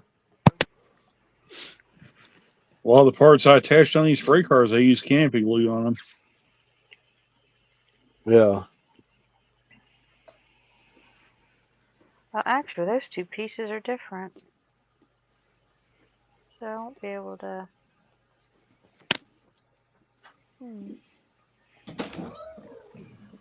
Well.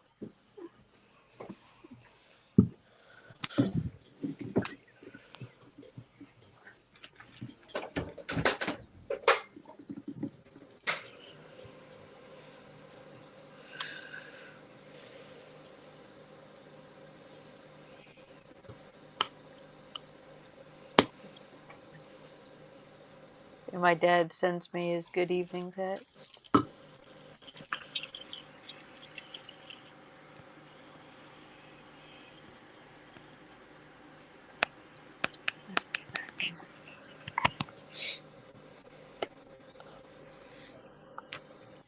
I got porridge with honey on it.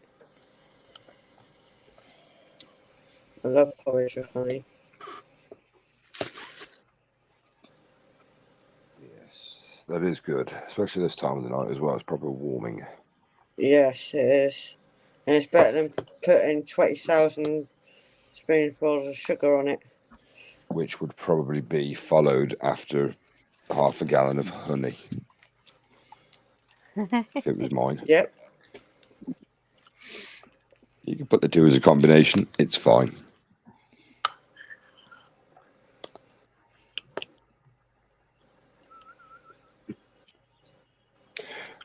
I really want pancakes now. I don't know why I want that. Lemon and sugar on it.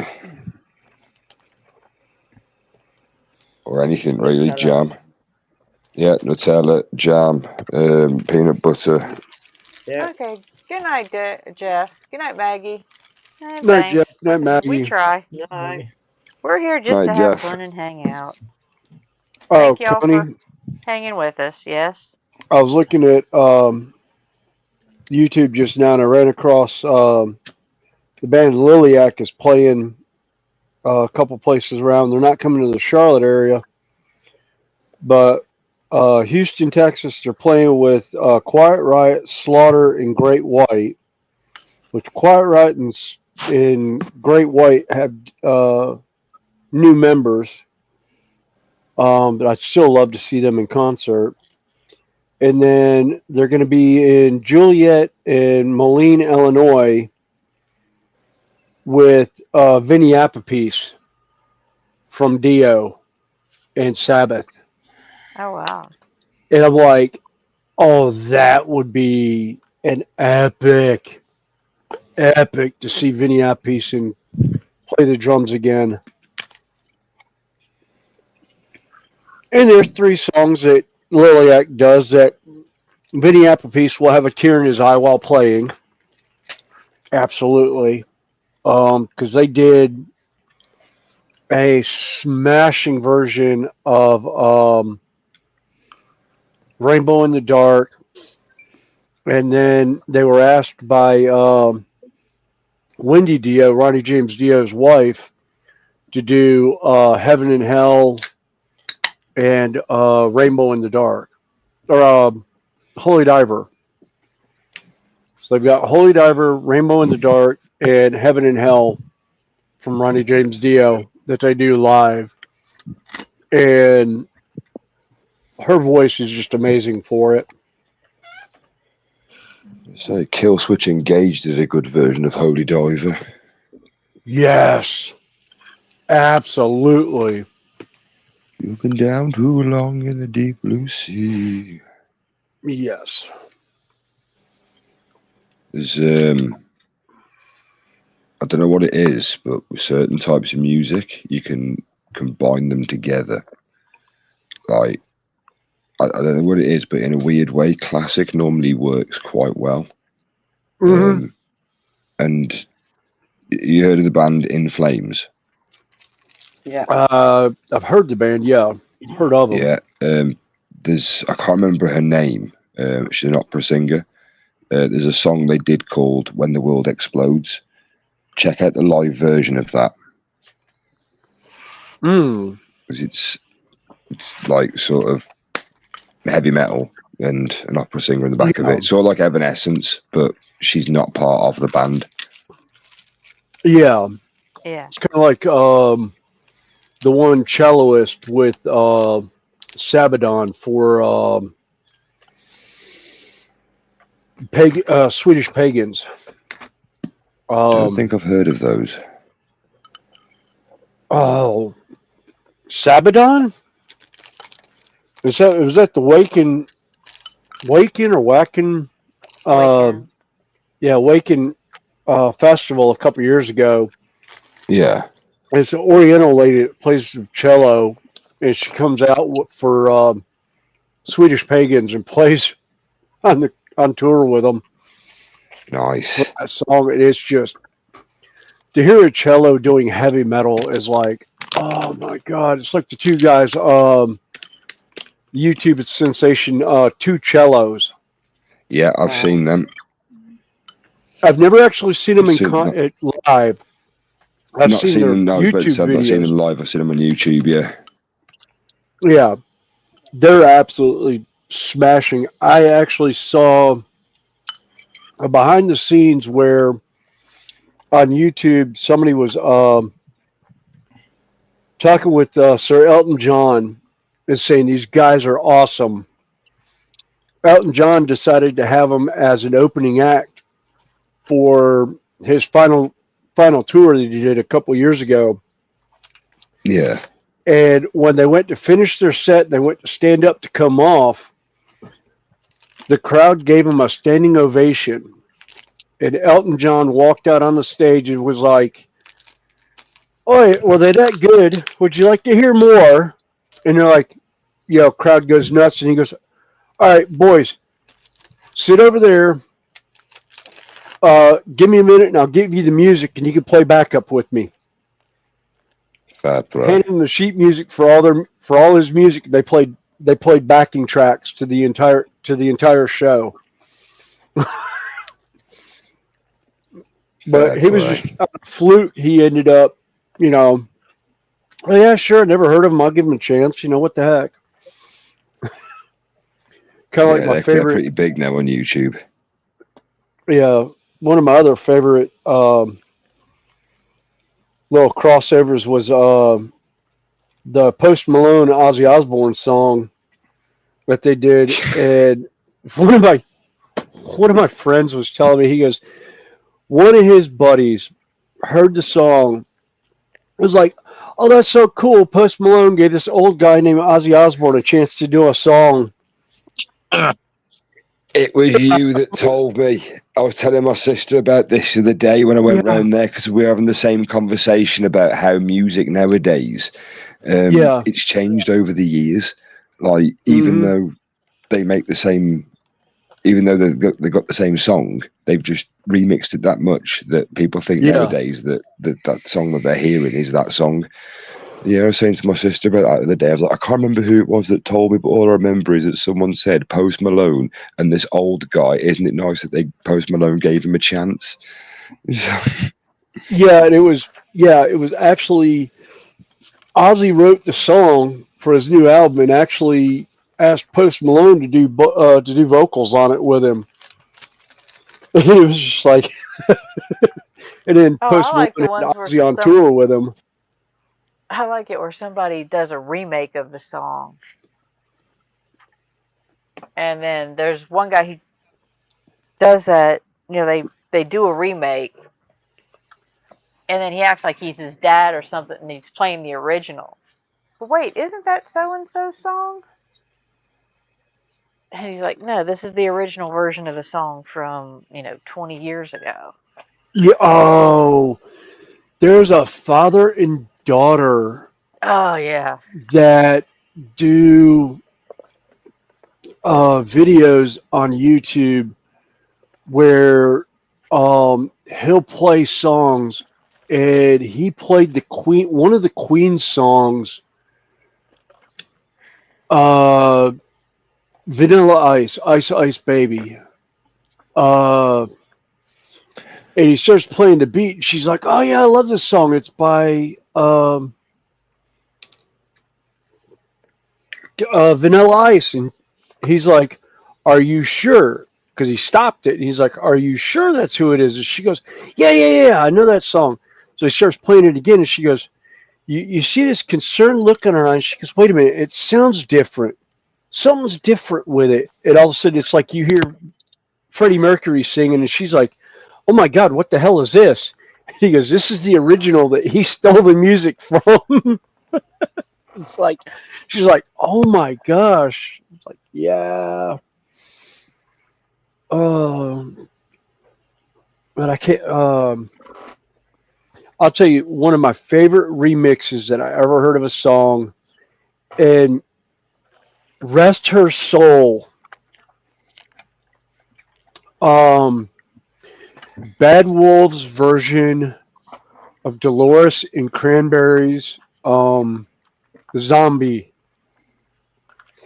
was absolutely beautiful. And unfortunately, the day they were supposed to film the video for it, Dolores passed away. And they were originally not going to do the video for it, but Dolores' kids came in and said, no, do it in her honor.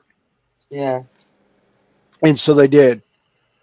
And the lead singer, could not think of Tommy Vess, I think, was the one who was talking about it one time in an interview. And he was like, that was the hardest thing to do. And to find somebody that looked like Dolores to do the gold makeup. Yeah. I But do that like was, that song though. Oh yeah. And there was it her? No, it wasn't her. It was another band that had a song that was like a #1 hit for them. And they didn't write the song. The song was written for them. And the lead singer hated the song. But she did it anyhow because it was for a movie. And the song was like one of their only #1 hits. And she hated doing it live in concert. Yeah. And I want to say, for the life of me, I want to say it was Blondie with Take My Breath Away from Top Gun. Yeah. Um. Love that film. Oh yeah. I saw somebody in the chat earlier saying, "Oh God, I think there's going to be a Top Gun 3." Oh, is there? I haven't seen the second one yet. It took him forever to do number 2 because he was saying he's not doing it. Well, what happened was Mission Impossible Brockheimer got couldn't nowhere. get anyone to buy into the movie. Mm. Yeah, because they wanted to carry it on but everyone was like, "No, Tom Cruise has gotten to be too big an actor. He's known for this, and this." Yeah. Top Gun was a great one-off, and blah blah blah blah blah. And it's like, well, what's the rest of his story? Yeah. And that's literally what they did with it. And I actually like Top Gun 2. Yeah, I do. I haven't seen it yet. I actually did. Have you heard what they've done with Beetlejuice 2? Yeah, I heard They've they were called doing it Beetlejuice 2. Yeah, well, they've called it Beetlejuice. So what does that say for you? They're going to do a third one, aren't they? And I wonder what the title will be. Yeah, I don't know. I haven't even I haven't seen the second one yet. It's kind of like I haven't yet. It's kind of like Ghostbusters. I haven't seen any of them. They just got a new Ghostbusters movie out now. Yeah, I know. It's like Ghostbusters. Frozen. Empire. Frozen Empire. Yeah. To be honest, I haven't watched the one where it's the all-girl squad because I don't know why, it's just me, but I watched Ghostbusters Afterlife. 3. Yeah, I watched Ghostbusters, Ghostbusters 2. I've not seen Afterlife. I haven't seen any of the new ones that they've done. Watch Afterlife, mate. It's From beautiful. what I understand, everybody comes back for Afterlife, except for the one guy that passed away, Venkman. No, Spengler, Egon. Spengler, yeah. And it's actually his son who picks up the mantle in his place. Well, but I saw that Bill Murray and Dan Aykroyd were in it. It is Venkman's son. Then you're thinking of. If it was Venkman's son, you're thinking of. Was it Oliver? Was his name? If I remember rightly. Yeah, Oscar. I can't remember. It's just Oscar. Yeah, they take over his house. It's out in the middle of nowhere, and they find Echo One and all the equipment and everything. It's it's Oscar's son that was supposed to have been Oscar's son. Sorry, it was Venkman's son that was supposed to have been the one for the third one, where he's supposed to have been Oscar all grown up and as a Ghostbuster. But then the one with the girls came out, and then they remade it, and it actually turns out it's Spengler's family, so it's his daughter and her son and daughter, so it's his grandkids. Yeah, it is a really good film, man. Honestly. Yeah.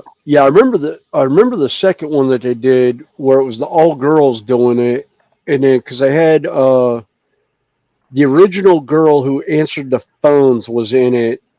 Jeanette. Janine. Sorry.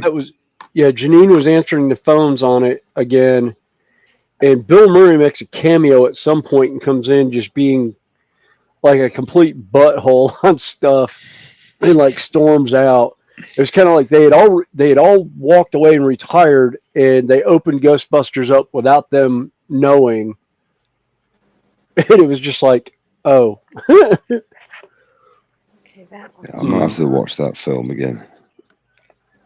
I might have to see if I can find them on a streaming service. I can't remember who did the originals anyhow. They even look back and see. What, who directed them? No. What was it? Paramount or? Oh, it was the one with the Sphinx. The one with the Sphinx at the front, where it's got the gold. MGM Grand. Yeah, MGM. No, MGM Grand is the one with the lion. Yeah, that's MGM. Yeah, Mary. This is the one with the Sphinx. It looks like the Sphinx in the middle of it, and it's got like black and gold squares above it. Oh, that's going to drive me I mad. don't know. Or is it the Sphinx or a woman? I can't remember, but it's got black and gold squares going above it. I don't know, because you got Columbia has what looks like the Statue of Liberty. Orion's got Century the Fox has circle. got, yeah. MGM is the line in the circle. Paramount that speaks for itself. That's the one with the Paramount is the mountain with the stars stars around the top of it. Yeah. Universal is the universe. Like the picture of the Earth. That's going to drive me mad. It's an old one as well, and it appears. It is. How it looks in my head is it looks like the Sphinx is on the right hand side facing. You can see the left hand side of its body, and it's looking sort of at an angle upwards, and it's got a blue. It's got a darkish navy blue background to it with a blacker background, and it's got a border around it. And I can't think of what it's called because I remember the music at the beginning of the first one being really that eerie music. Yeah. I also saw a thing where they were comparing the original Dune with the new Dune and the suits and everything and all, and how they don't look. The new ones don't look like they're functional like the second one, like the originals. Yeah. And I was like, no, the originals look like some screwed up, like parka jacket that was cobbled together. I was like, both costumes look just thrown together. But yeah, I like the first one. I'm not so sure about this new remake of Dune.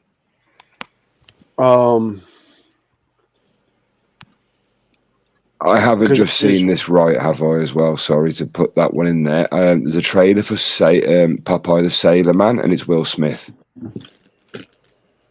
Huh? They're redoing Popeye with Will Smith? I don't know if that's correct, but it's on my YouTube now saying Popeye the Sailor Man live action trailer, Will Smith.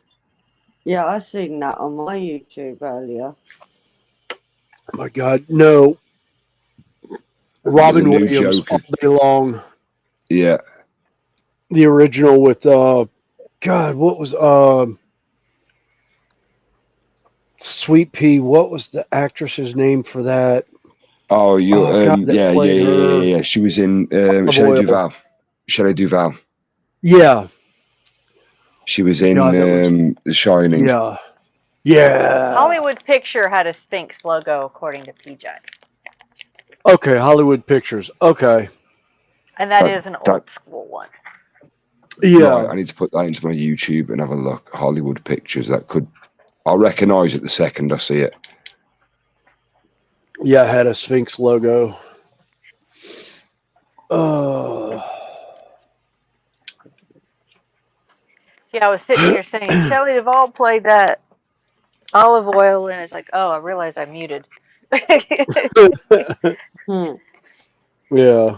I couldn't remember who. I could see her face, and it was just she fit the character facially like back then so well. Oh God, yes. Well, she looked like the cartoon character Olive Oil. I mean, she just had that roundish face. Actually, what's funny is a lot of the action scenes with Shelley Duvall in The Shining, Jack Nicholson knew all the details. Shelley Duvall was not given all the details on stuff. Like him smashing through the door with the axe. She was not told about that scene at all, other than he was supposed to break the door down. They didn't tell her how he was going to break the door down. So her reaction when he's smashing the door through was actually her freaking out, not realizing what the hell was going on. And then when he looks through the door and goes, it's Johnny. That wasn't even in the script. He added that just to freak her out even more. They both needed therapy after that movie. Ad lib's a great thing, Well, isn't it? Well, that was the same thing that they did in the movie Alien, the original. Yes. Yes. The actual Hurt? chest burster scene. Yeah. With, Yeah, nobody was told about it, but John Hurt. John Hurt was the only one that knew what was going to happen. That knew what was going to happen. Ridley Scott. Yeah. The special effects crew. Mm-hmm. Yeah, none of the cast knew. Even Sigourney Weaver, who was a very big part of that movie, had no idea what was going to happen. They like to get it was the same for, the Goonies when they made that film. Oh, God, yeah, the Goonies. Oh, my God, yes. Again, when I watched the special features for that, when they built the pirates ship at the end and the water slide down there, they never told them about that bit. They knew there was going to be an ending scene in a cave, but they never told them what it was going to be like. So the whole water slide down there, and when they dropped into the water at the end and seen the whole ship, was the first time seeing it. Oh, wow. But yes, just to drop in, PJ, you are right that it is that logo. It is that logo. The one with the Sphinx. Hollywood Pictures. Yeah. Hollywood Pictures. Yeah, I just remember it coming up in the background and just watching that, thinking that's eerie. That's quite. Being a kid watching that, anything freaks you out. Yeah. The other one I thought was funny was I was talking earlier about Good Morning Vietnam. Robin Williams. A lot of Robin Williams movies. The only really scripted line he had in that entire movie was the radio DJ broadcast in the morning. Where he goes, the same for Good Will Hunting as well. I think so. Most of his stuff was all ad lib off the top. They gave him ideas and directions to go with it, but really, as far as his acting was all just off the top of his head. Most of Mrs. Doubtfire was too, which I was talking about that. The cake scene was my favorite scene in that movie, and it was because he forgot to get the makeup. Toodaloo! Hello! It's great. And Terry playing that feel in Scream this morning was fantastic. God, I've got to watch that. I'm gonna have to watch that. Yeah, I'll have to watch it tomorrow because it's. I genuinely didn't think it was Terry. I legitimately even asked in the chat, "Is this Terry?" Because the diamond dot was on there. It come up saying dotty dots. I didn't recognise the voice until certain phrases were mentioned. I was like, "That's bloody Terry." Yeah. Did you hear the whole hedgehog thing? Did you hear his whole opening spiel? I heard the majority of it. I just thought it was hilariously funny, and I was trying to block the image of a Cumberland sausage out of my head for the rest of the day.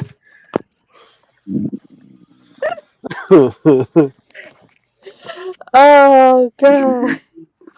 It was just like I said when he went on about it. You knew something was coming up. Oh yes. And it was just. I think my exact words to him that if I ever visit Cumberland, I'm never going to a butcher's.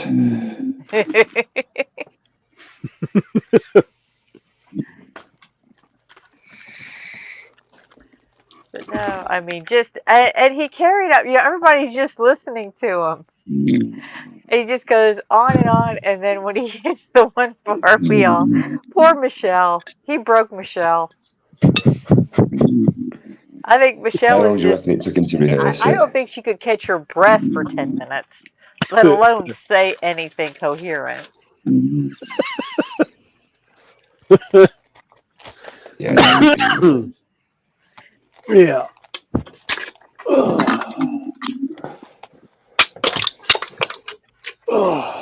And I was just like, oh my God, this is great. I love it.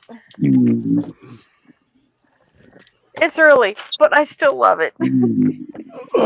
Yeah. Oh, Is somebody okay, who snoring? fell asleep? It's not me. Not me. Randall? Did you fall Randall? asleep? No. Has Randall fell asleep? Yeah. I think he did. No, this is a first. This is a first. I didn't want to say anything. I heard it earlier on, but I just thought I don't know, it might be something in the background. But yeah, this is I beautiful. thought it was something in the background. Yeah. I think it got real quiet. So, Like, so what is that Randall, how do you feel sound? about this conversation? Do you agree with most of the topics? And how do you feel? Okay. Okay. Can you enlighten us more on that situation? No, you can't. Okay. Could you make a funny noise like you're asleep, please? Thank you very much. Thank you. No further questions.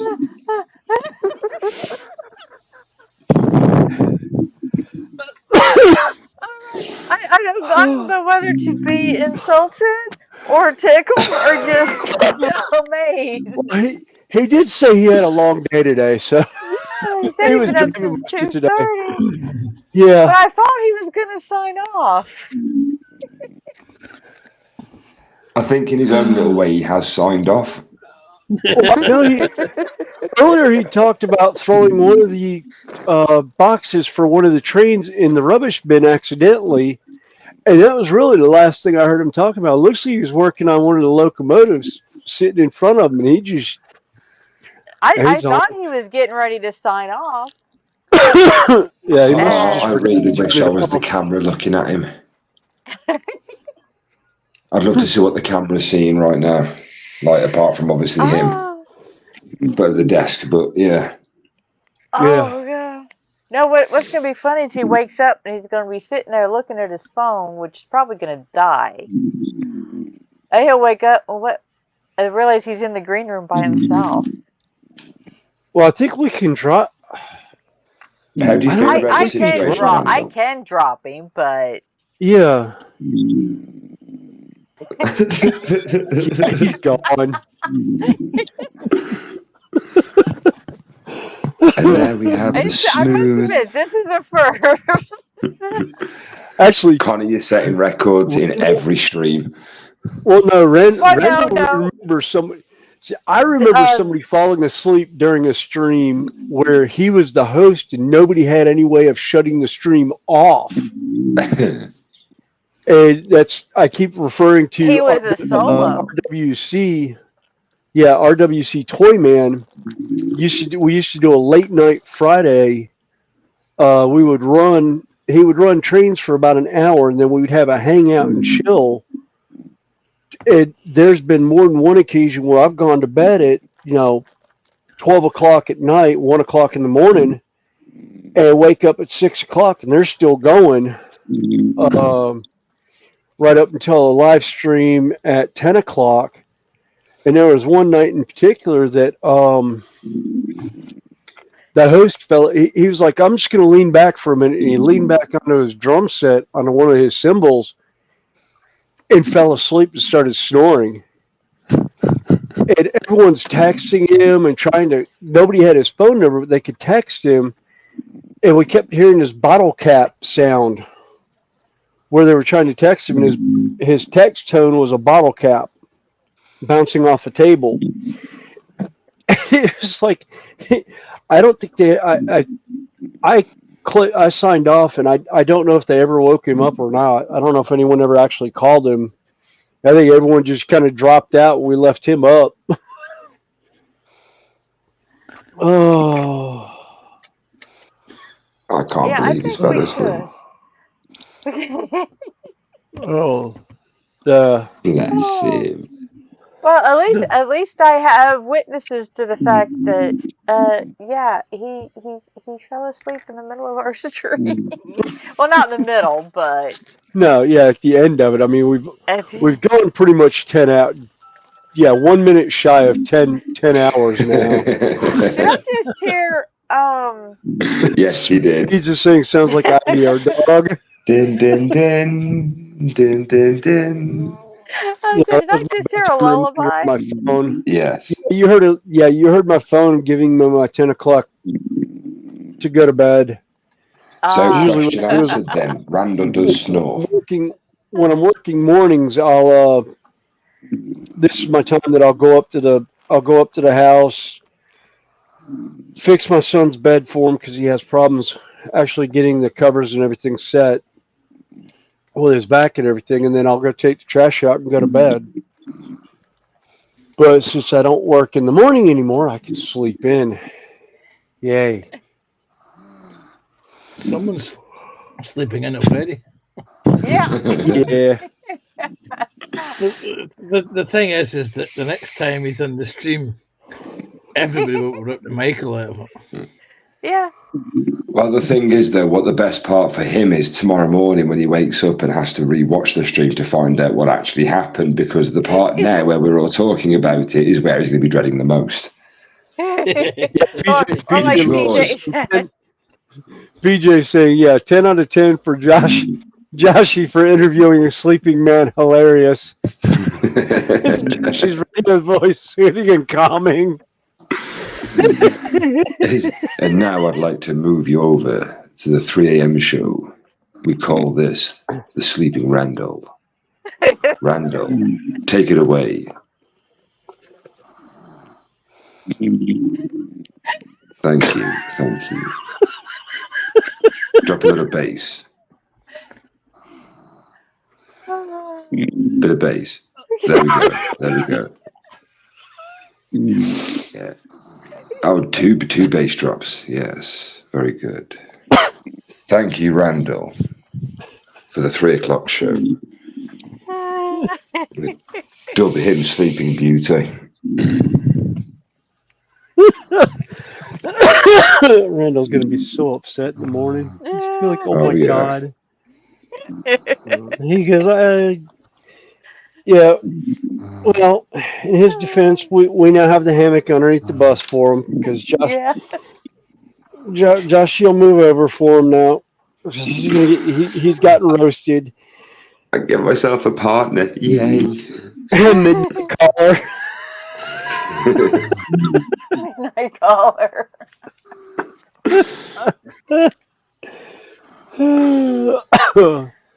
Hi. If you're having sleeping trouble, call me, Joshy B. Yeah. Oh, he's woken up. Hey, Randall. Oh. Hey, Randall. Hey, Randall. Yeah, it's getting a little late for me. You've been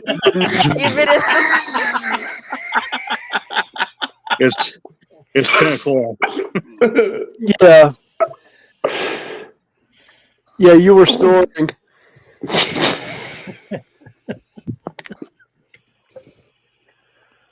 It hurts.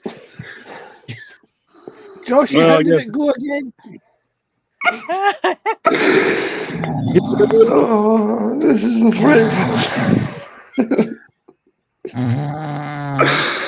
This is the 3 o'clock show with Josh B. Yeah.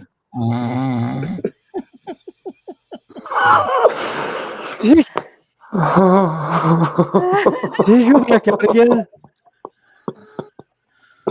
Randall, I love you. Thank you. Did you read Smith's Bonds thing? No. It says Josh's radio voice is soothing and calming. Yeah. Yes, because we were picking on the fact that you've been asleep for about the last 20 minutes, Randall. Yeah, I didn't even realize I literally didn't even realize I'd fallen asleep. You've been snoring. You were snoring. We were trying to figure out what that sound was, and we finally were like, wait a minute, Randall? And all we hear is, oh my God, Randall's asleep.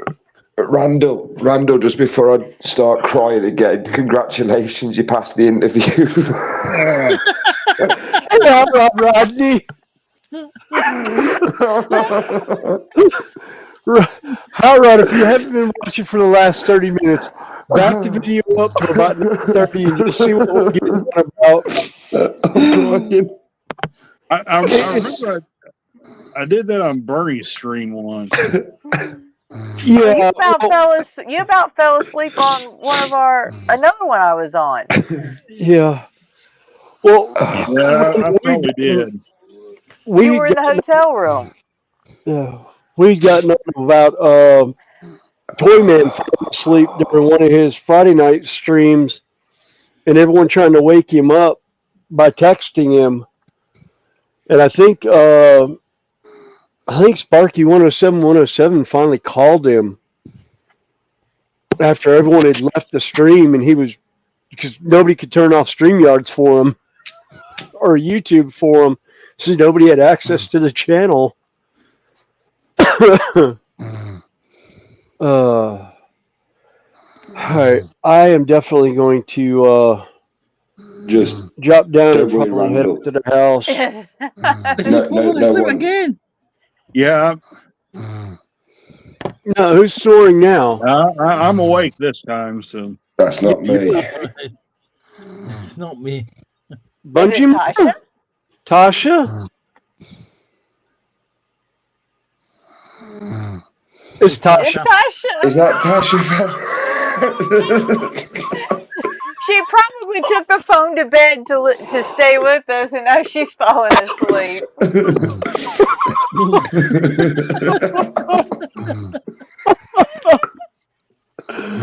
Oh my God! All right, the third of our panel has gone to sleep.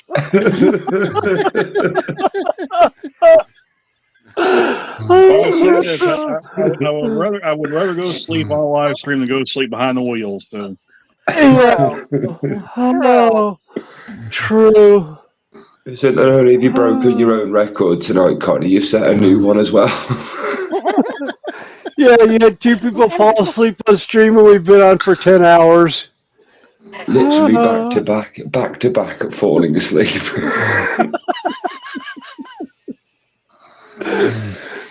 Appreciate some interview number 2. Cute Tasha. Joining us live at 6 minutes past 3 in the morning from the UK, Tasha.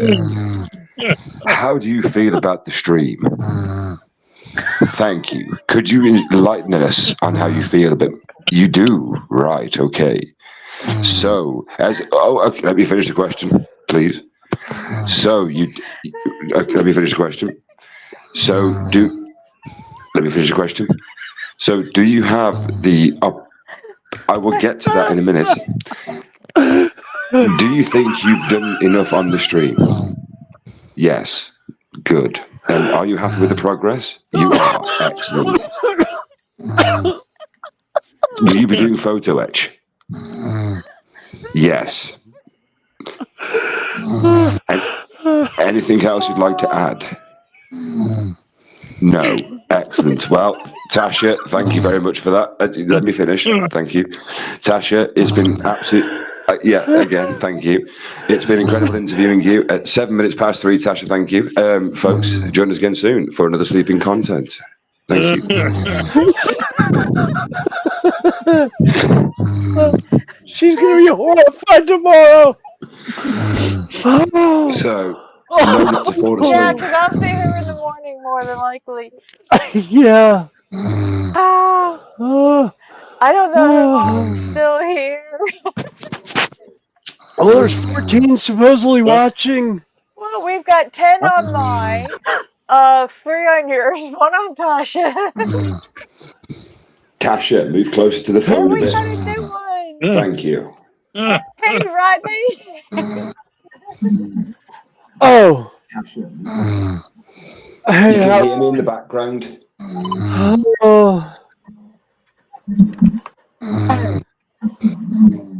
I would say you're really quiet, Rodney. We can't hear you. He just dropped. He dropped. Yeah. BJ says that's the noisiest budgie.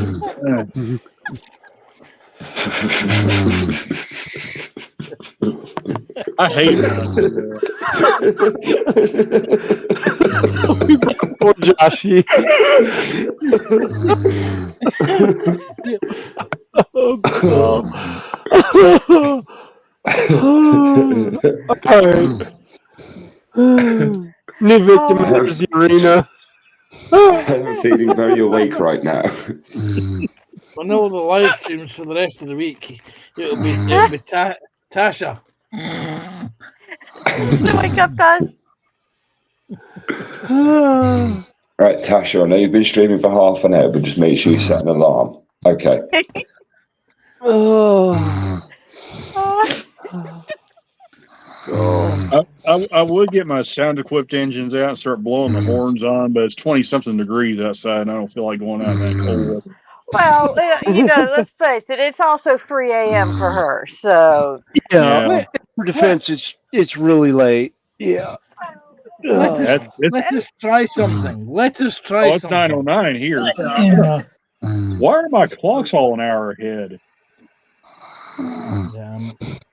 Set an alarm. How to do that? Really? All my clocks say it's after 10 o'clock, and my phone says it's 9. Or 10 minutes after 9. We didn't have time change, did we? No, 10 past that wouldn't 3. happen anyway. A snore off between Randall and. Or a sleep stream. Welcome in, Rodney. Hello. Hello. Okay. I need to confess something. I was watching Bob Ross while the stream was going. Oh, did you put a little tree in there? Yeah. Yeah. You're not getting feedback, are you? I mean. No. At least I don't hear any yet. Okay. Oh, thank you for joining us. Watching Bob Ross. Oh, yeah. I think I'm gonna go up to the house before I join Tasha. No, go on, Fenris. It's been number 3. No. Hello, everybody. Hey, Rodney. Welcome in. Hey, Rodney. Hi, Tasha. Hey, Rodney. I'm going to bed. See you, William. See ya. Wait a second. I'm just setting. Wait. I'm just seeing if I can set an alarm. Stream tonight there, Tasha. He's gone. He's gone. Welcome to Connie's sleepover stream. It genuinely is. My neck feels like it broke.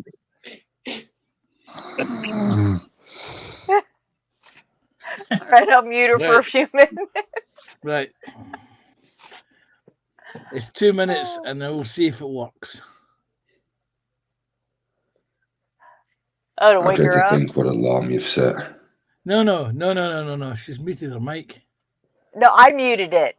All right. I muted it. I was going to say it. Well, just because you mute the mic doesn't mean that. I thought maybe she was awake there. Let me see if this goes off. It will do in 2 minutes. You should have set it for a minute. I have. I've set it for 6:40.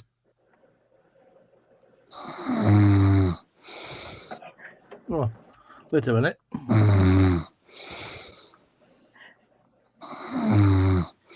I agree with every word she's saying. She does make a lot of sense, to be fair. Tasha, what's that noise that people make when they're asleep? Thank you. I'm sorry.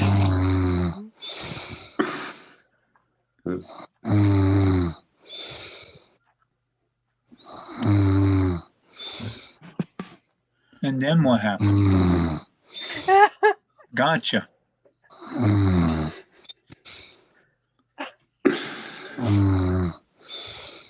And precisely exactly what noise did he make? Okay.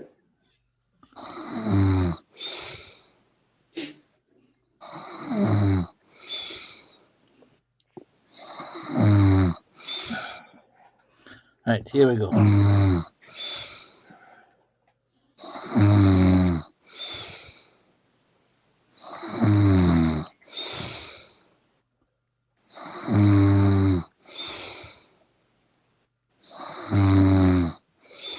I'm wearing headphones. It's like she's right next door to me. Hello. Hello? No.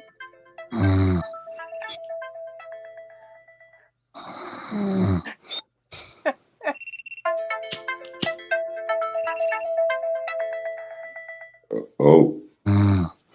No. No. Tasha, give us a sign. Are you awake? Right, she's not awake.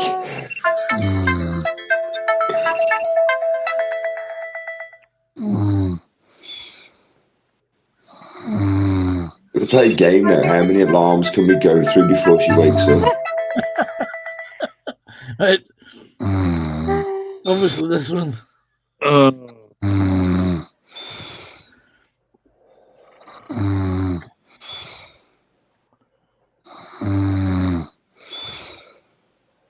You're going to get a lot of views on this one, Connie. At least she don't snore as I bad as hope my Tashi ex-wife forgives said. us for this. I would like turn my TV on because I got like anime DVDs in there right now. But I don't want to get Connie copyright struck, so that would be a bad idea.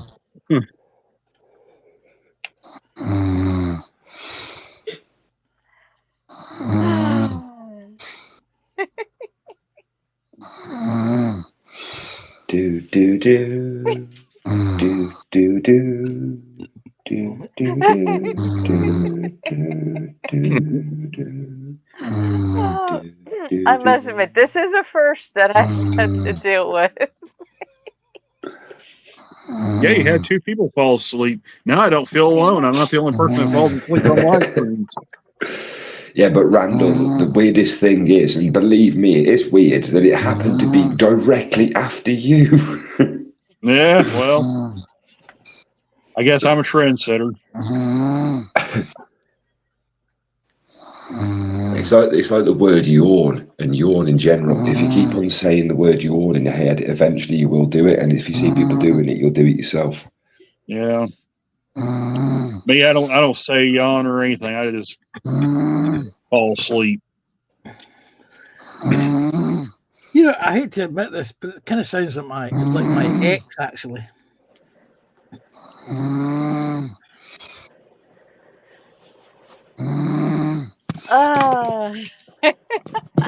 Oh, would it be funny if Randall talked in his sleep?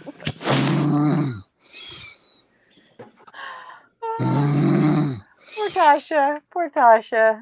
I think we'll just. How was your day there, Tasha?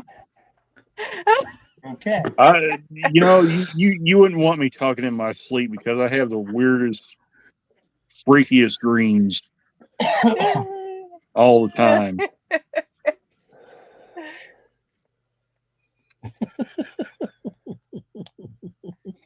Oh, poor Tashi.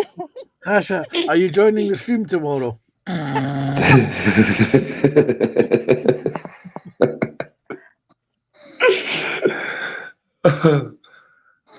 There's a stream tomorrow.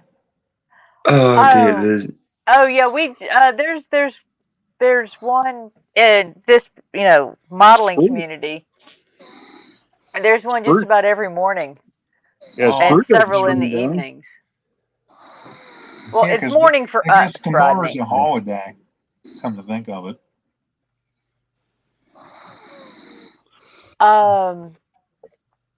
Yeah, which part of the U.S. are you in, Rodney?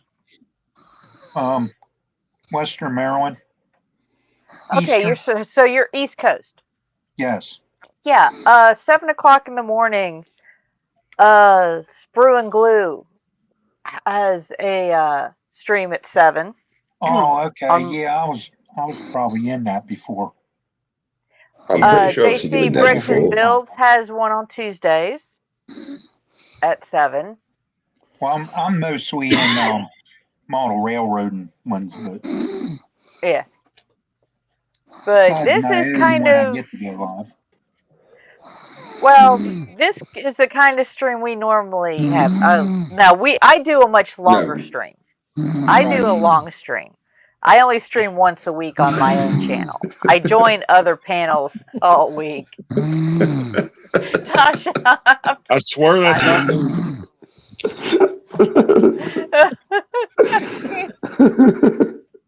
Just wants to join in the conversation. Just to rephrase that, this isn't the normal stream that we run because 9 times out of 10, I can't finish. People are awake. Oh, Teresa's calling her.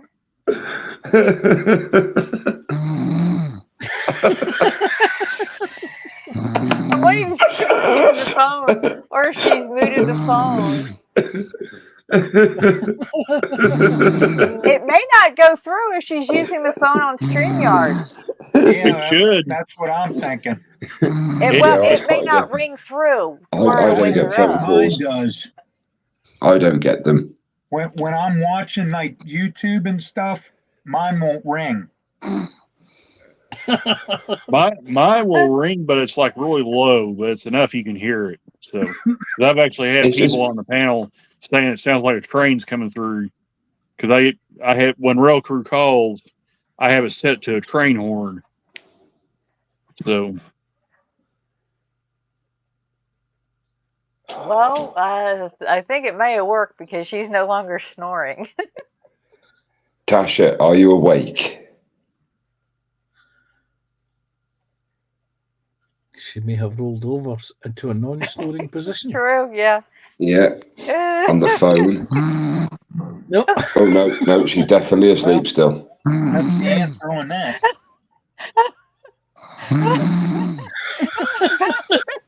You have reached Tasha's.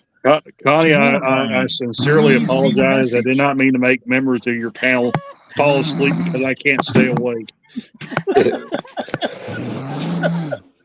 Patrick, I'm not sure who. Patrick, are you in through Tasha's channel or Rob's channel? Because unfortunately, one of the members has fallen asleep, but given the fact that it is 3 a.m. UK or almost 3:30 UK. 2 members of the panel fell asleep tonight. One's woke up.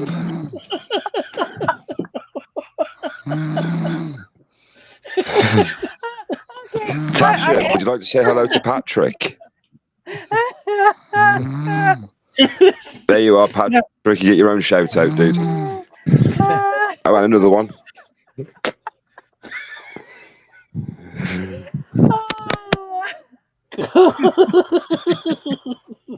Yeah, just got it to do not disturb and do not wake up.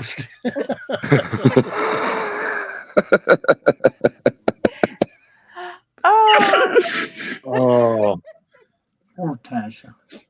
This is where she wakes up in the morning and panics even more than Randall will now when he has to rewatch the stream, because at least Randall's phone's got battery. Tasha's won't. Oh, that's going to be. I've only got 33%. I'll have to plug mine up here in a little bit. So, and besides, I'm hitting 29.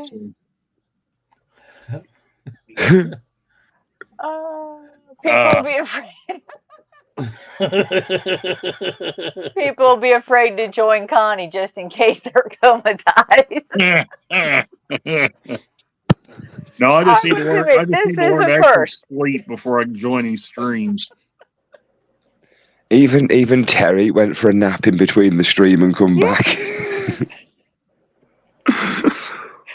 I've had people, particularly like Scott, they'll pop in on the early part because it's, 4:00 in the afternoon or AM, still kind of early, or they'll come in about 6. No, yeah. And they come back in, it's like, you're still on. It's like, I've been to bed. I woke up. I'm waiting for Lady Sam to pop in. Well, what's her name? Tasha? Tasha, that's it. Tasha has went to sleep on the stream. She'll be back awake after the stream. Are you still streaming? Well, one thing about it, we're supposed to stream. Like I said, she might have an invite to Spruce stream at I 7 guess or. I guess Go I'll ahead, have to go Randall. back and watch that because I was reading PJ's comment 10 out of 10 to Josh interviewing a sleeping man. So I guess I'll have to go back and watch that. Randall hasn't seen that bit yet, but enjoy, Randall.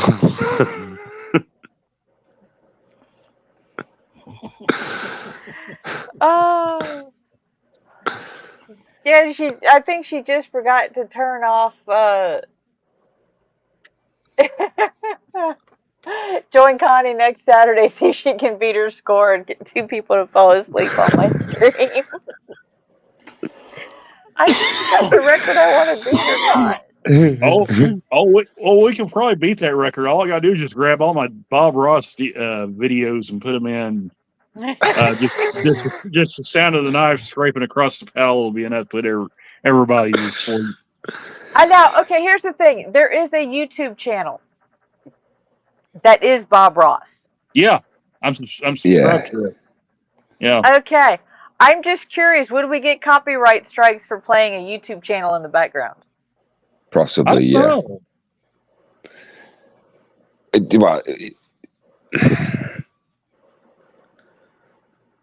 Music with music, yes. Yeah. It depends on who owns that particular video or who put it up. But no, I'm just. Oh, Tasha. Just have Bob Ross playing in the background. I'm just going to stick a little tree in there. Yeah, just paint that in the corner. It's funny you all just mentioned Bob Ross. Lionel just brought out a boxcar. I saw those, Rodney. Those are cool. Yeah. And they got the Mr. Rogers car too. They got those are cool. I wish I could afford that one because I grew up on that show. Man, I wish they had an HO scale. Yeah. And I also wish they would make a trolley. You know, a lot of people's been saying that, Rodney, about that wanting to make the Mr. Rogers trolley.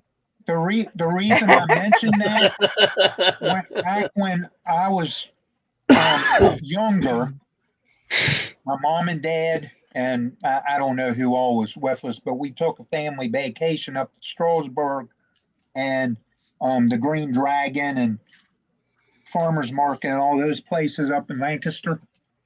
Well, in the display case was a G-scale Mr. Rogers trolley. $250, I think, is what they was asking for, and I didn't have $250 because I was just. I don't know if you can see this, Joshy, but PJ put on here. I need to issue this show may induce snoring warning before future streams. Yeah. I've just I don't seen know how it. many views that'll get me or not. Bring your own pillow stream. Hey, Clint. We in case you've missed it, we currently one of our panel members is sleeping quite loudly. There's and another one was sleeping earlier. Well, and now I have a broken neck because of it. Well, there's on one of the other live streams from Brian, I think it's Blue Street Customs or something. There's I think his screen name or his name is Mountain Dew something or another, and Mountain Dew modeling. Yeah, not once but twice he made a short of this poor kid passing out on the stream. And like, I remember the same time I put on, I was like, and I asked him, I was like, how much sleep does he get? He goes, the kid himself responded, he goes, well, not much. I'm like, dude, you gotta get some sleep, man, because if you're passing out, I mean, that's not good. But yeah. Well, Tasha, I think Tasha probably just she shut everything down. Probably had, she streams on her phone, and probably just forgot to drop out before she just started listening to us. Because it's half 3 over here as well. I do know that several people have tuned into this stream on their way to sleep. Me, I just Although, how randomly could fall they? asleep. Yeah, Randall just like I said. I was like, wait a minute, is somebody snoring? Yep. I heard a low background, and then we decided. Everybody said, not me, not me, not me, except for Randall. Yep. And I And then literally we're had all no idea I was listening, asleep. and we're all listening. It's all Joshy's fault, yeah. And Cheers, then Mike. somewhere about the 10-hour 15 or about 10-hour 10-minute mark, there is an interview with Joshy interviewing Randall as Randall sleeps. Oh wow. He got the job, Clint. He got the job. Good deal. I'm glad. Yeah. Well, cheers. I don't exactly want to kick her out yet, but we'll probably go about another 30 minutes or so. I'm getting kind of tired. And I do have to get up early for My battery just might make it that long. I have a 7 a.m. stream that I join, and I do have to go into work early tomorrow, so I got a 12-hour day tomorrow. Yeah, I was kind of surprised to see that you're still on. Oh, I work second shift anyway, so my body clock is geared to late nights. Right. I'm not, and I work, and I've worked this shift for like the last 15 years. Yeah, I work third shift, so I don't get home until like 10:30 at night, and we were watching a show where they were saying people couldn't go to sleep because they're in danger, yada yada yada. And I told Marissa that I don't have that problem because I got sleep apnea on top of that. Plus, I work late shift, so it's like I stay awake. So, yeah. But kids I guess they got home safe. My ex came by and picked them up, so it's like now it's just like all eerie because it's all quiet in the house. I mean, William had to cut out because he was. Well, he also has family, so it's like. Did he on the ever? other hand. Well, when I left, he was working on that ship. Did he ever get that part fixed, or did he ever get it figured out? He was working on. Let's see which stage. He was working on staying awake. Yeah, I think he had this top stage done. That's what he was trying to get together. Because he said, remember, he lost that photo etch piece. Yeah, he found it. Oh, he did. Yeah. The truth is, I was actually going to close the stream out about an hour ago, but then, the snoring pandemic broke out, and yeah. Yeah. Hi, Clint. By the way. How you doing? Yeah. I'm Rodney. HRR is Rodney. He's one of the train community. Yeah, Hot Rod Rodney is what it stands for. I just put it in there short. That's fine. That's almost like an adult film movie name. What does it stand for? Hot Rod? Hot Rod Rodney. Yeah. Right on. I'd have probably gone with HR Geiger. The funny story behind that is one of my best friends in elementary school started calling me Hot Rod. And it was a girl. And no, it didn't mean the other Rod. I was going to say, you want to elaborate on that a little bit? Well, when you say elementary school, we can probably started figure calling me Hot Rod Rodney. And it's stuck with me ever since. Right on. So it's been on the back of my race cars. Okay, how did everything gets 34 or switched. 33 years. So On actual race cars or scale models or actual race car, oh, right on. Dirt Oh, track, okay. Hold on, dirt track Tasha. car. My dad used to race cars way back in the day. Nope, she's still sleeping. You Yeah, okay, when Tash? I comment, Well, that's what that no, little she sounded asleep. icon is. See if I can. But her Yeah, icon That- changed. That definitely Dad's sounds old race asleep to car was me. a 56 Ford with a 312 Mercury in it. That's pretty cool. Yeah, and that was an illegal engine too. You could not run that engine in that car because the way the rules were set up, and I may have told this story before, but you had to run whatever the car came with. So All right. that 56 Ford, and I can't remember exactly what the engine packages were. I think he said that one was a inline six cylinder, and the other was a 289 V8. So those were the two engines you could run in that car. But the 312 Mercury that was in, he said it was so worn out that that he could go up there like at Lakeside and just hold it wide open. Right on. I had a friend of mine whose dad, when he came back from the Vietnam War, when he came back, he bought a '68 Satellite, and he drove the car for a while, and just daily work or daily driving type stuff, and he and his wife, or her parents, managed a racetrack, and he would race a 70 or 71 Cuda that was owned by a buddy of his. And then he stopped racing that, and he actually built the Satellite for racing. And when she had gotten older, she was in her 20s, he kind of got out of the car and just stayed in the pits or whatever and just worked on it while she drove the car. Which I thought, which being a dad of two girls, I thought was kind of cool, a father and daughter team, local track racing, whatnot. And she still has the car till this day with, he never, there's a scoop on the hood, but it's a different hood, but she has the original hood, the original motor.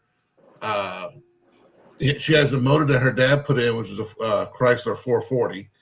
But she still has the original 383, the original chain, all the parts that came on the car. She still has it because but she, it's all up in storage or not in storage. It's over at her brother-in-law's house, I believe. But so is the car, and I thought it was kind of cool because she was showing me pictures of it, and on the scoop, it's an older picture, and you see like it's kind of like really small and kind of blurry. I asked her what was on the scoop, and she said it was the answer. And I asked her what's the answer, and she always said, she said that her dad always said that, it's the answer to all of life's problems. And I said, what's that? She was racing. That was his answer to all the problems. He was frustrated or stressed out. Him racing was his way of, getting away from stress. Cool. So Yeah, I've always found that's a the lot of easiest ways way. with the model trains I have. Oh, It's come on now. basically get away from stress for me. So The best way to get rid of the stress is to go get laid. well, that's one of the things I love about modeling because trains. So. Well, like I told my girlfriend, that's what I love about modeling because I focus so much on what I'm doing. I don't think about anything else. So in a way, for me, that's my way of getting away from stress because I block it all out so I can focus on what I'm doing.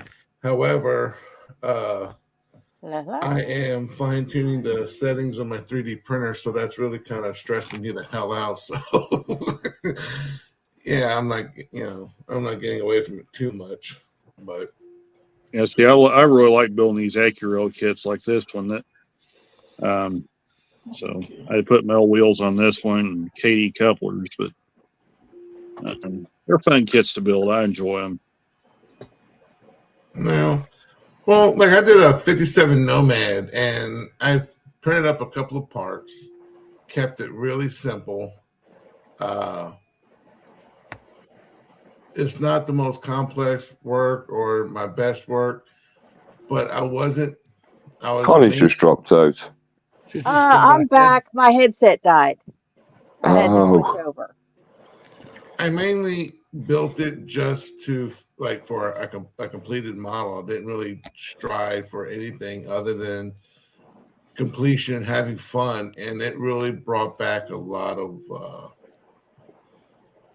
It brought back, my love and excitement for hobbies. So, but No, yeah, my headset died or was dying, and it wouldn't switch over unless I exited studio. So, but it's probably about time for us to wind this one down anyway. Yeah, I'm gonna go ahead and drop out, Connie, because I gotta get my battery charged and try to at least get a little bit of sleep. So yeah. I just came in and say hi. I was just kind of surprised to see anyone still doing a live stream. Yeah. I mean, at least as late as it is for me. Some of us are doing a live stream. Some of us are snoring. there's the Rock Island cars. So I love that one. I like the blue on that one. I kind of just dropped in Connie's basement and came up through the. Yep, she's still sleeping. Came up into the stream. All right, guys, I'm gonna drop out. You guys have a good night. Okay, we'll see you, take Randall. it easy, Randall. All right, see you. Bye, Have a good one, guys. Well, like I said, we're winding down. I think, like I said, we lost Tosh, Randall. Josh's phone's about to die. Oh. So, I mean, we've still got 8 people watching online. So, but like I said, I'm tired. I got a long day tomorrow. But how many of those 8 people online are actually watching and not going? Yeah.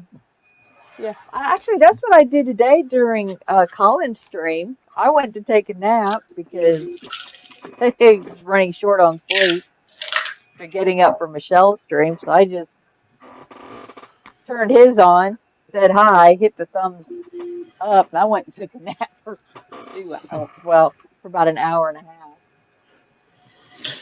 Yeah, well, I'm gonna get off here because my eyes are hurting because I've been, refiguring, redoing the settings on my computer for my printer, so my eyes are hurting just staring at the screen. So, yeah.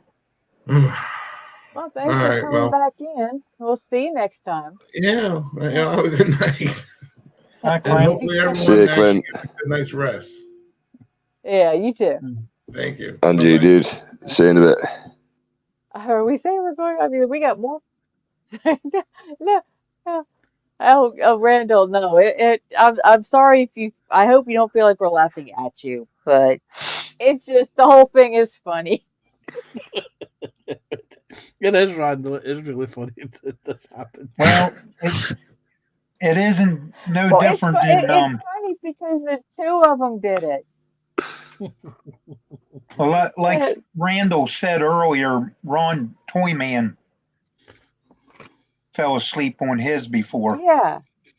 And he's done it more than once. He'll sit there and you'll see him just start dozing off, and we're like all in the chat going, uh-oh. This stream might be going, but everybody's going to be disappearing.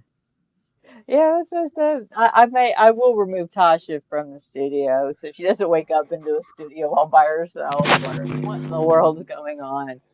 Do do do do do do do do.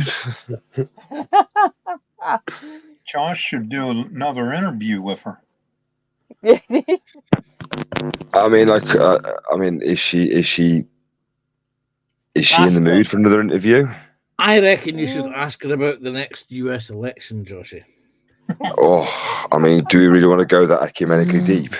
You bet, no, let's Ta- not, because it's a train wreck. yeah, Yes. See, it's a train wreck. yeah, Yeah. we'll leave her to See, sleep, bless her. The Smiths are Yeah, listening to leave her us, sleep. mainly Joshy's voice. So I think we will Yeah. go ahead and call this one. I mean, it's almost 11 hours on this stream, and I was on another one for 3 hours this morning. So, or two and a Okay. half, something like that. Long time to be sitting in the chair. Kinda. But again, we will see everybody next time. But Same wouldn't it? nut house, Yeah. same But channel. I have a question, Connie. Yes. Wouldn't it be funny if you fell asleep now? Wouldn't that be something if everybody else fell asleep and she was the only one awake? Well, She'd be that's very talking to possible. I've herself. been drinking caffeinated iced tea all evening. I'm actually wide awake at the moment, but I know as soon as I go to lay down, I'll be asleep.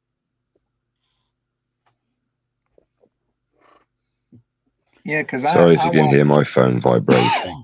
I watch some YouTube before I go to sleep, and some days or some mornings I wake up and the YouTube's still on, and well, I don't remember anything. Like TV's still on. Yeah. Well, there's times when I'll fall asleep to a television. I'll set the timer on the television to, if I go to bed, I may or may not do it tonight. I don't know. But if a lot of well, the few nights that I'm home in the evenings that I'm not coming in from work, I'll turn a TV on into one of my crime shows, repeats, where it's just the voices. I'll be asleep. Yeah, funny you should mention that, Teresa.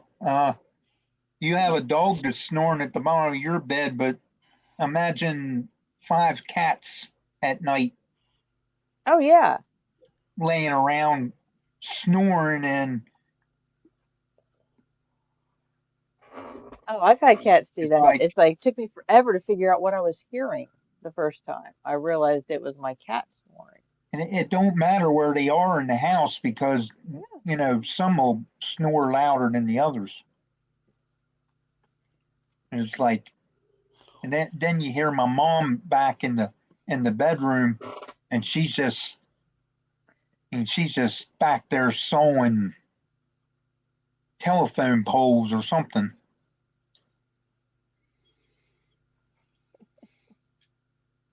Uh, Josh, you saying as always, PJ, at the end of the stream before I go, if I don't see you in the stream, I'll see you through the window. But I do appreciate everybody who's been hanging with us. Like I said, that's why I do these streams, is I like the hangout aspect of it. I like having people in and interesting conversations. Though, Connie, can you justify?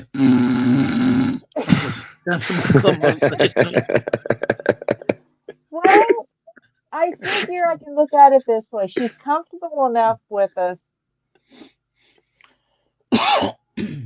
that she could fall asleep. There's some people who can't. Yeah, that's fine. I mean, that's one way to look at it. Yeah. It has. It'll certainly be one to go down in memory. Yeah. Well, like I said, this will be one that Tasha has her own little hammock under the bus now. We all get something. Me, it was my grapes. Snowy's his comment. Joshy is the bee. There's always something, and it changes. But again, for all those that are listening, thank you. Y'all make this fun. So I guess we'll see you on the next one. Wait a second. I queue it up. I'll cue the cat up. I will. And it's good night from Tasha. And cut. We will see We're clear. everybody next time. Good night. See you, Random- folks.